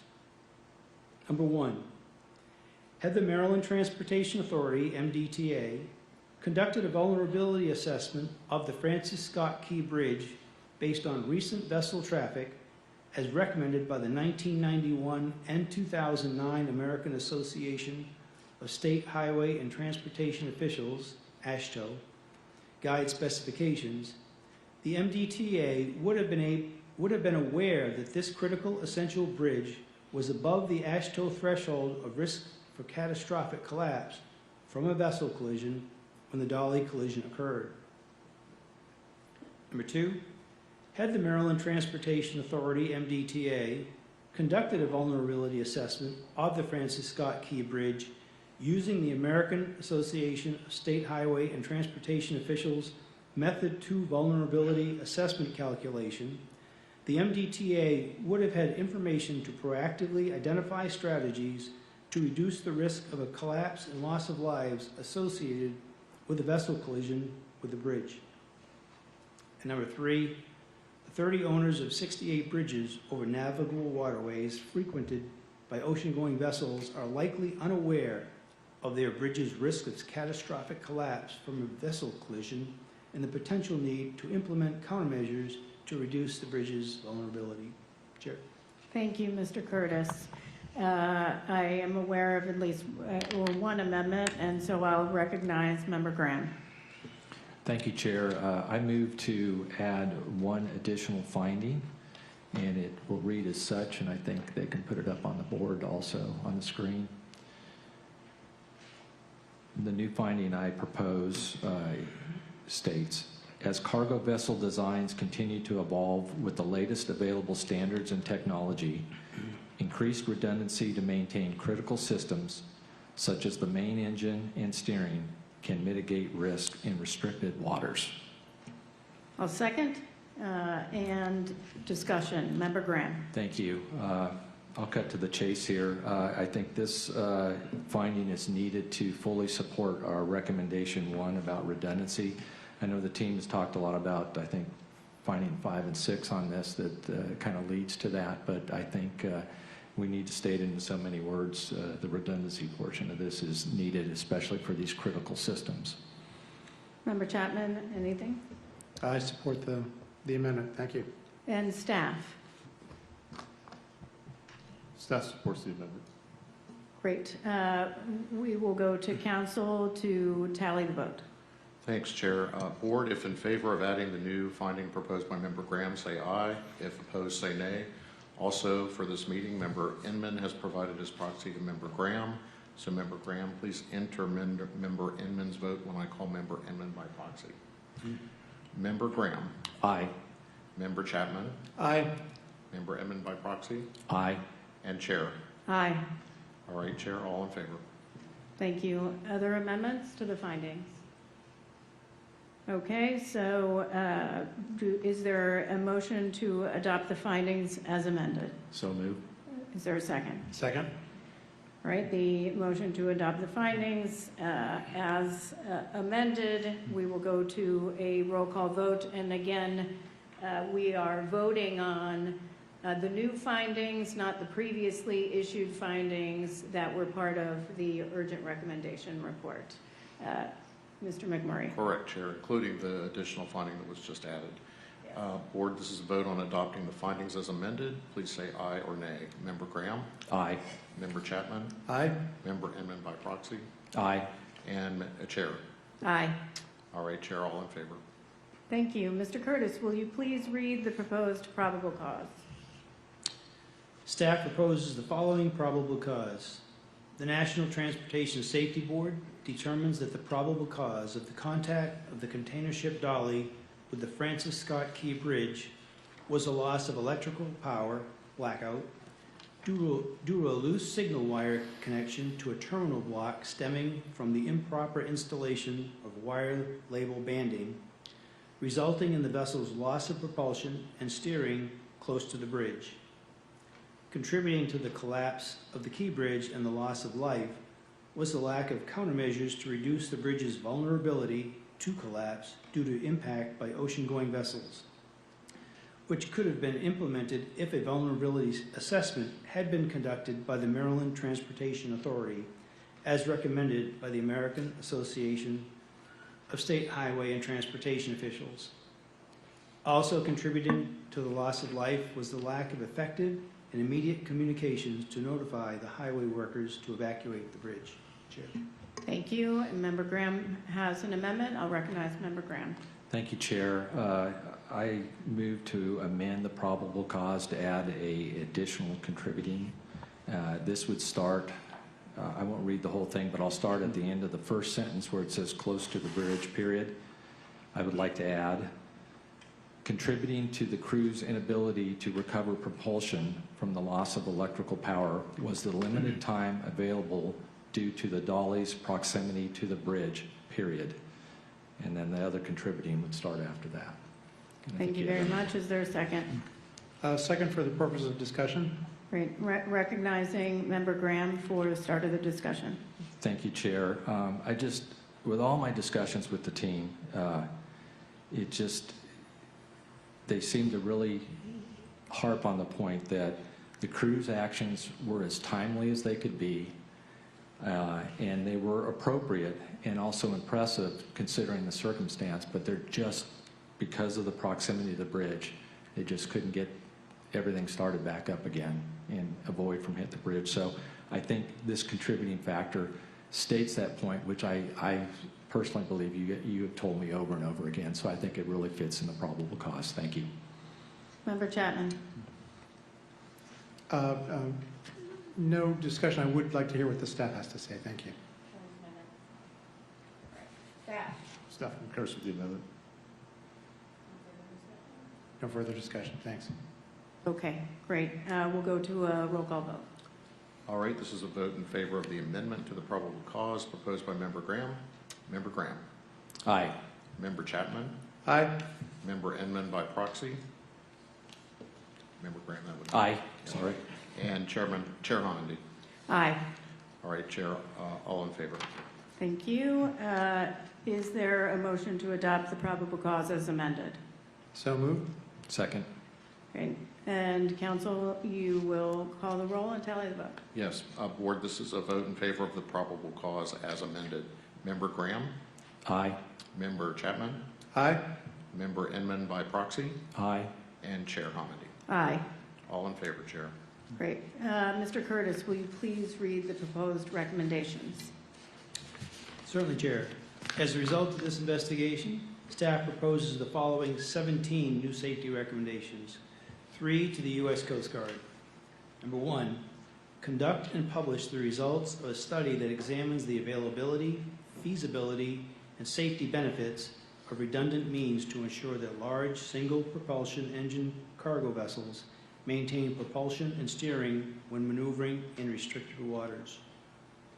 Number 2, propose to the International Maritime Organization that it revise the International Management Code for the safe operation of ships and for pollution prevention and associated guidelines to fully incorporate safety policy, safety risk management, safety assurance, and safety promotion into its safety management system requirements.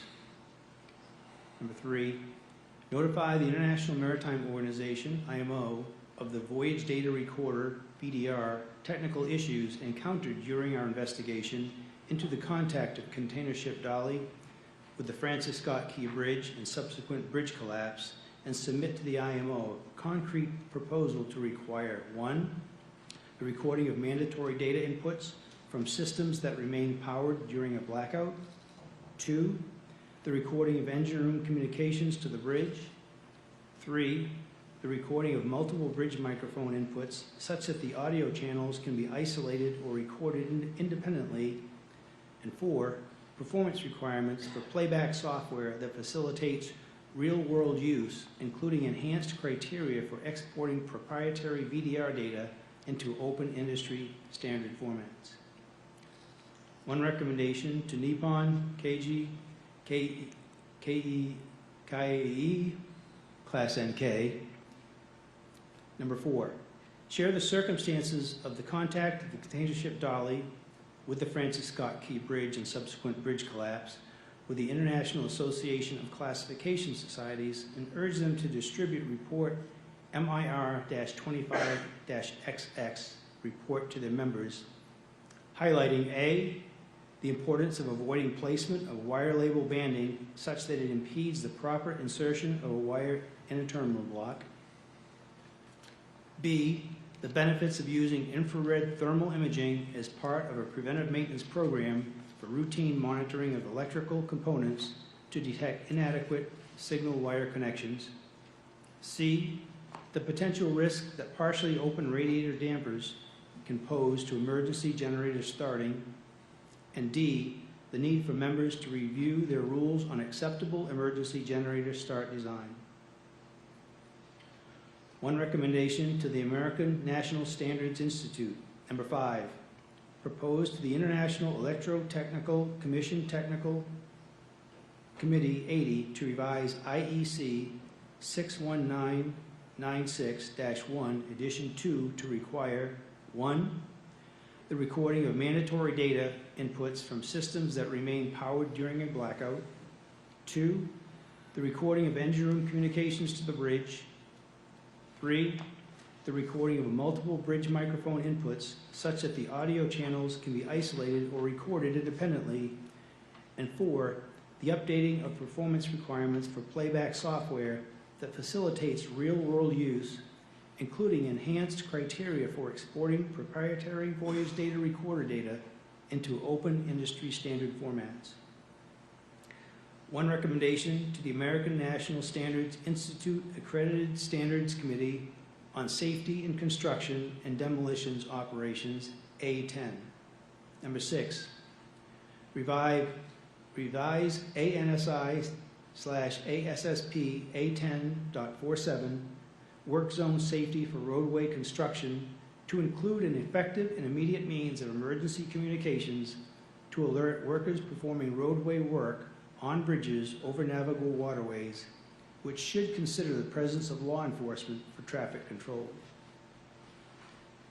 One recommendation to the Harbor Safety Committee National Steering Team, number 7.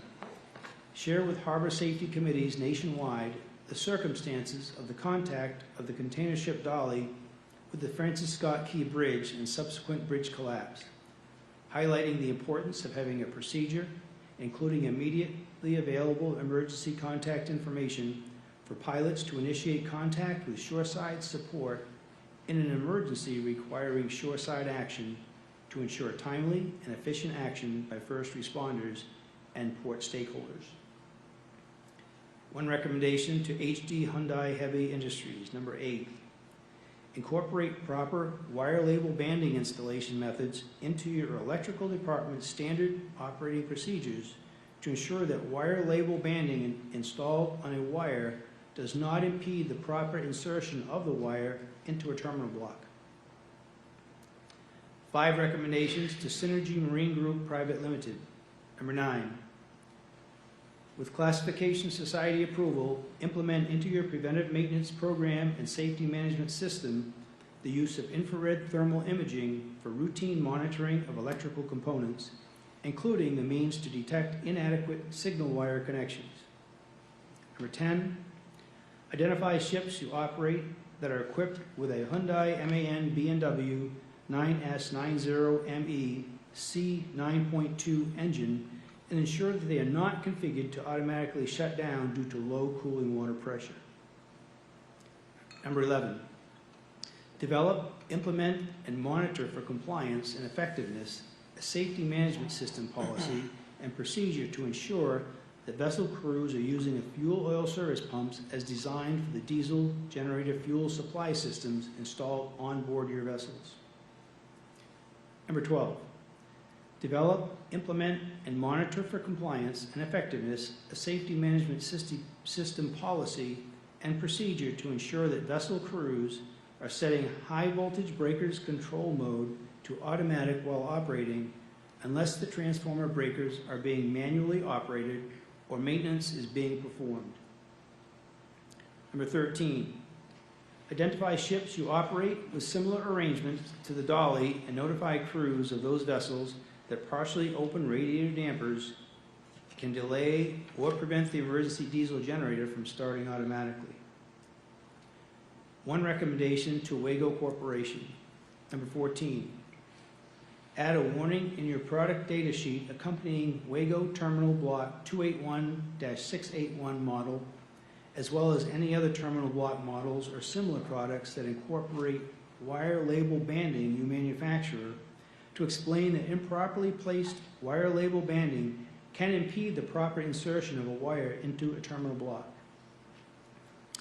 One recommendation to the California Department of Transportation, the Golden Gate Bridge Highway and Transportation District, the U.S. Army Corps of Engineers, the Skyway Concession Company, LLC, the Louisiana Department of Transportation and Development, the Maryland Transportation Authority, the Mackinac Bridge Authority, the New Hampshire Department of Transportation, the Delaware River Port Authority, the New Jersey Turnpike Authority, the New York State Bridge Authority, the Ogdensburg Bridge and Port Authority, the Seaway International Bridge Corporation, the Thousand Islands Bridge Authority, the Ohio Department of Transportation, the Oregon Department of Transportation, the Rhode Island Turnpike and Bridge Authority, the Texas Department of Transportation, the Washington State Department of Transportation, and the Wisconsin Department of Transportation. Number 15, as part of your short-term bridge risk reduction and mitigation strategies to protect the traveling public, evaluate the need for, and if appropriate, incorporate motorist warning systems capable of activating when a threat is identified and immediately warn and stop motorists from entering onto the bridge. One recommendation to the American Association of State Highway and Transportation Officials. Number 16, update your guide specifications and commentary for vessel collision design of highway bridges to include guidance in the selection of motorist warning systems. Evaluated changes should include Federal Highway Administration research on hazard alert and sensing technologies capable of detecting errant vessels and bridge movements that would indicate a need for bridge closure and would both warn and prevent motorists from entering a bridge once a threat is detected. And one recommendation to the Federal Highway Administration, number 17.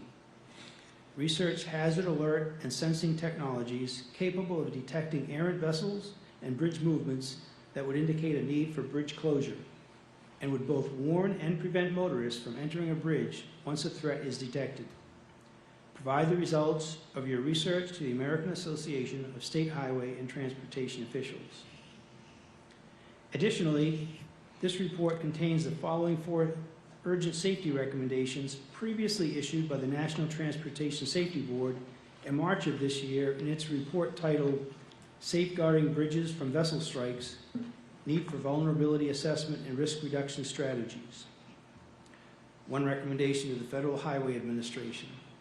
Number 1, recommendation H-25-1, in coordination with the U.S. Coast Guard and U.S. Army Corps of Engineers, establish an interdisciplinary team, including representatives from the Federal Highway Administration, U.S. Coast Guard, and U.S. Army Corps of Engineers, and provide guidance and assistance to bridge owners on evaluating and reducing the risk of a bridge collapse from a vessel collision.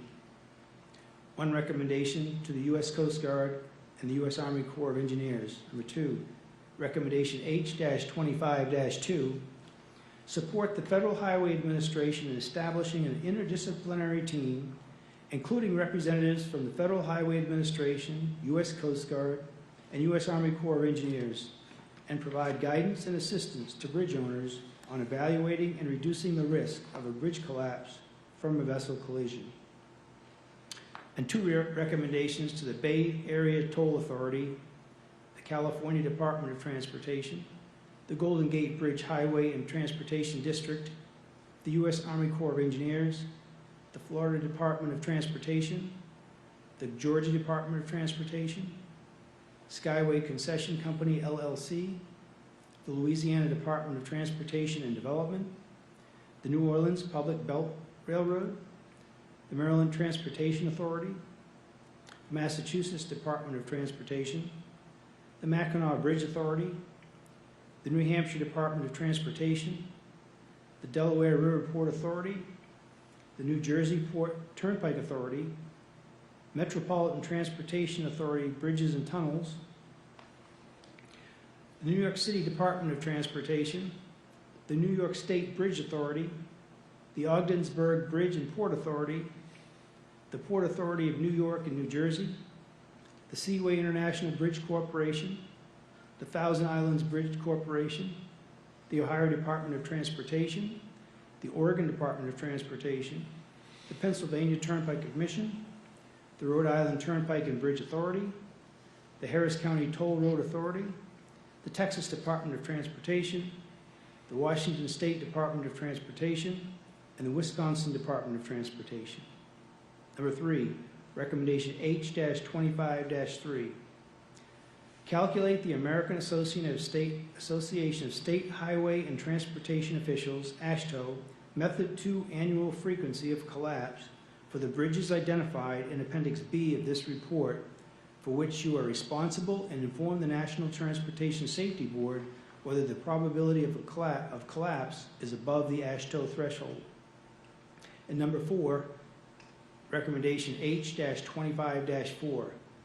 If the calculations that you performed in response to safety recommendation H-25-3 indicate that a bridge has an annual frequency of collapse greater than the American Association of State Highway and Transportation Officials threshold, develop and implement a comprehensive risk reduction plan that includes, at a minimum, guidance and assistance from the Federal Highway Administration, U.S. Coast Guard, and U.S. Army Corps of Engineers interdisciplinary team identified in Safety Recommendation H-25-1 and H-25-2, and short and long-term strategies to reduce the probability of a potential bridge collapse from a vessel collision.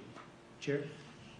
Thank you, Mr. Curtis. And just for clarification purposes, for recommendation number 14 to the Wago Corporation, the reference to the Wago terminal block model in that recommendation is number 280-681. Yes, apologies if I misspoke. It's okay. You had a lot to read there. I just wanted to make sure that we had that. I'll recognize Member Graham for an amendment. One more time, I move to add a new recommendation. I think that'll put it on the screen here in a second. And this is to Hyundai Heavy Industries. Identify all active HD Hyundai Heavy Industries constructed vessels with Hyundai-MAN space B&W space 9S90ME space C9.2 engines installed, which are configured to the Germanischer-Lloyd rules and are designed to shut down on low cooling water pressure, and alert the current vessel owners of this configuration and the circumstances of this accident. Is there a second? Second. Great. A discussion, recognizing Member Graham. Yeah, it's very clear that this automatically shutting down for this situation is inappropriate and endangered the Dali from recovering in this case. And in lieu of what we received from Hyundai Industries just last week, I think it's appropriate that we make operators aware of the configurations of their engines. Member Chapman? I support the amendment. Thank you. Yeah, I agree. I think it's a good amendment. Thank you. Staff? Staff concurs with this amendment. Great. Thank you, staff. Thank you. Mr. McMurray? All right, Board, this is a vote in favor of the new recommendation proposed by Member Graham. Member Graham? Aye. Member Chapman? Aye. Member Inman by proxy? Aye. And Chair Hamady? Aye. All in favor, Chair. Great. Are there any other amendments? No? Is there a motion to adopt the recommendations as amended? So moved. Second. Okay, great. Any discussion? Hearing none.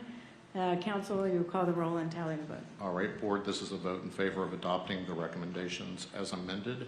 Member Graham? Aye. Member Chapman? Aye. Member Inman by proxy? Aye. And Chair Hamady? Aye. All in favor. Thank you. Are there any amendments to the report? No, I have just one clarification of staff. I just want to make sure. I believe it's just editorial, but while we're on the report, I just want to make sure. If you can turn to Roman numeral page 55.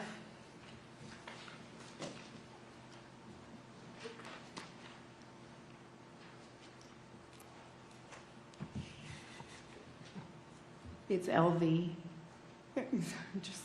Just helping out.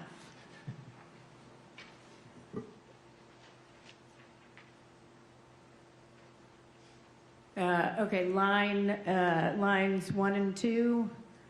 After systems, will there be a period there? And are we striking with consideration of cost and other asset management principles?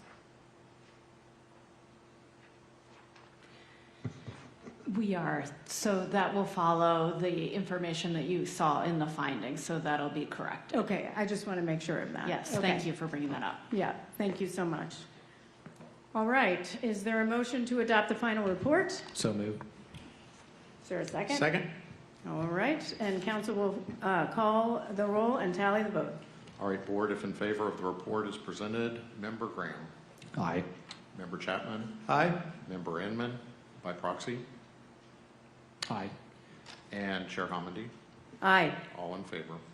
All right, does any member wish to reserve the right to file a concurring or dissenting statement? I know that Member Inman does. And Member Graham? All right.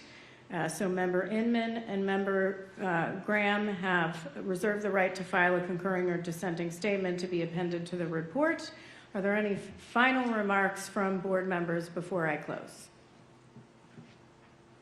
Just briefly, Chair, I want to begin by, again, expressing my deepest condolences to the families of the individuals who were lost or were harmed in this tragedy.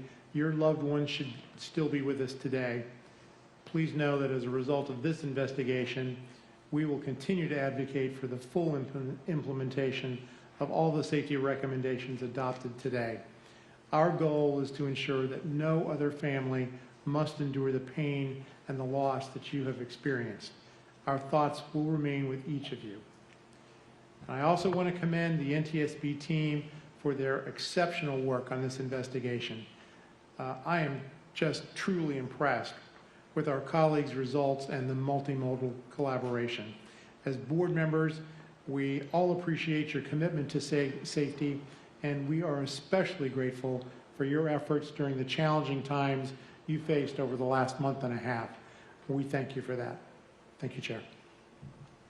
Thank you very much. I would like to start by thanking Member Graham, Member Chapman, and Member Inman for their preparation in advance of today's meeting. As I stated at the start of the meeting, this was a complex investigation. We all too often get pushed in the early stages of an investigation, in fact, while we are still on scene, to determine the cause of an accident, or in this case, the cause of the 2 blackouts that led to the loss of power, propulsion, and steering on the Dali.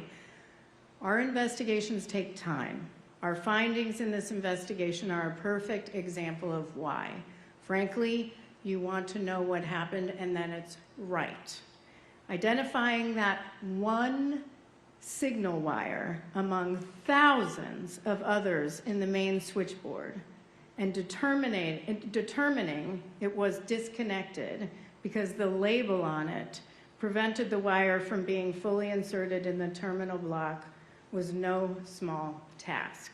It took weeks of meticulous work and a great deal of expertise. I certainly want to thank Mr. Barnum for that. You, along with the parties to our investigation, including Hyundai Heavy Industries, did tremendous work in identifying that. I'd like to also extend our deep appreciation to all of Team NTSB, including our colleagues throughout the Office of Marine Safety, especially our investigator in charge, Marcel Muse, Captain Muse, the Office of Highway Safety, the Office of Research and Engineering, the Office of General Counsel, and the Office of the Managing Director for their work over the course of this investigation, and then in the development of an excellent report. And while not often recognized, we focus so much on investigators. I want to recognize Ms. Christopher. You did an excellent job drafting this report. These are complex issues. They're very technical. When people read it, I think they're going to understand it. You were there on scene, working with everyone to make sure what you were putting together reflected what the investigators were finding. And I want to thank you for your excellent work. That was no small task. So great job. I also want to express our appreciation to our colleagues in the following offices for their vital support of our meeting, which is the Office of the Chief Information Officer, the Investigative Support Division, Support Services Division, and the Office of Safety Recommendations and Communications for its diligent work and advocacy to improve safety. When acted upon, the recommendations we've issued today will save lives. Thank you also to the following organizations for their collaboration with us on scene and their role as parties to our investigation: the Association of Maryland Pilots, the Federal Highway Administration, Grace Ocean Private Limited, the vessel's owner, Hyundai Heavy Industries, the manufacturer of the vessel, Nippon Kaiji Kyokai, the vessel's classification society, the Maritime and Port Authority of Singapore, the Maryland Transportation Authority, Synergy Marine, the vessel's operator, and the United States Coast Guard. Parties are technical experts that help us gather and develop the facts around the investigation, and as I mentioned earlier, they are not part of the analysis or development of the findings, probable cause, or safety recommendations, but they are absolutely critical to helping us obtain information we need to carry out our vital safety mission.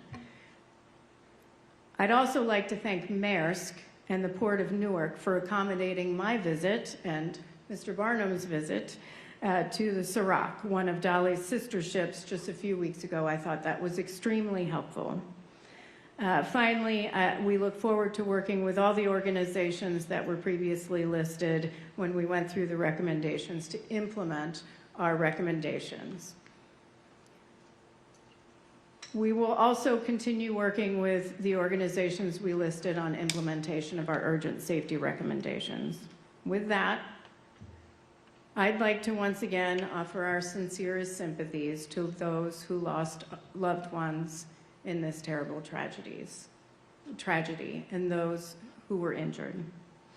Please know that our hearts are with you as we work diligently over the next several days, weeks, months, and years to make sure our safety recommendations are implemented and to ensure that this never happens again.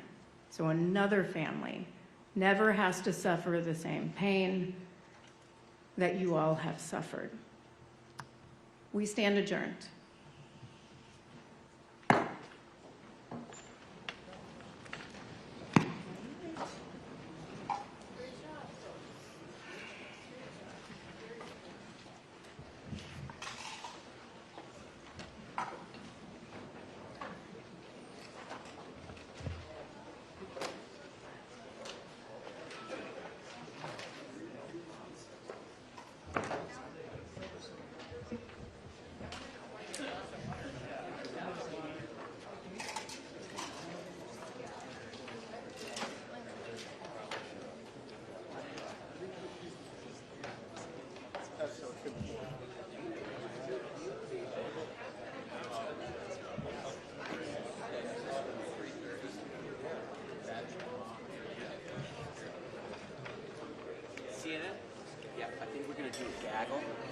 So, with the chair right here? Yeah. You do it in half an hour? It's going to take, you tell me. Yeah, we usually do it like, with lighting, everything. I mean, here too. I'm looking at these, what these center plants here.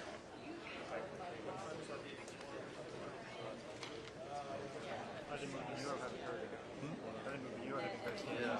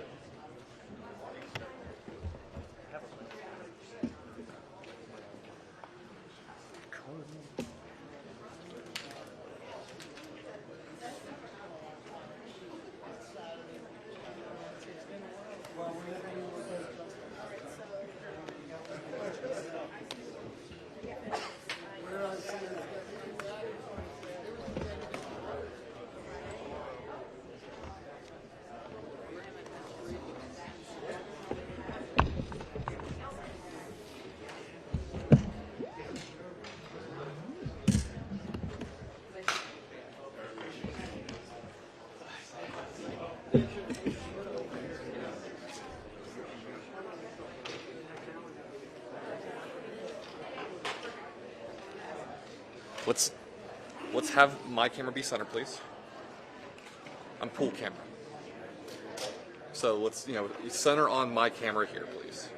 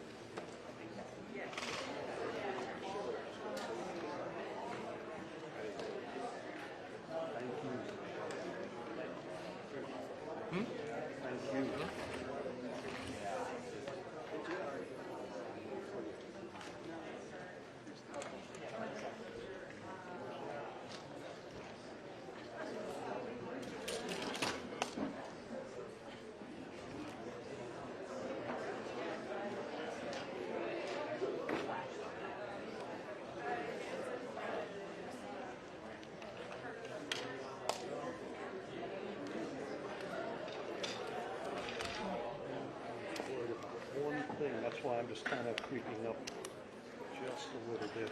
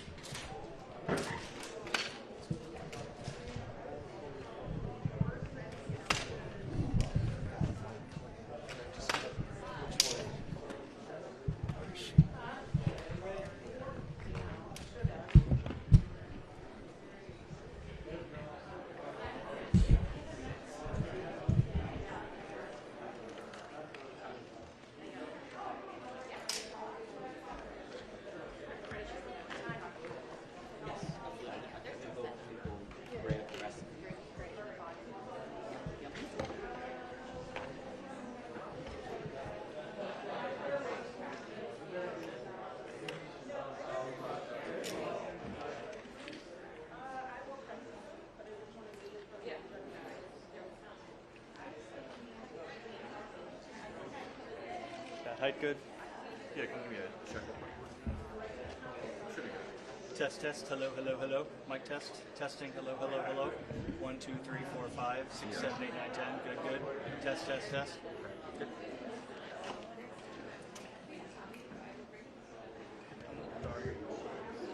Yeah, but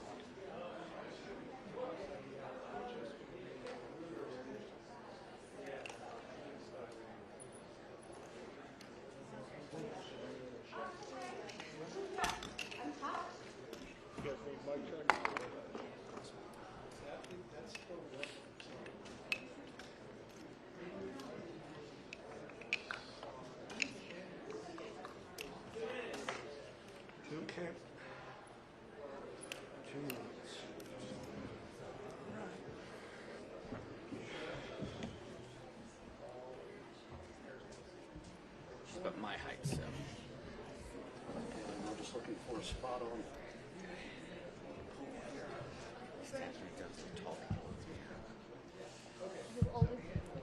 Yeah, okay. It's bad when Knudsen stands next to me. Oh, yeah. 6'5".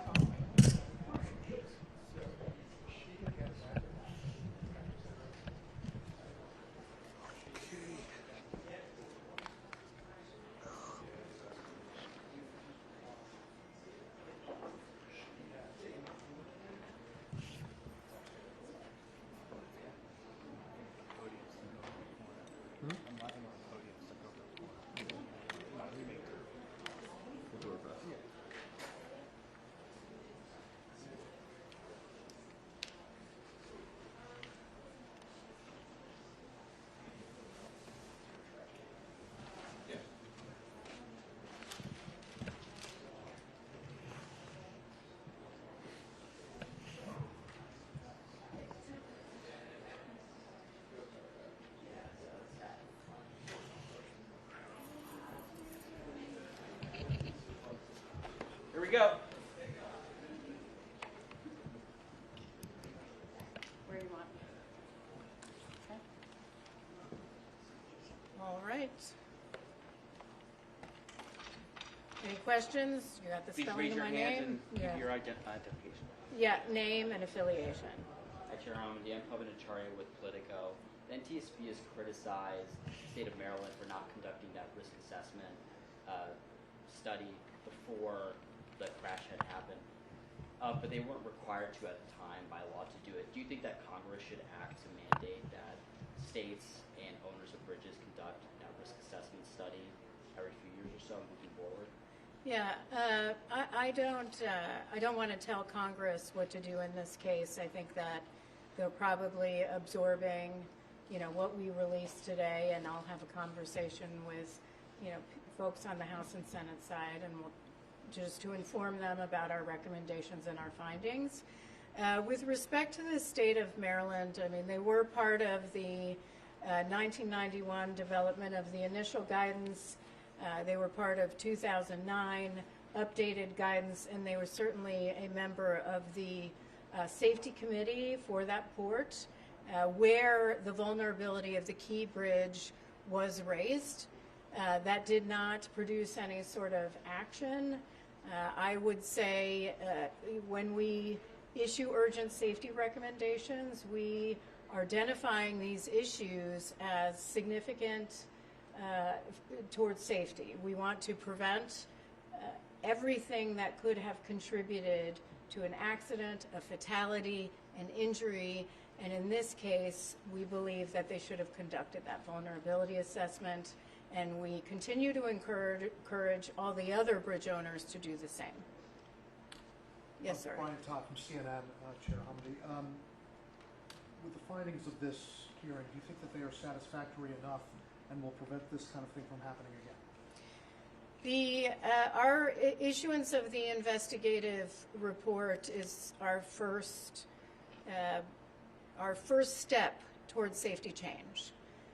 Part of including technical experts from those involved in an accident is to ensure that they get access to information quickly, they don't have to wait for our investigative report to be issued, and they can take those safety actions that are necessary. That was not done in all cases, so we issue recommendations based on our findings. In order to see safety change, we need our recommendations implemented. That's the next step. So we've issued the safety recommendations. Now we need to make sure that they're implemented. And so we will work diligently. We have an entire team to do this, and plus the board members with those recipients to hopefully get them to take action pretty quickly. Whose responsibility primarily is it to implement those recommendations, in your view, in this case? The recipients. We issued a number of recommendations, 17, to various recipients, everyone from Federal Highway Administration to AASHTO, that's the state transportation officials, to Synergy, Hyundai, you name it. So they have to implement those recommendations. So- Right here, you had yours, and we'll go over here and back here. Phil Yakobuski from WBAL Radio in Baltimore. You said that the crew of the Dali was basically acting very appropriately in what happened here. It's our understanding they're still in the U.S. When will they be allowed to leave? Where are they? And are they still cooperating in this investigation? Regarding the crew of the Dali, many of them are still in the United States. I don't know which ones. With respect to cooperating with the investigation, they did cooperate fully throughout the course of our investigation. When they are going to be allowed to go back, that's not up to us. It's not as a result of our investigation. I believe it has to do with litigation. Sure. Yes. Tom Fitzgerald from Channel 5. You had described the Dali as being roughly the size of the Eiffel Tower. The discrepancy in the size of the dolphins, though, was eye-opening at the Francis Scott Key Bridge. Is there a possibility that had those dolphins been the size of some of the other ones that were described, Chesapeake Bay Bridge, Delaware Memorial Bridge, that the Dali, even if it had had this outage, could have avoided knocking that bridge down? Yeah, I think that's a lot of ifs. I think it's not just the size of the dolphins, it's also the placement of the dolphins and the fender systems around the piers. Certainly, we identified that the pier protection systems were not adequate and the bridge protection systems were not adequate, and we encourage Maryland and others to take steps they need to take to mitigate that risk. The Sunshine Skyway Bridge, where we had conducted an investigation after a collapse, made significant changes. Delaware, significant changes on their own. That's what we want to see. Can you go back over just the complexity of this investigation and just what it took to get down to the point where it was with a label on a wire that could have caused this kind of catastrophe? Yeah, no, I'll show you. I mean, what we're talking about here is thousands of wires that our team, along with Hyundai, had to test to see, after they ruled other things out, to see what was happening with the circuit breakers, what was happening with the electrical connection. And so that was pretty time consuming to find. It's not something that would be normally looked at by a regular inspection, but our team is very meticulous. And what we're talking about here, if you look at this in the terminal block, so this is wire 1. This is actually more of an exemplar. You would normally, in this case, what they had is they had a wire labeling band. That's this white band. There's a number on it, and it was to fit right in here to ensure you had connection for the system, and it just didn't fit. So it became disconnected, it backed out. Sometimes it would hit the face of the spring clamp, but there were significant issues as a result of this. But the work that was done was pretty extensive. I mean, I like to say it's like a needle in a haystack. It is so hard to find. And having our team, which is very meticulous to find these things, it took a really long time to do that. Finding something that was just slightly displaced is a lot of work. So hopefully that answers your question. Chair? Yes. Christine Conning from Maryland Matters. You expressed some concerns with the Maryland Transportation Authority's response in their party filing, specifically their use of discovery findings for litigation. Could you explain a little bit more about why that's concerning, why it's important, and kind of walk through your concerns with that agency's response? Yeah, so parties to our investigation, which help us, these are technical experts that help us identify the facts in the investigation. They do not participate in the development of our findings, our recommendations, or our probable cause. That is solely the NTSB and our analysis work, but the factual portion of the investigation. Our regulations allow parties to make submissions to us, statements. They made a submission, and they based their submission, their proposed findings, probable cause, and recommendations on their findings in their litigation. Our regulations clearly state it has to be based on the evidence in our investigation. So it was a violation of our regulations and disappointing, also inaccurate in many of the statements. Does it seem as though those discovery findings kind of led them astray? Can you talk about the different issues with it? Yeah, I mean, the different issues with the findings, I asked some of the team, as you heard, would the blackouts on the 2 blackouts that occurred on March 25th, was that a requirement to report those to the U.S. Coast Guard, which is one of the findings in their submission? And our team said no, that was not required, and they would not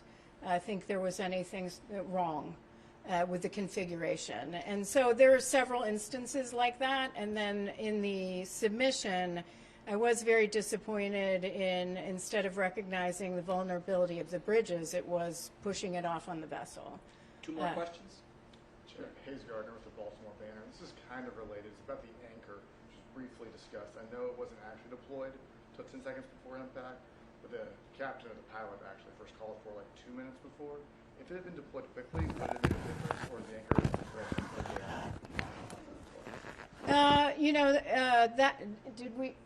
did you look at that, Marcel? Do you want to answer that question? Come up here. Marcel, this is Marcel Muse, our investigator in charge. So we did look at that issue.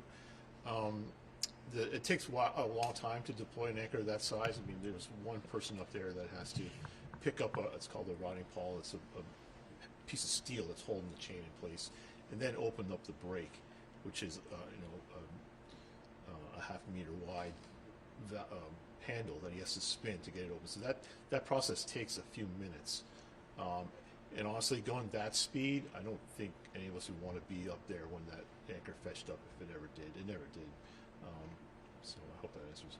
Well, the crew member up there said, I can't do it alone. If there had been 2 people deployed up there, would they, to release it immediately, would that have made a difference? No, it wouldn't have made a difference, no. Thank you. And again, they had, once it was deployed, it was 10 seconds before the collision. Last question. Last question? That's the last.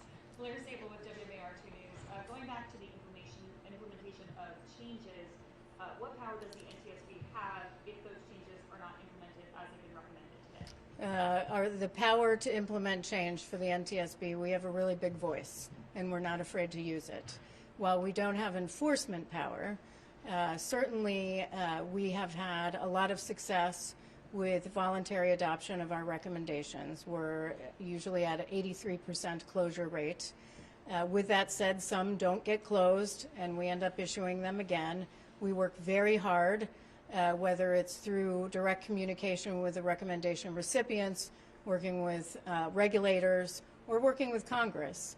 And so we have a lot of means to ensure that our recommendations are implemented and aren't afraid to use them. Thank you. Thank you very much. Just some housekeeping. We will be sending out an abstract with all the actions that were taken today, the final probable cause, the recommendations, the findings, and other information.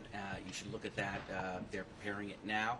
We'll tweet it out on @NTSB_newsroom when that is available. Thank you much. Yes? What time does the room close? 3 o'clock? Okey doke.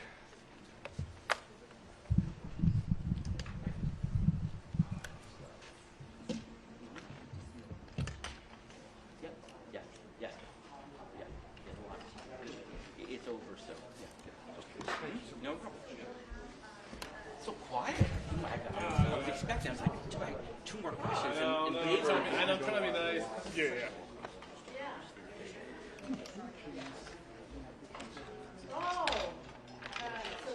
I mean, we could. Schedule's great. Yes, send. Media relations @ntsb.gov. And the duty officers can head out. Eric. Okay. Thank you. Me too. Appreciate it. WBL director. Oh Also on WBAL director. You're like, great, it's the same. Pretty.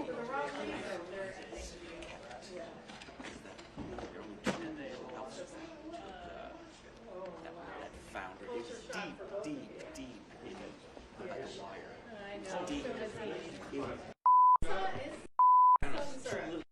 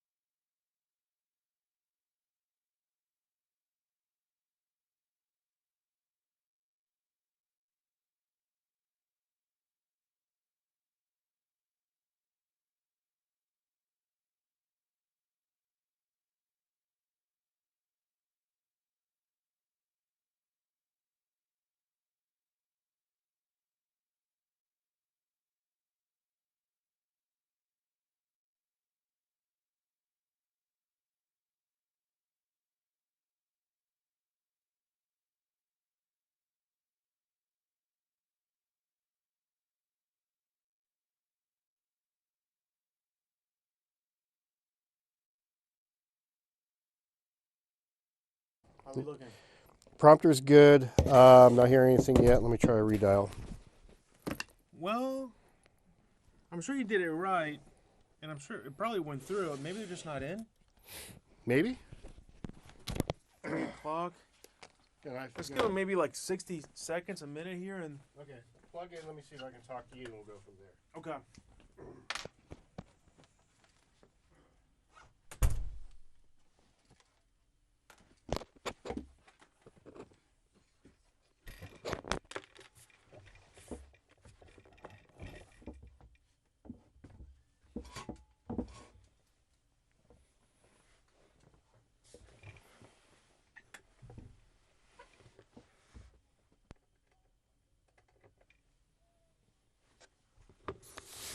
I got you.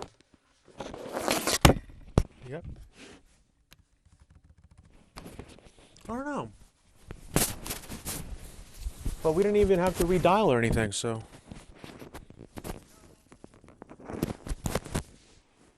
It's been pretty smooth.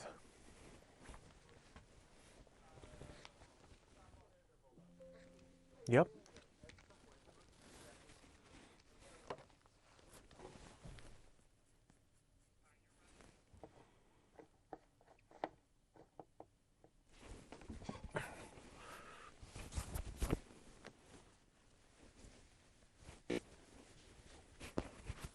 We take the workflow and make it so that a mortgage could be portable. Portable.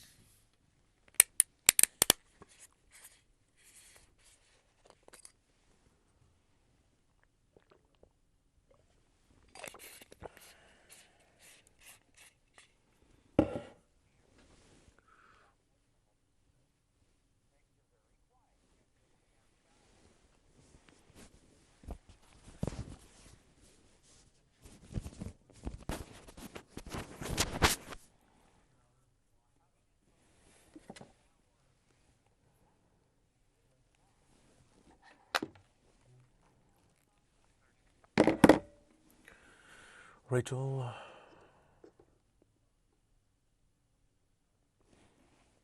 Rachel, allowing people to keep their lower mortgage rates could encourage them to move and free up supply for others, but there are many unanswered questions about how it would work and whether it could disrupt the U.S. housing market.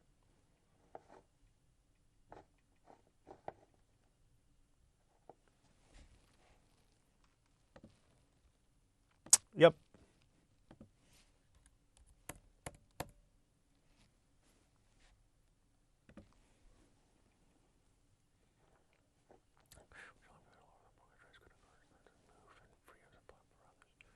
I can hear you.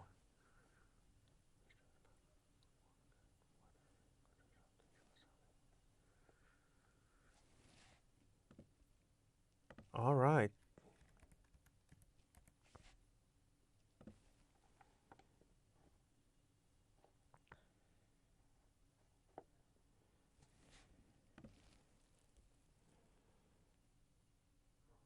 One, two, three, four. 1, 2, 3, 4, 5, 6. 1, 2, 1, 2, 3, 1, 2, 3, 4. 1, 2, 3, 4, 5, 6. Live in Atlanta. Mic check 1, 2, 3.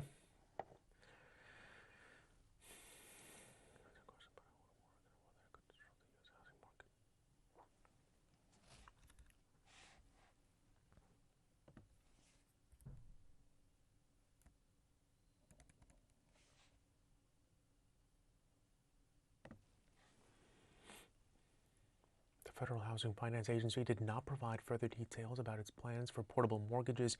In a statement, a spokesperson said the agency was studying a, quote, wide variety of options to lower housing costs. Other options officials are weighing include other options officials are weighing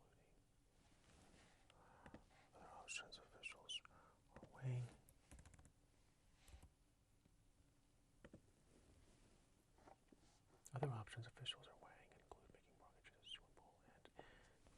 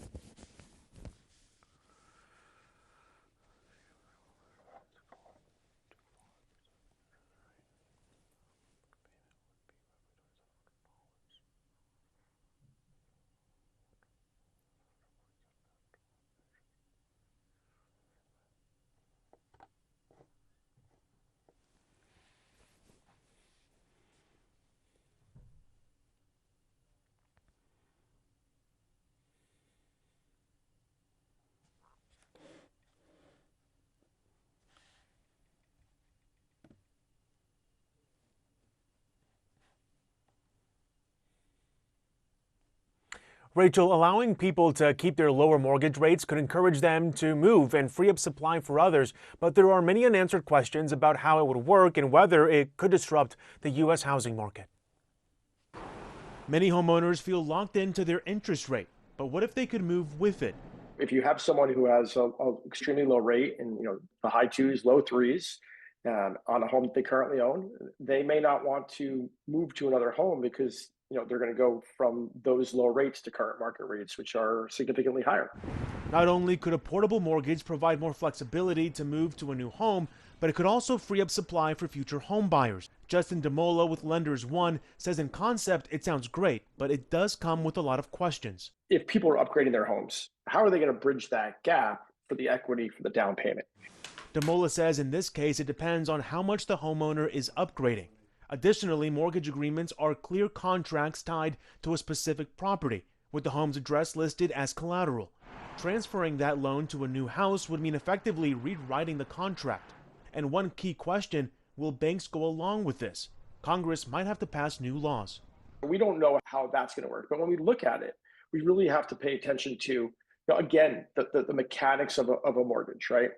How are we going to actually take the workflow and make it so that a mortgage can be portable? The Federal Housing Finance Agency did not provide further details about its plans for portable mortgages. In a statement, a spokesperson said the agency was studying a, quote, wide variety of options to lower housing costs. Other options officials are weighing include making mortgages assumable and a 50-year mortgage option. Live in Atlanta, I'm Ivan Rodriguez, 12 on your side.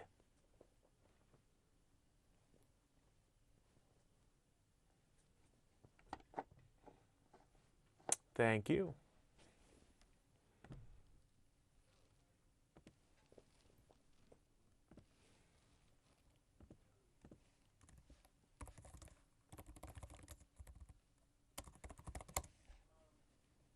Are we running the package for fast?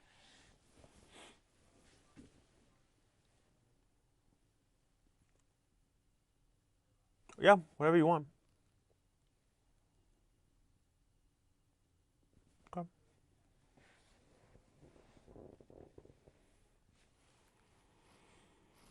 So I guess I'll just do the one tag and one intro and 2 tags.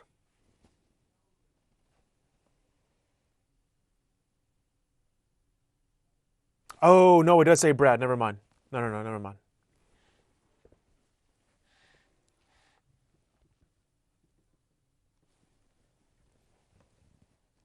Yeah. Okay, I'll start with headline. 3-2. Brad, allowing people to keep their mortgage rates could encourage them to move and free up supply for others, but there are many unanswered questions about how it would work and whether it could disrupt the U.S. housing market. Okay. Tag for fast.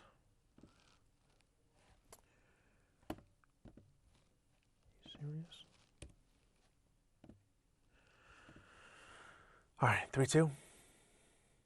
The Federal Housing Finance Agency did not provide further details about its plans for portable mortgages. In a statement, a spokesperson said that the agency was studying a, quote, wide variety of options to lower housing costs. Other options officials are weighing include making mortgages assumable and a 50-year mortgage option. Ivan Rodriguez, CNN, Atlanta.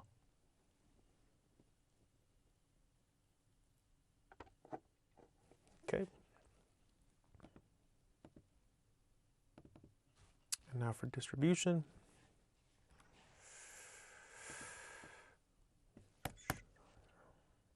Okay. 3-2.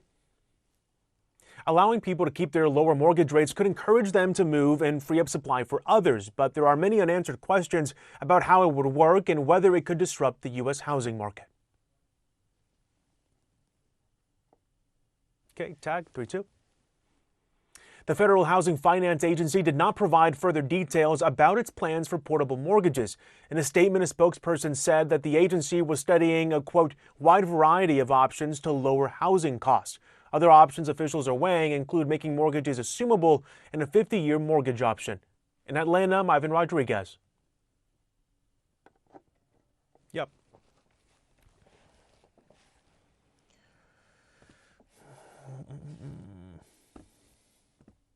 Okay.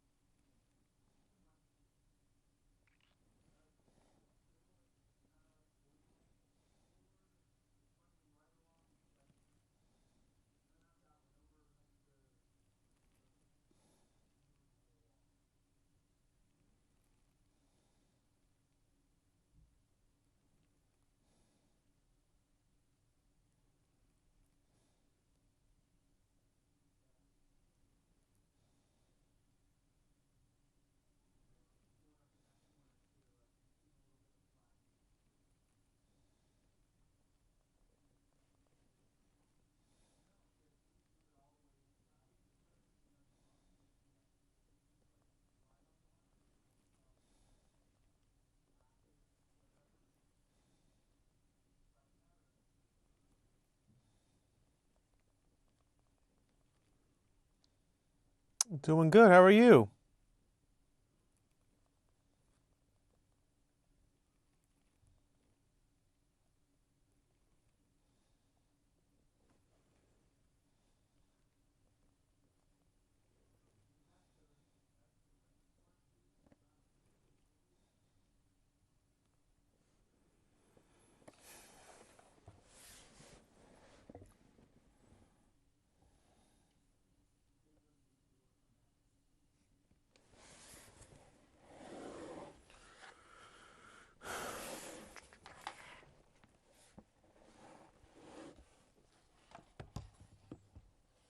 I got you.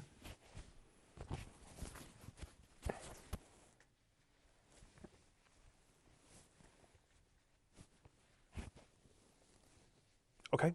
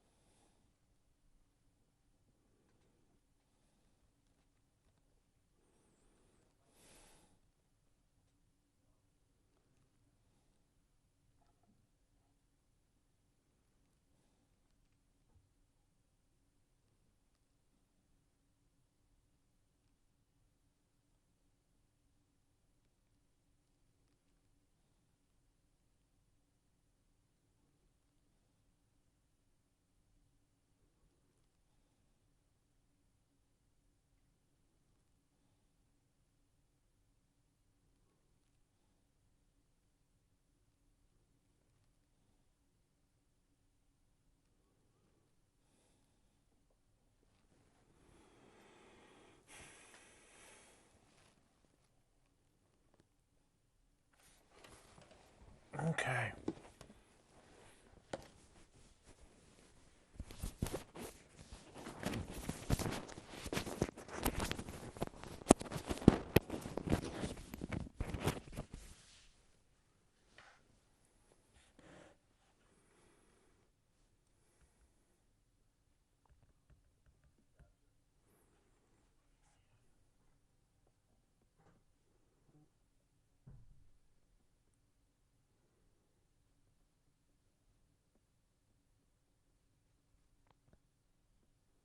Janice, allowing people to keep their lower mortgage rates could encourage them to move and free up supply for others, but there are many unanswered questions about how it would work and whether it could disrupt the U.S. housing market. Many homeowners feel locked into their interest rate, but what if they could move with it? If you have someone who has a extremely low rate and the high twos, low threes on a home that they currently own, they may not want to move to another home because they're going to go from those low rates to current market rates, which are significantly higher. Not only could a portable mortgage provide more flexibility to move to a new home, but it could also free up supply for future home buyers. Justin DeMola with Lenders One says in concept it sounds great, but it does come with a lot of questions. If people are upgrading their homes, how are they going to bridge that gap for the equity for the down payment? DeMola says in this case it depends on how much the homeowner is upgrading. Additionally, mortgage agreements are clear contracts tied to a specific property, with the home's address listed as collateral. Transferring that loan to a new house would mean effectively rewriting the contract. And one key question, will banks go along with this? Congress might have to pass new laws. We don't know how that's going to work, but when we look at it, we really have to pay attention to, again, the mechanics of a mortgage, right? How are we going to actually take the workflow and make it so that a mortgage can be portable? The Federal Housing Finance Agency did not provide further details about its plans for portable mortgages. In a statement, a spokesperson said the agency was studying a, quote, wide variety of options to lower housing costs. Other options officials are weighing include making mortgages assumable and a 50-year mortgage option. Janice?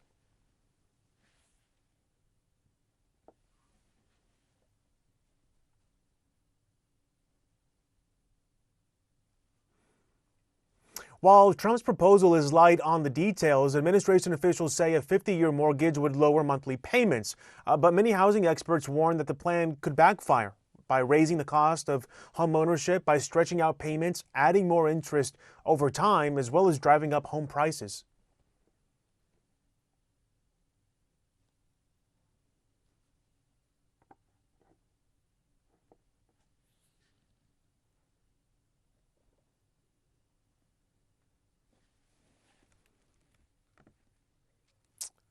You too.